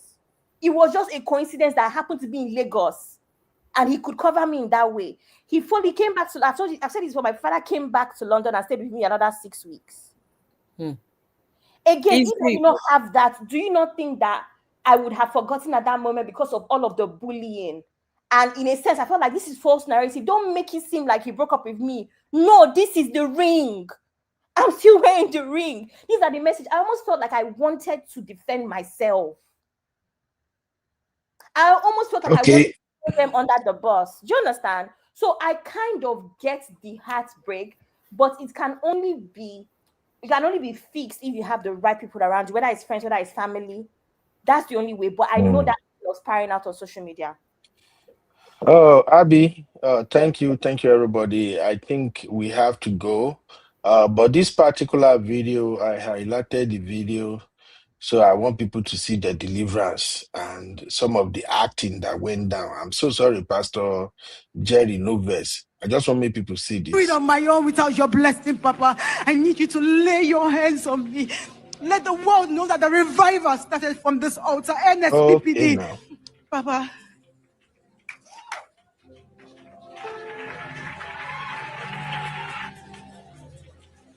There we go. Church, can we stretch forth our hands? This is a little unusual, but stretch forth your hands to our sister Tonto Dike. Stretch forth your. Now, let me quickly chip in something here. Why did you think Pastor Jerry said this is a little unusual? I don't know if anybody pick up on that. Yeah, I know Kudayo is still here. Do you know why he said this is a little unusual? Because he has not experienced it before. I don't think Pastor Jerry will want to embarrass her. So I think he just was trying to say, this one, I've not experienced it before. I think that's what he was trying to say. Exactly. See, that's why I say you are very, very smart. Uncle Dayo, can you hear me, sir? I don't know if Uncle Dayo is still here, but I can see I'm very much here, sir. I can hear you loud and clear.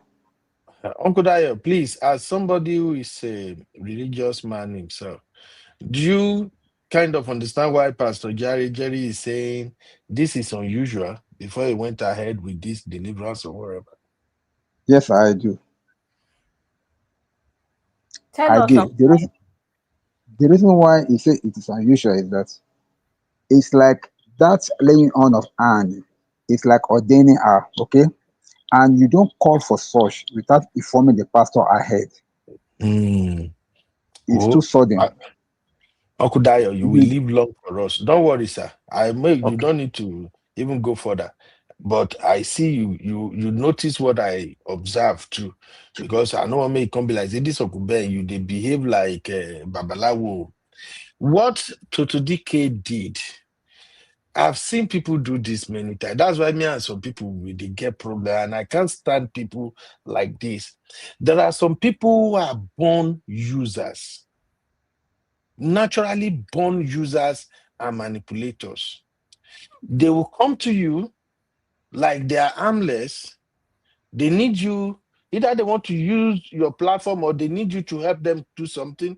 And you will look at what they needed from you and feel like, well, this is nothing. Let me just do it. Before you know it, it will start escalating.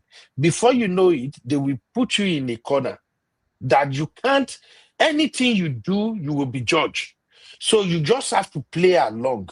Even when you are doing what they want you to do, you will be boiling deep down inside. But if you react, people are watching. The whole thing will turn around and people will blame you for it. That is what users do. And users are usually manipulators. This deliverance and everything you see going on right here, everything in me tells me Pastor Jerry Eze did not have this on his agenda for what they want to do that very day. He is only aware that, oh, Toto Dike, she heard my message. I think it resonated. She repented. She wants to share her testimony. And as usual, as every pastor would do, say, oh, come on, let her share her testimony. Maybe it will bring some people back to Christ. Now she started drama. I told you from the moment she opens her mouth, for me, I'm sorry. God, I beg, forgive me. It's just how I feel. From the moment she opens her mouth, I just felt like this is manipulation. Big time. There is no testimony here. These are regular testimony. All she could have just done is, oh, I just want to testify to the healing of the Almighty God. That I was dealing with this, I'm dealing with this, and God stepped in, God healed me. Praise the Lord, everybody. Case closed. As soon as she's demonstrating, she's acting, she's dropping it. I did a series here one time. I don't know if people watched that. When I said, be careful of people who use manipulation through storytelling. That's why for me, sometimes my heart be like stone. You have to work harder before you can get me convinced about something. If I notice, the moment you want to tell me something and you start telling story, oh, you already alert me with that. Say, okay, Ben, watch out. What's coming? Unless that your story is pure and neat, then I don't have issue. As soon as she started telling that story, I just knew this is manipulation through storytelling. Everything she says she's doing, we have thousands and thousands of girls in Nigeria that are doing it right now. It's nothing new. These are personal challenges that every Christian dealt with. Even as we are speaking right now, there are still some of us that have some things we are dealing with that has become an habit, and we are begging God that, Lord, please help me out with this. But the moment she started talking and the way she's going, she just needed somebody to be a point of reference to say in the future, oh, people saw it when I was anointed. Pastor Jerry Eze anointed me. You all saw it. This is all. I just want you guys to notice that. So now she put Pastor Jerry Eze in a very tight corner. And I love Pastor Jerry for having that courage to say, this is unusual. The man don't want to say much. But this is a setup for him himself. You see somebody who came to show full display, her acting career on full display. This is crazy. Where can I watch the rest? And she would have chosen not to say these things, but because she said them. People of God, I want you to just speak the words of God over her life. Papa,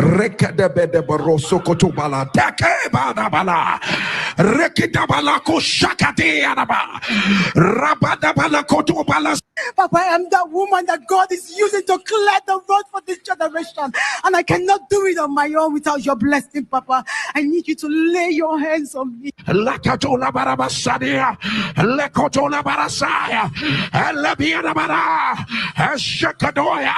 The body of sin is broken. And I decree you are a voice in your generation. You are a voice for the kingdom. You are a voice for the kingdom. You will grow in wisdom. You will grow in knowledge. You will grow in the fear of God. You will fulfill your destiny. You will fulfill your destiny. Let the power of the Holy Ghost energize your body right now. Manifest the fullness of God. Manifest the glory of God. Manifest the fire of God. Akendabia, Ishakatobalaya, Rakatubadeada, Rakadabalababa, Ashakadoyada, Lekudosipadaya, Lakatola Barabasadia, Lekotola Barasaya, Elebianabara, Ashakadoya. This time there will be no going back. There will be no going back. There will be no going back. Rest in the love of Aaron. In the name of Jesus. This time there will be no going back. There will be no going back. There will be no going back. Rest in the love of Aaron. In the name of Jesus. This time there will be no going back. All right. All right. Sorry, That's just what I want. No. What would You say have what? happened? I need to ask a question. What would have happened if Pastor Jereze said not yet or rejected her offer? Because I'm just trying to even think about things from the point of view of just, should I say, his reputation? Because you're a man of God. Shouldn't things feel right or not? He can't say no. Why not? He's a pastor. He's a man of God. Nothing to do with it. There's procedures in churches. There's a way No, they do sir. things. Only babe, it doesn't Uncle work Beno. like that. It does. Uncle Beno, you can say no. His He can integrity say no. for He sure. can. Thank you. Uncle Beno, you can say no. He can say Let no. me explain why. But I also equally understand why he cannot say no at that point in time. But if you want to say no, he can say no. The reason being that even the Bible says that don't lay hands suddenly upon any man. Apostle Paul was telling his son Timothy, see, don't lay hands upon any man suddenly. God himself forbid pastor just laying hands upon people like that. You must be led by the Spirit of God before you can lay hands. All this one that you are seeing people just laying hands anyhow, it is not. See, if Apostle Paul can instruct his son and say, don't lay hand upon any man, don't suddenly lay hand upon any man, there is a reason behind it. It's because he knows laying on of hands transfers something. If you are filled with the Holy Ghost, it will transfer the same virtue upon that person. If you are filled with the devil's spirit, it will transfer the same virtue upon that person. I've seen a church whereby a fornicator was the lead singer in that church. I bet you many members of that church, the spirit of fornication came upon them. See, this thing is spiritual. I'm telling you, Uncle Ben. This is spiritual. The gift in you, when you begin to operate it, it will rub off on people around you. That's why if you have a fornicator as a pastor, watch the congregation. Many of the members will be fornicating. That spirit will just fall upon them. That's why, like this church that we're talking about now, if you happen to know members of that church, find out what is happening there. It is where you'll be seeing church members sleeping with themselves. Fornication will just be rampant because the pastor of that church is a fornicator. So it is not something. That's why he has a right to say no, but he chose to say yes and did it because maybe he wanted to avoid anything like embarrassment for her, or maybe because he felt that, well, just let me do it and let it go. But if he had said no, as Abby said, people will have been, why? Then he has every right to say that we should do it properly. You will have to say, no, I'm not going to do it now, we will do it properly. Simple as ABC. Maybe they now dedicate a service, or maybe they now do it in the office, or maybe this is a setup. Uncle Beno, you are just too smart for your own self. This is a setup. She wanted that. She wanted that platform. She wanted it, and she got it. No, honestly, you are too smart for your own self. with the information that we have, with no disrespect, right? Maybe I've joined NSPPD maybe twice or 3 times since he started. With the information that we have about even his wife not putting certain information out there and people stumbling upon it, church members stumbling upon it, we've had political ambition and all of that stuff. I'm not going to lie. Would you think that a Jerry Eze is going to turn down a Toton DK? If she was a poor member of the congregation, maybe he would have said no. This is always what happens with most of the churches when celebrities go to the church. Look at how well Pastor Bolaji started, allegedly. Look at what he's doing now. His whole church has turned to a celebrity church. And that's what that's what I'm saying about reputation. At what point do people actually see things for what they are? And that's why at the end of the day, one of the first churches like Redeem and Winners and them lots, I still have some respect for those churches based off of the way they actually treat celebrities. They don't make their whole church where Daddy Adeboye will be preaching and they'll be putting camera on Banky W or putting camera on or who's a celebrity on Toto Dike. Do you know what I mean? I think there's another problem with all of this when things become what's the word, sensationalized as well. That's what I even think has happened here. It is Tonto Dike that has come. I went to her page. I've seen what she wore. She was carrying a Birkin bag that is around $200,000, the cross-skin one. So when she comes like that to your church, you will not tell her no. All these pastors, they know what they are doing. I'm so sorry. Because at the end of the day, a very big part of his ministry is social media. So he cannot come across like that to the public. Just saying, allegedly. I come in peace. But Abby, the problem I have, and this is the problem, is that why are you, like I said to you, that there should, I don't know, there's procedures and processes in church. If she wanted to be delivered, they could have had that conversation. And back to what Uncle Dio said, personally for me, you need to be very careful. Number one, who you lay your hands on. And number two, be very careful who you allow to lay hands on you. And I think the problem I have is that anyone can come into the church. We say this every day. Isn't the church a hospital? So you're not necessarily going to get anybody that has a Christ-like nature. Anybody can come.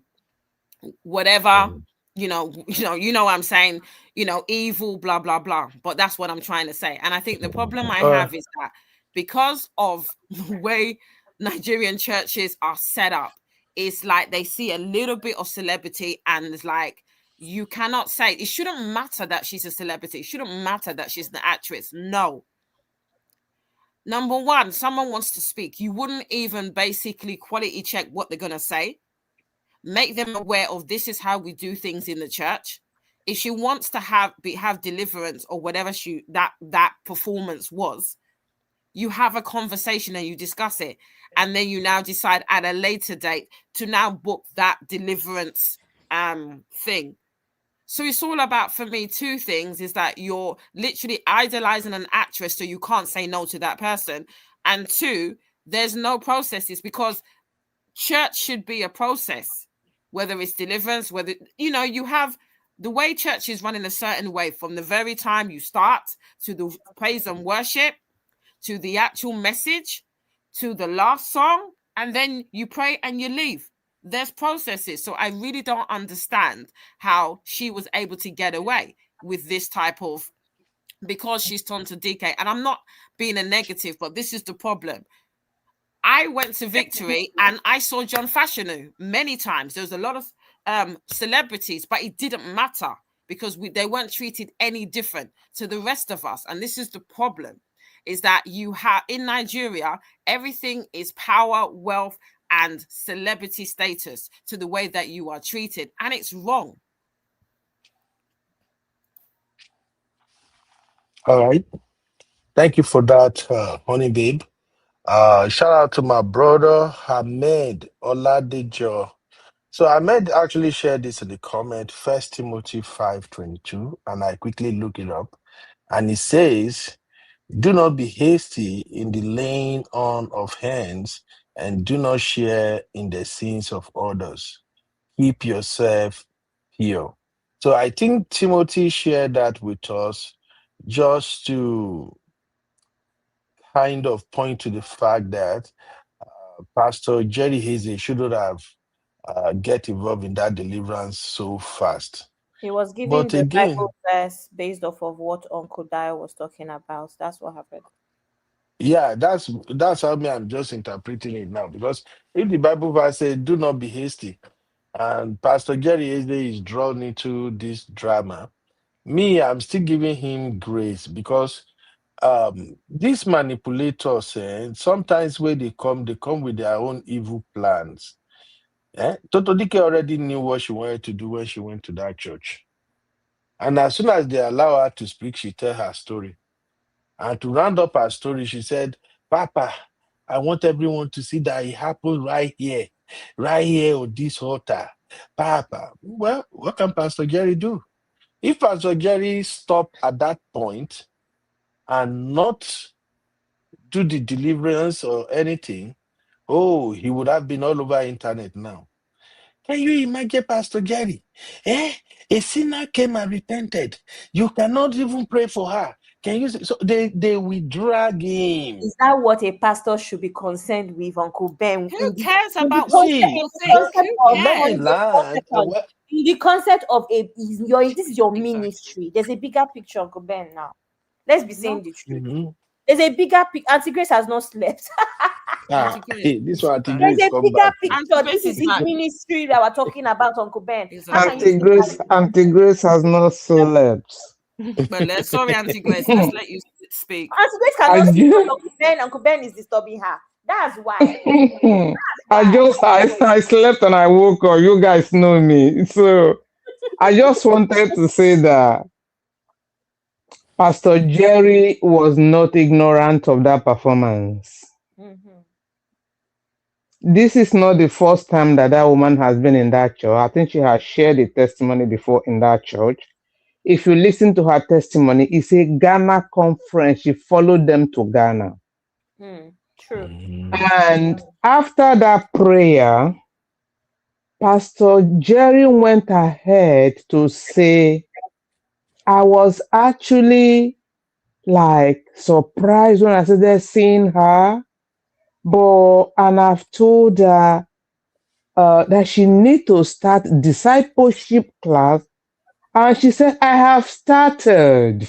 Yep. She joined the church already. She's being discipled. She didn't just go to that church that day to do all that drama. She's been in the church. Then why the deliverance then? Why? Is she doing discipleship? That is a public show, a public declaration. Yeah, that is where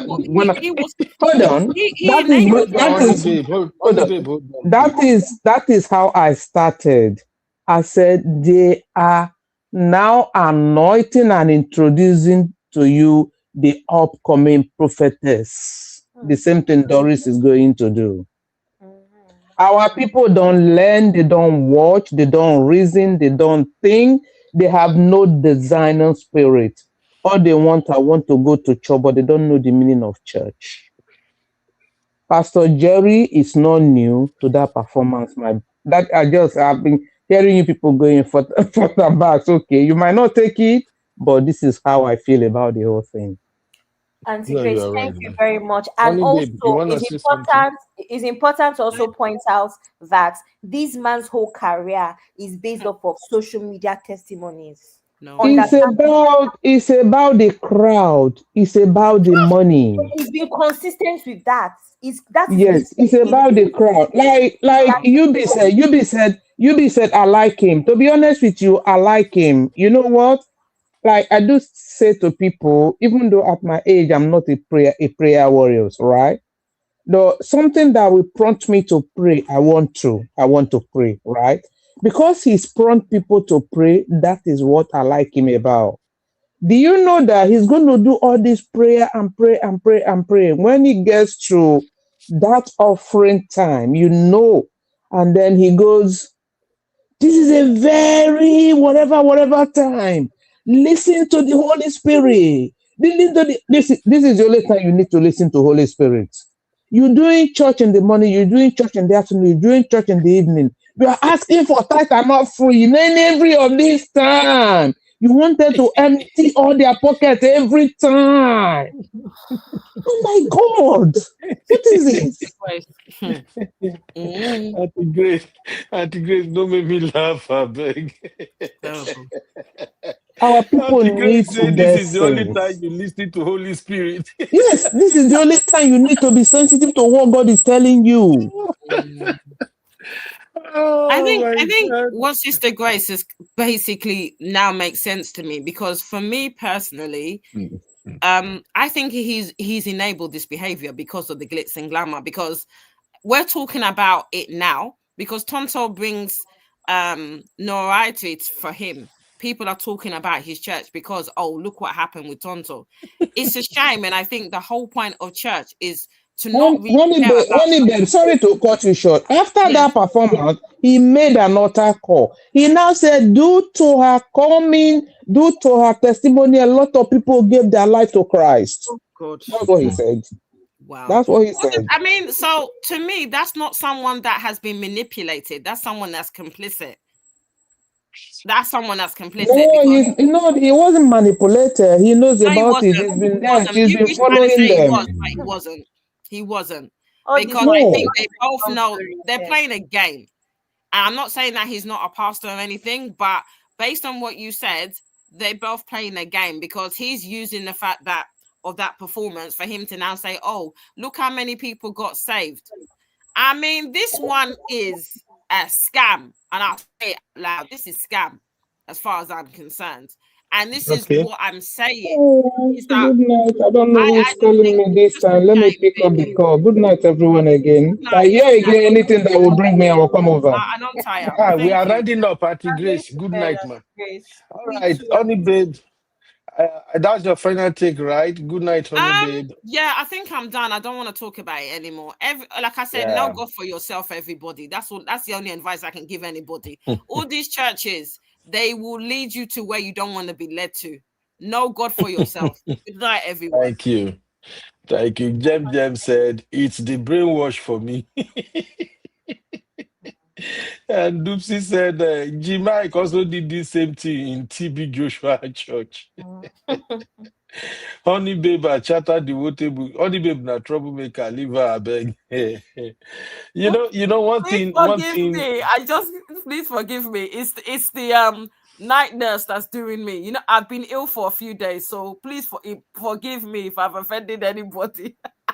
You know, one time, when Abby mentioned how they will pan camera to the faces of celebrity that attended services, I was just laughing because they do that a lot. For instance, somebody created a whole church on the niche of being a celebrity pastor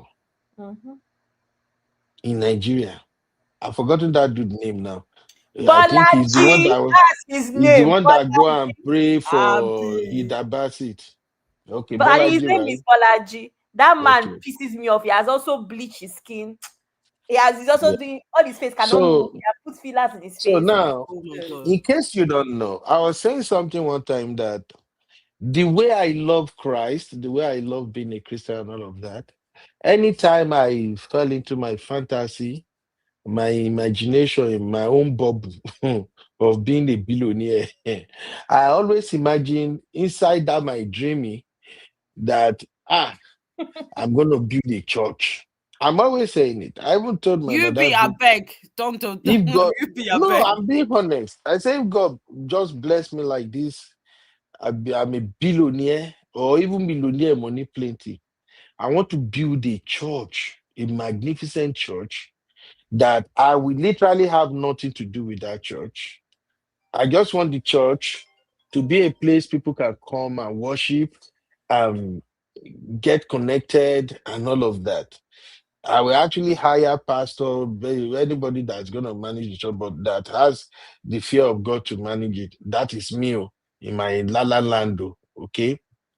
So another time when I was joking, and I'm like, look, there was this book. I wish they never introduced me to that book. It's called Church Marketing.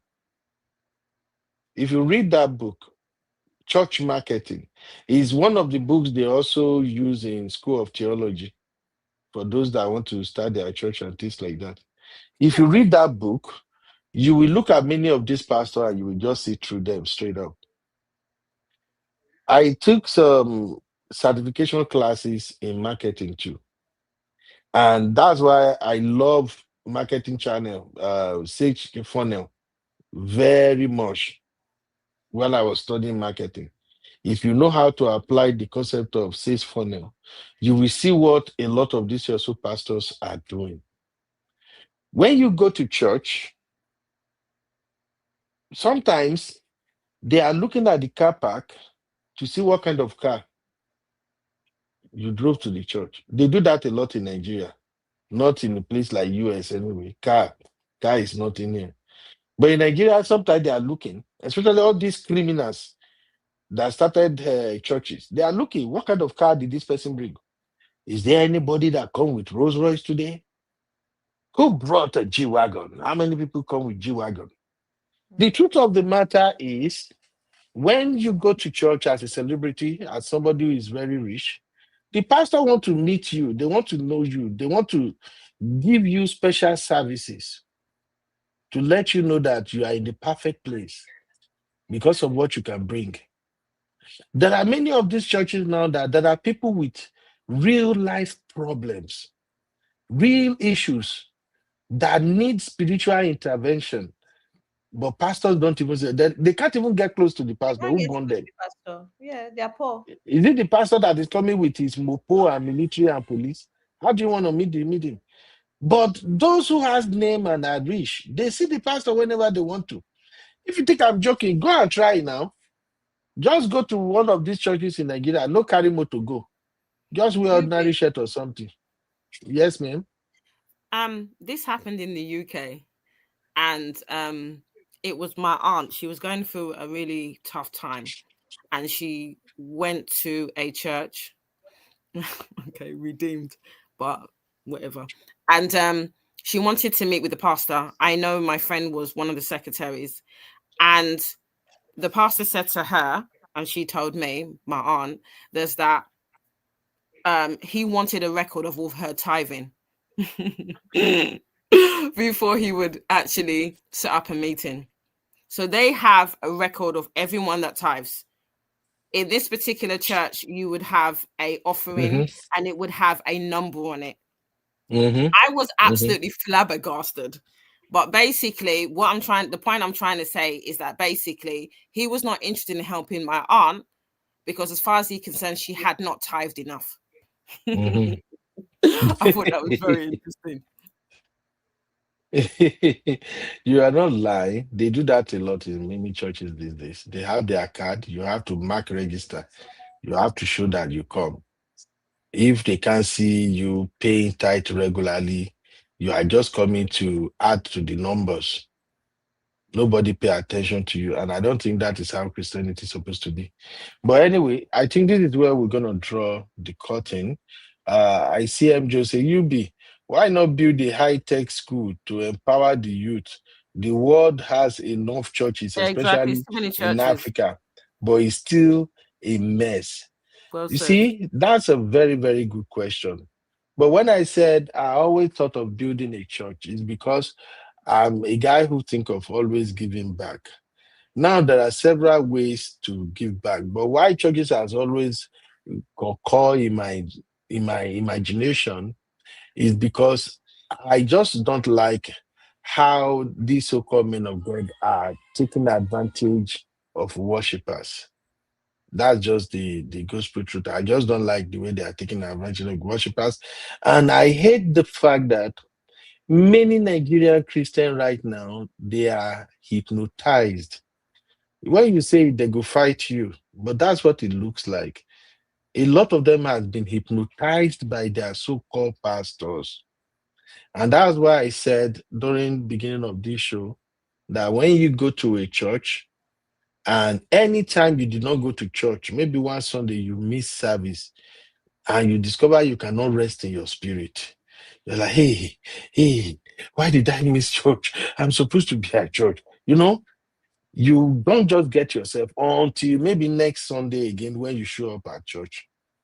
what that means is that you have been hypnotized. It's so hard to believe, but I'm telling you, you have been hypnotized. Our God is everywhere. God listens when you pray, even in the corner of your room. But as soon as you don't feel, you're feeling uneasy, as soon as you are having anxiety because you missed church one Sunday, you are thinking your word will crash. You are thinking, oh, evil will happen this week. I missed church. That is no longer ordinary. And that is what I think is happening to many people in Nigeria. I shared the story of my nephew here one time when I was going to leave Nigeria. As at the time I was leaving Nigeria to come to the US, my business had the potential of making between 2 to 3 million naira in a year. As at the time I was coming. And because it's a consultancy business, it's an academic consultancy business, we really don't do that much. All we did was I registered in a couple of libraries internationally. So students who don't want to pay in dollars or something in order to get material, they usually consult us. They will send their thesis, whatever they want to research, and then we just go to those libraries and look for those materials for them. And it was giving a lot of money.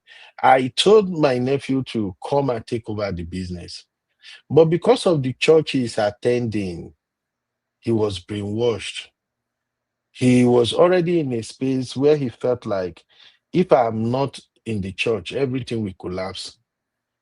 Oh, I have to be there, I have to be there. He says he's maybe one of the youth leader or something. All their yearly programs, he attended everything. And as at the time I knew my visa will get approved and everything, I told him, come and live with me for 6 months. Let me show you this business. I suffered, I sweat when I was building this business. It pains me that I'm going to the US now, and this lucrative business will just collapse. Come and learn it. This guy did not come because of religion. He was in another state. He didn't come. Nothing where I know do. He told me point blankly that, hey, I cannot joke with my church. We have convention. I don't want to mention the name of the church, but they do it all the time. We have convention. I have to be at Mowe. I have to be like, and I'll be like Jesus Christ. Even your pastor, your daddy Gio, their children are wherever they are right now, studying, working, improving themselves. They don't tie their own children to their own church. How come you people are the one who tied yourself to the churches? Eh? How come you tie yourself to these churches? As at the time, he didn't come. He is my baby. It's like Nami carry and when the born up was speaking. The thing is still paying me as I'm speaking now. Because by the time I traveled, I still run the business for like a year from US here. Because people will usually send email and everything. I was still running the business. And they are paying in Naira. Until America hold me tight, then I can no longer do it. I just have to let it go. That is how I ended the business. I later transferred it to a friend who cannot manage it very well. Then the business just pack up. Fast forward years later, my brother is still trying to find his feet as we speak. So anytime when we talk, although he has later apologized to me and everything, but every time when we talk, I will tell him, did you see your daddy Gio, his grandchildren, your own mate among his children? Do you know where they were as at 2013 when I was going to leave Nigeria? Can you compare it with where they are now as at 2024? Do you see how you were being left behind? Look around you. All your mates, have they not all kind of left you behind? That's what I'm talking about. You guys that have been hypnotized, you don't see what's before you. All of you just believe that God will do it. God, they keep telling you, let's pray, let's pray, let's pray. Faith doesn't work like that. Faith without work is nothing. I've preached this so many times that look, the way you guys go to church in Nigeria, there will be program on Tuesday, some program on Monday, some program on Wednesday, it's too much. If you live in an economy where there is high rate of employment, nobody has the time to be going to church the way you guys are going to church. And besides that, these pastors just need you to add to the numbers. You are the least of their problem. In fact, the bigger the churches grow, the further you are away from the pastor. I don't know if you guys get what I'm saying.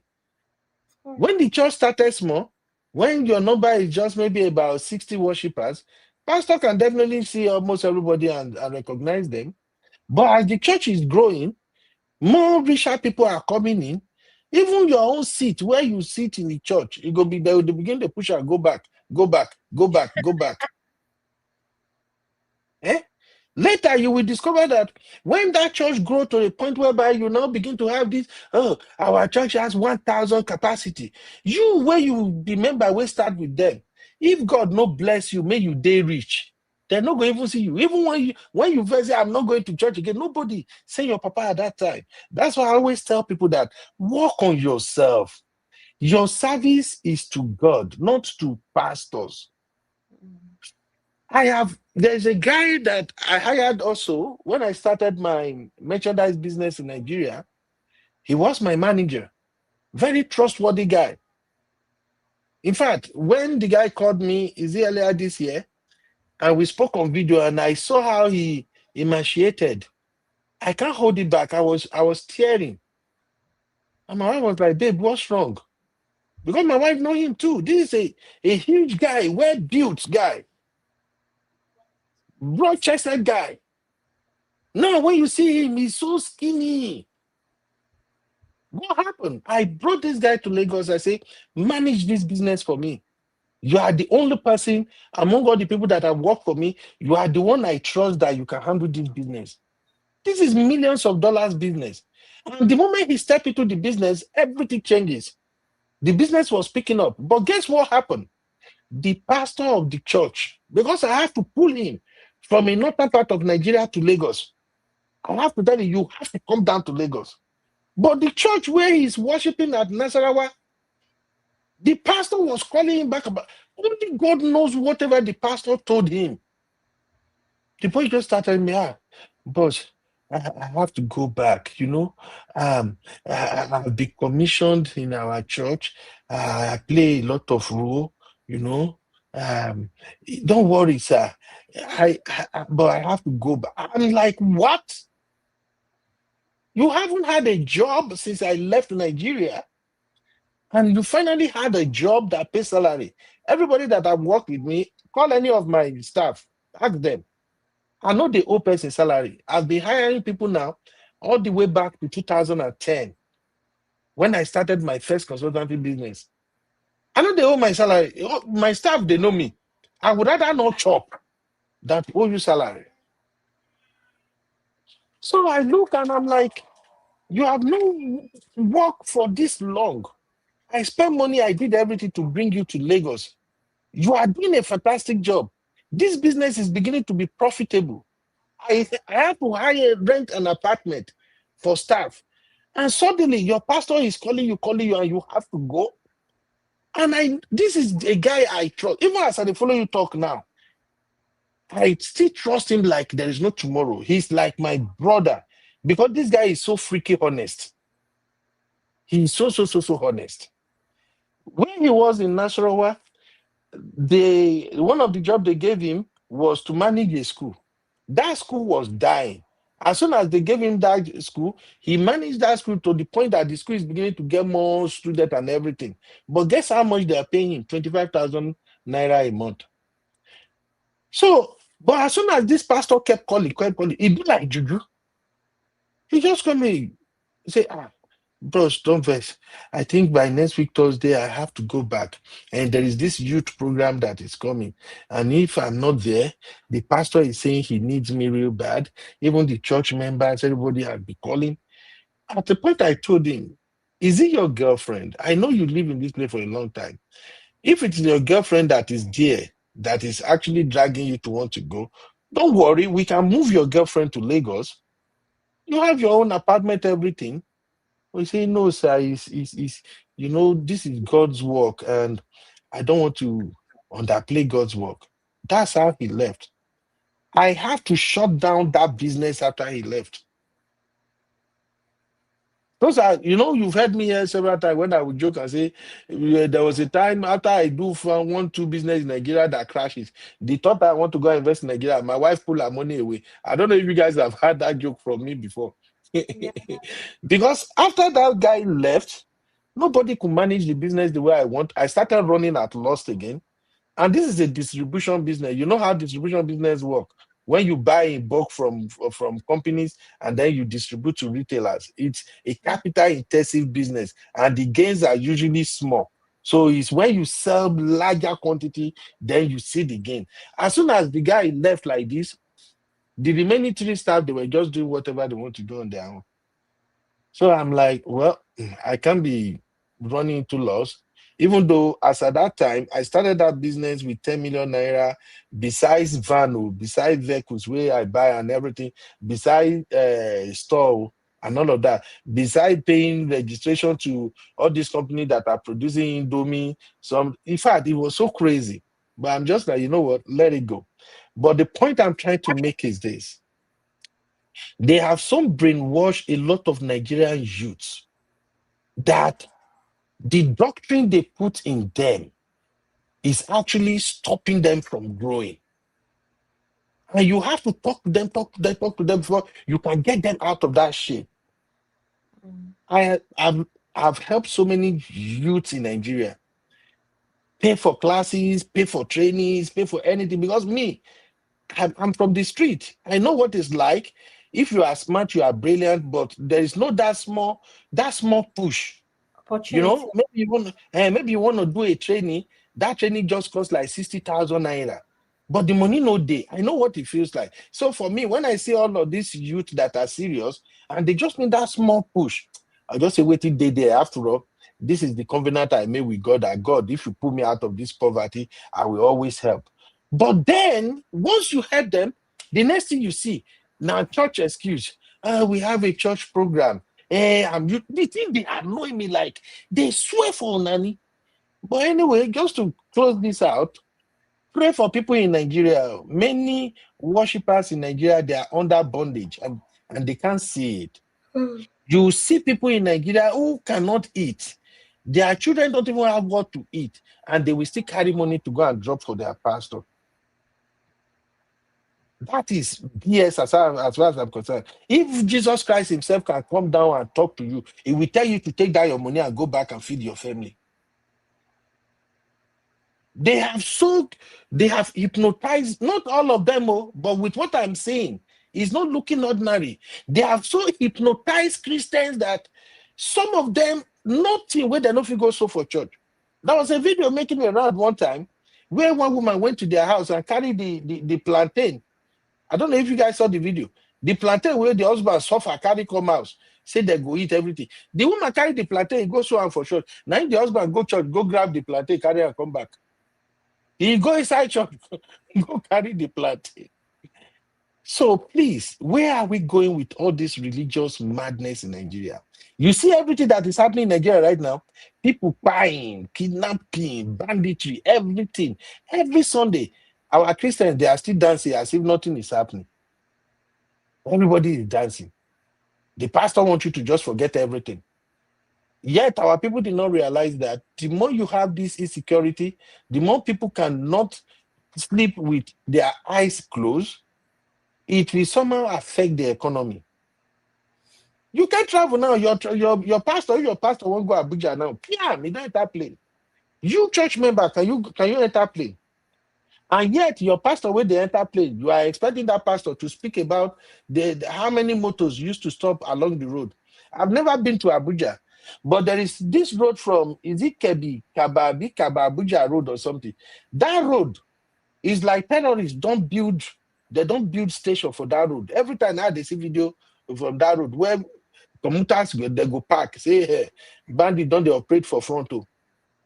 But nobody is talking about all of that. All your pastors are expecting is, as well as Sunday come, bring your tithe, bring your offering and all of that. And these charades that they are doing now, everybody trying to start their own church.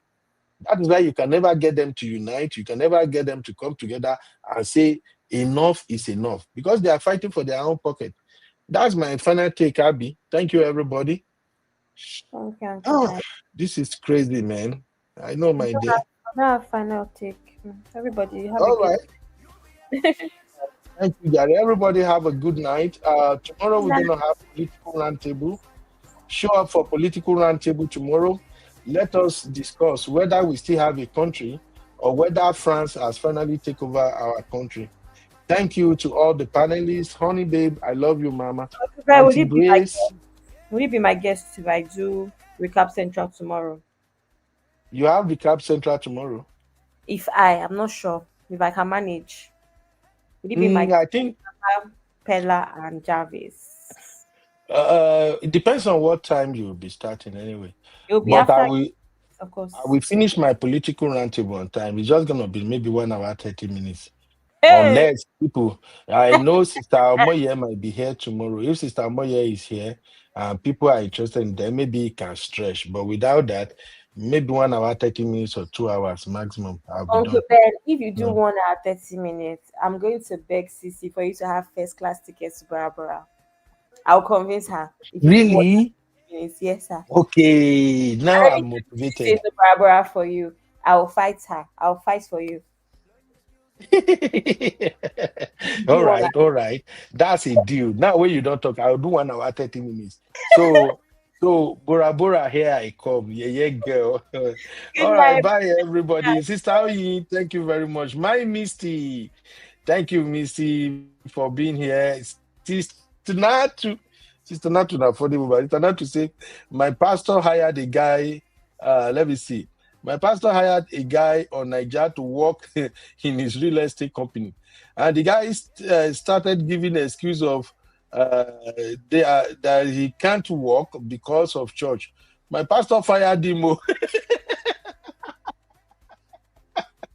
I'm telling you, Nigeria, these youth, they go frustrate you. As much as you try to help them, once they brainwash them with church.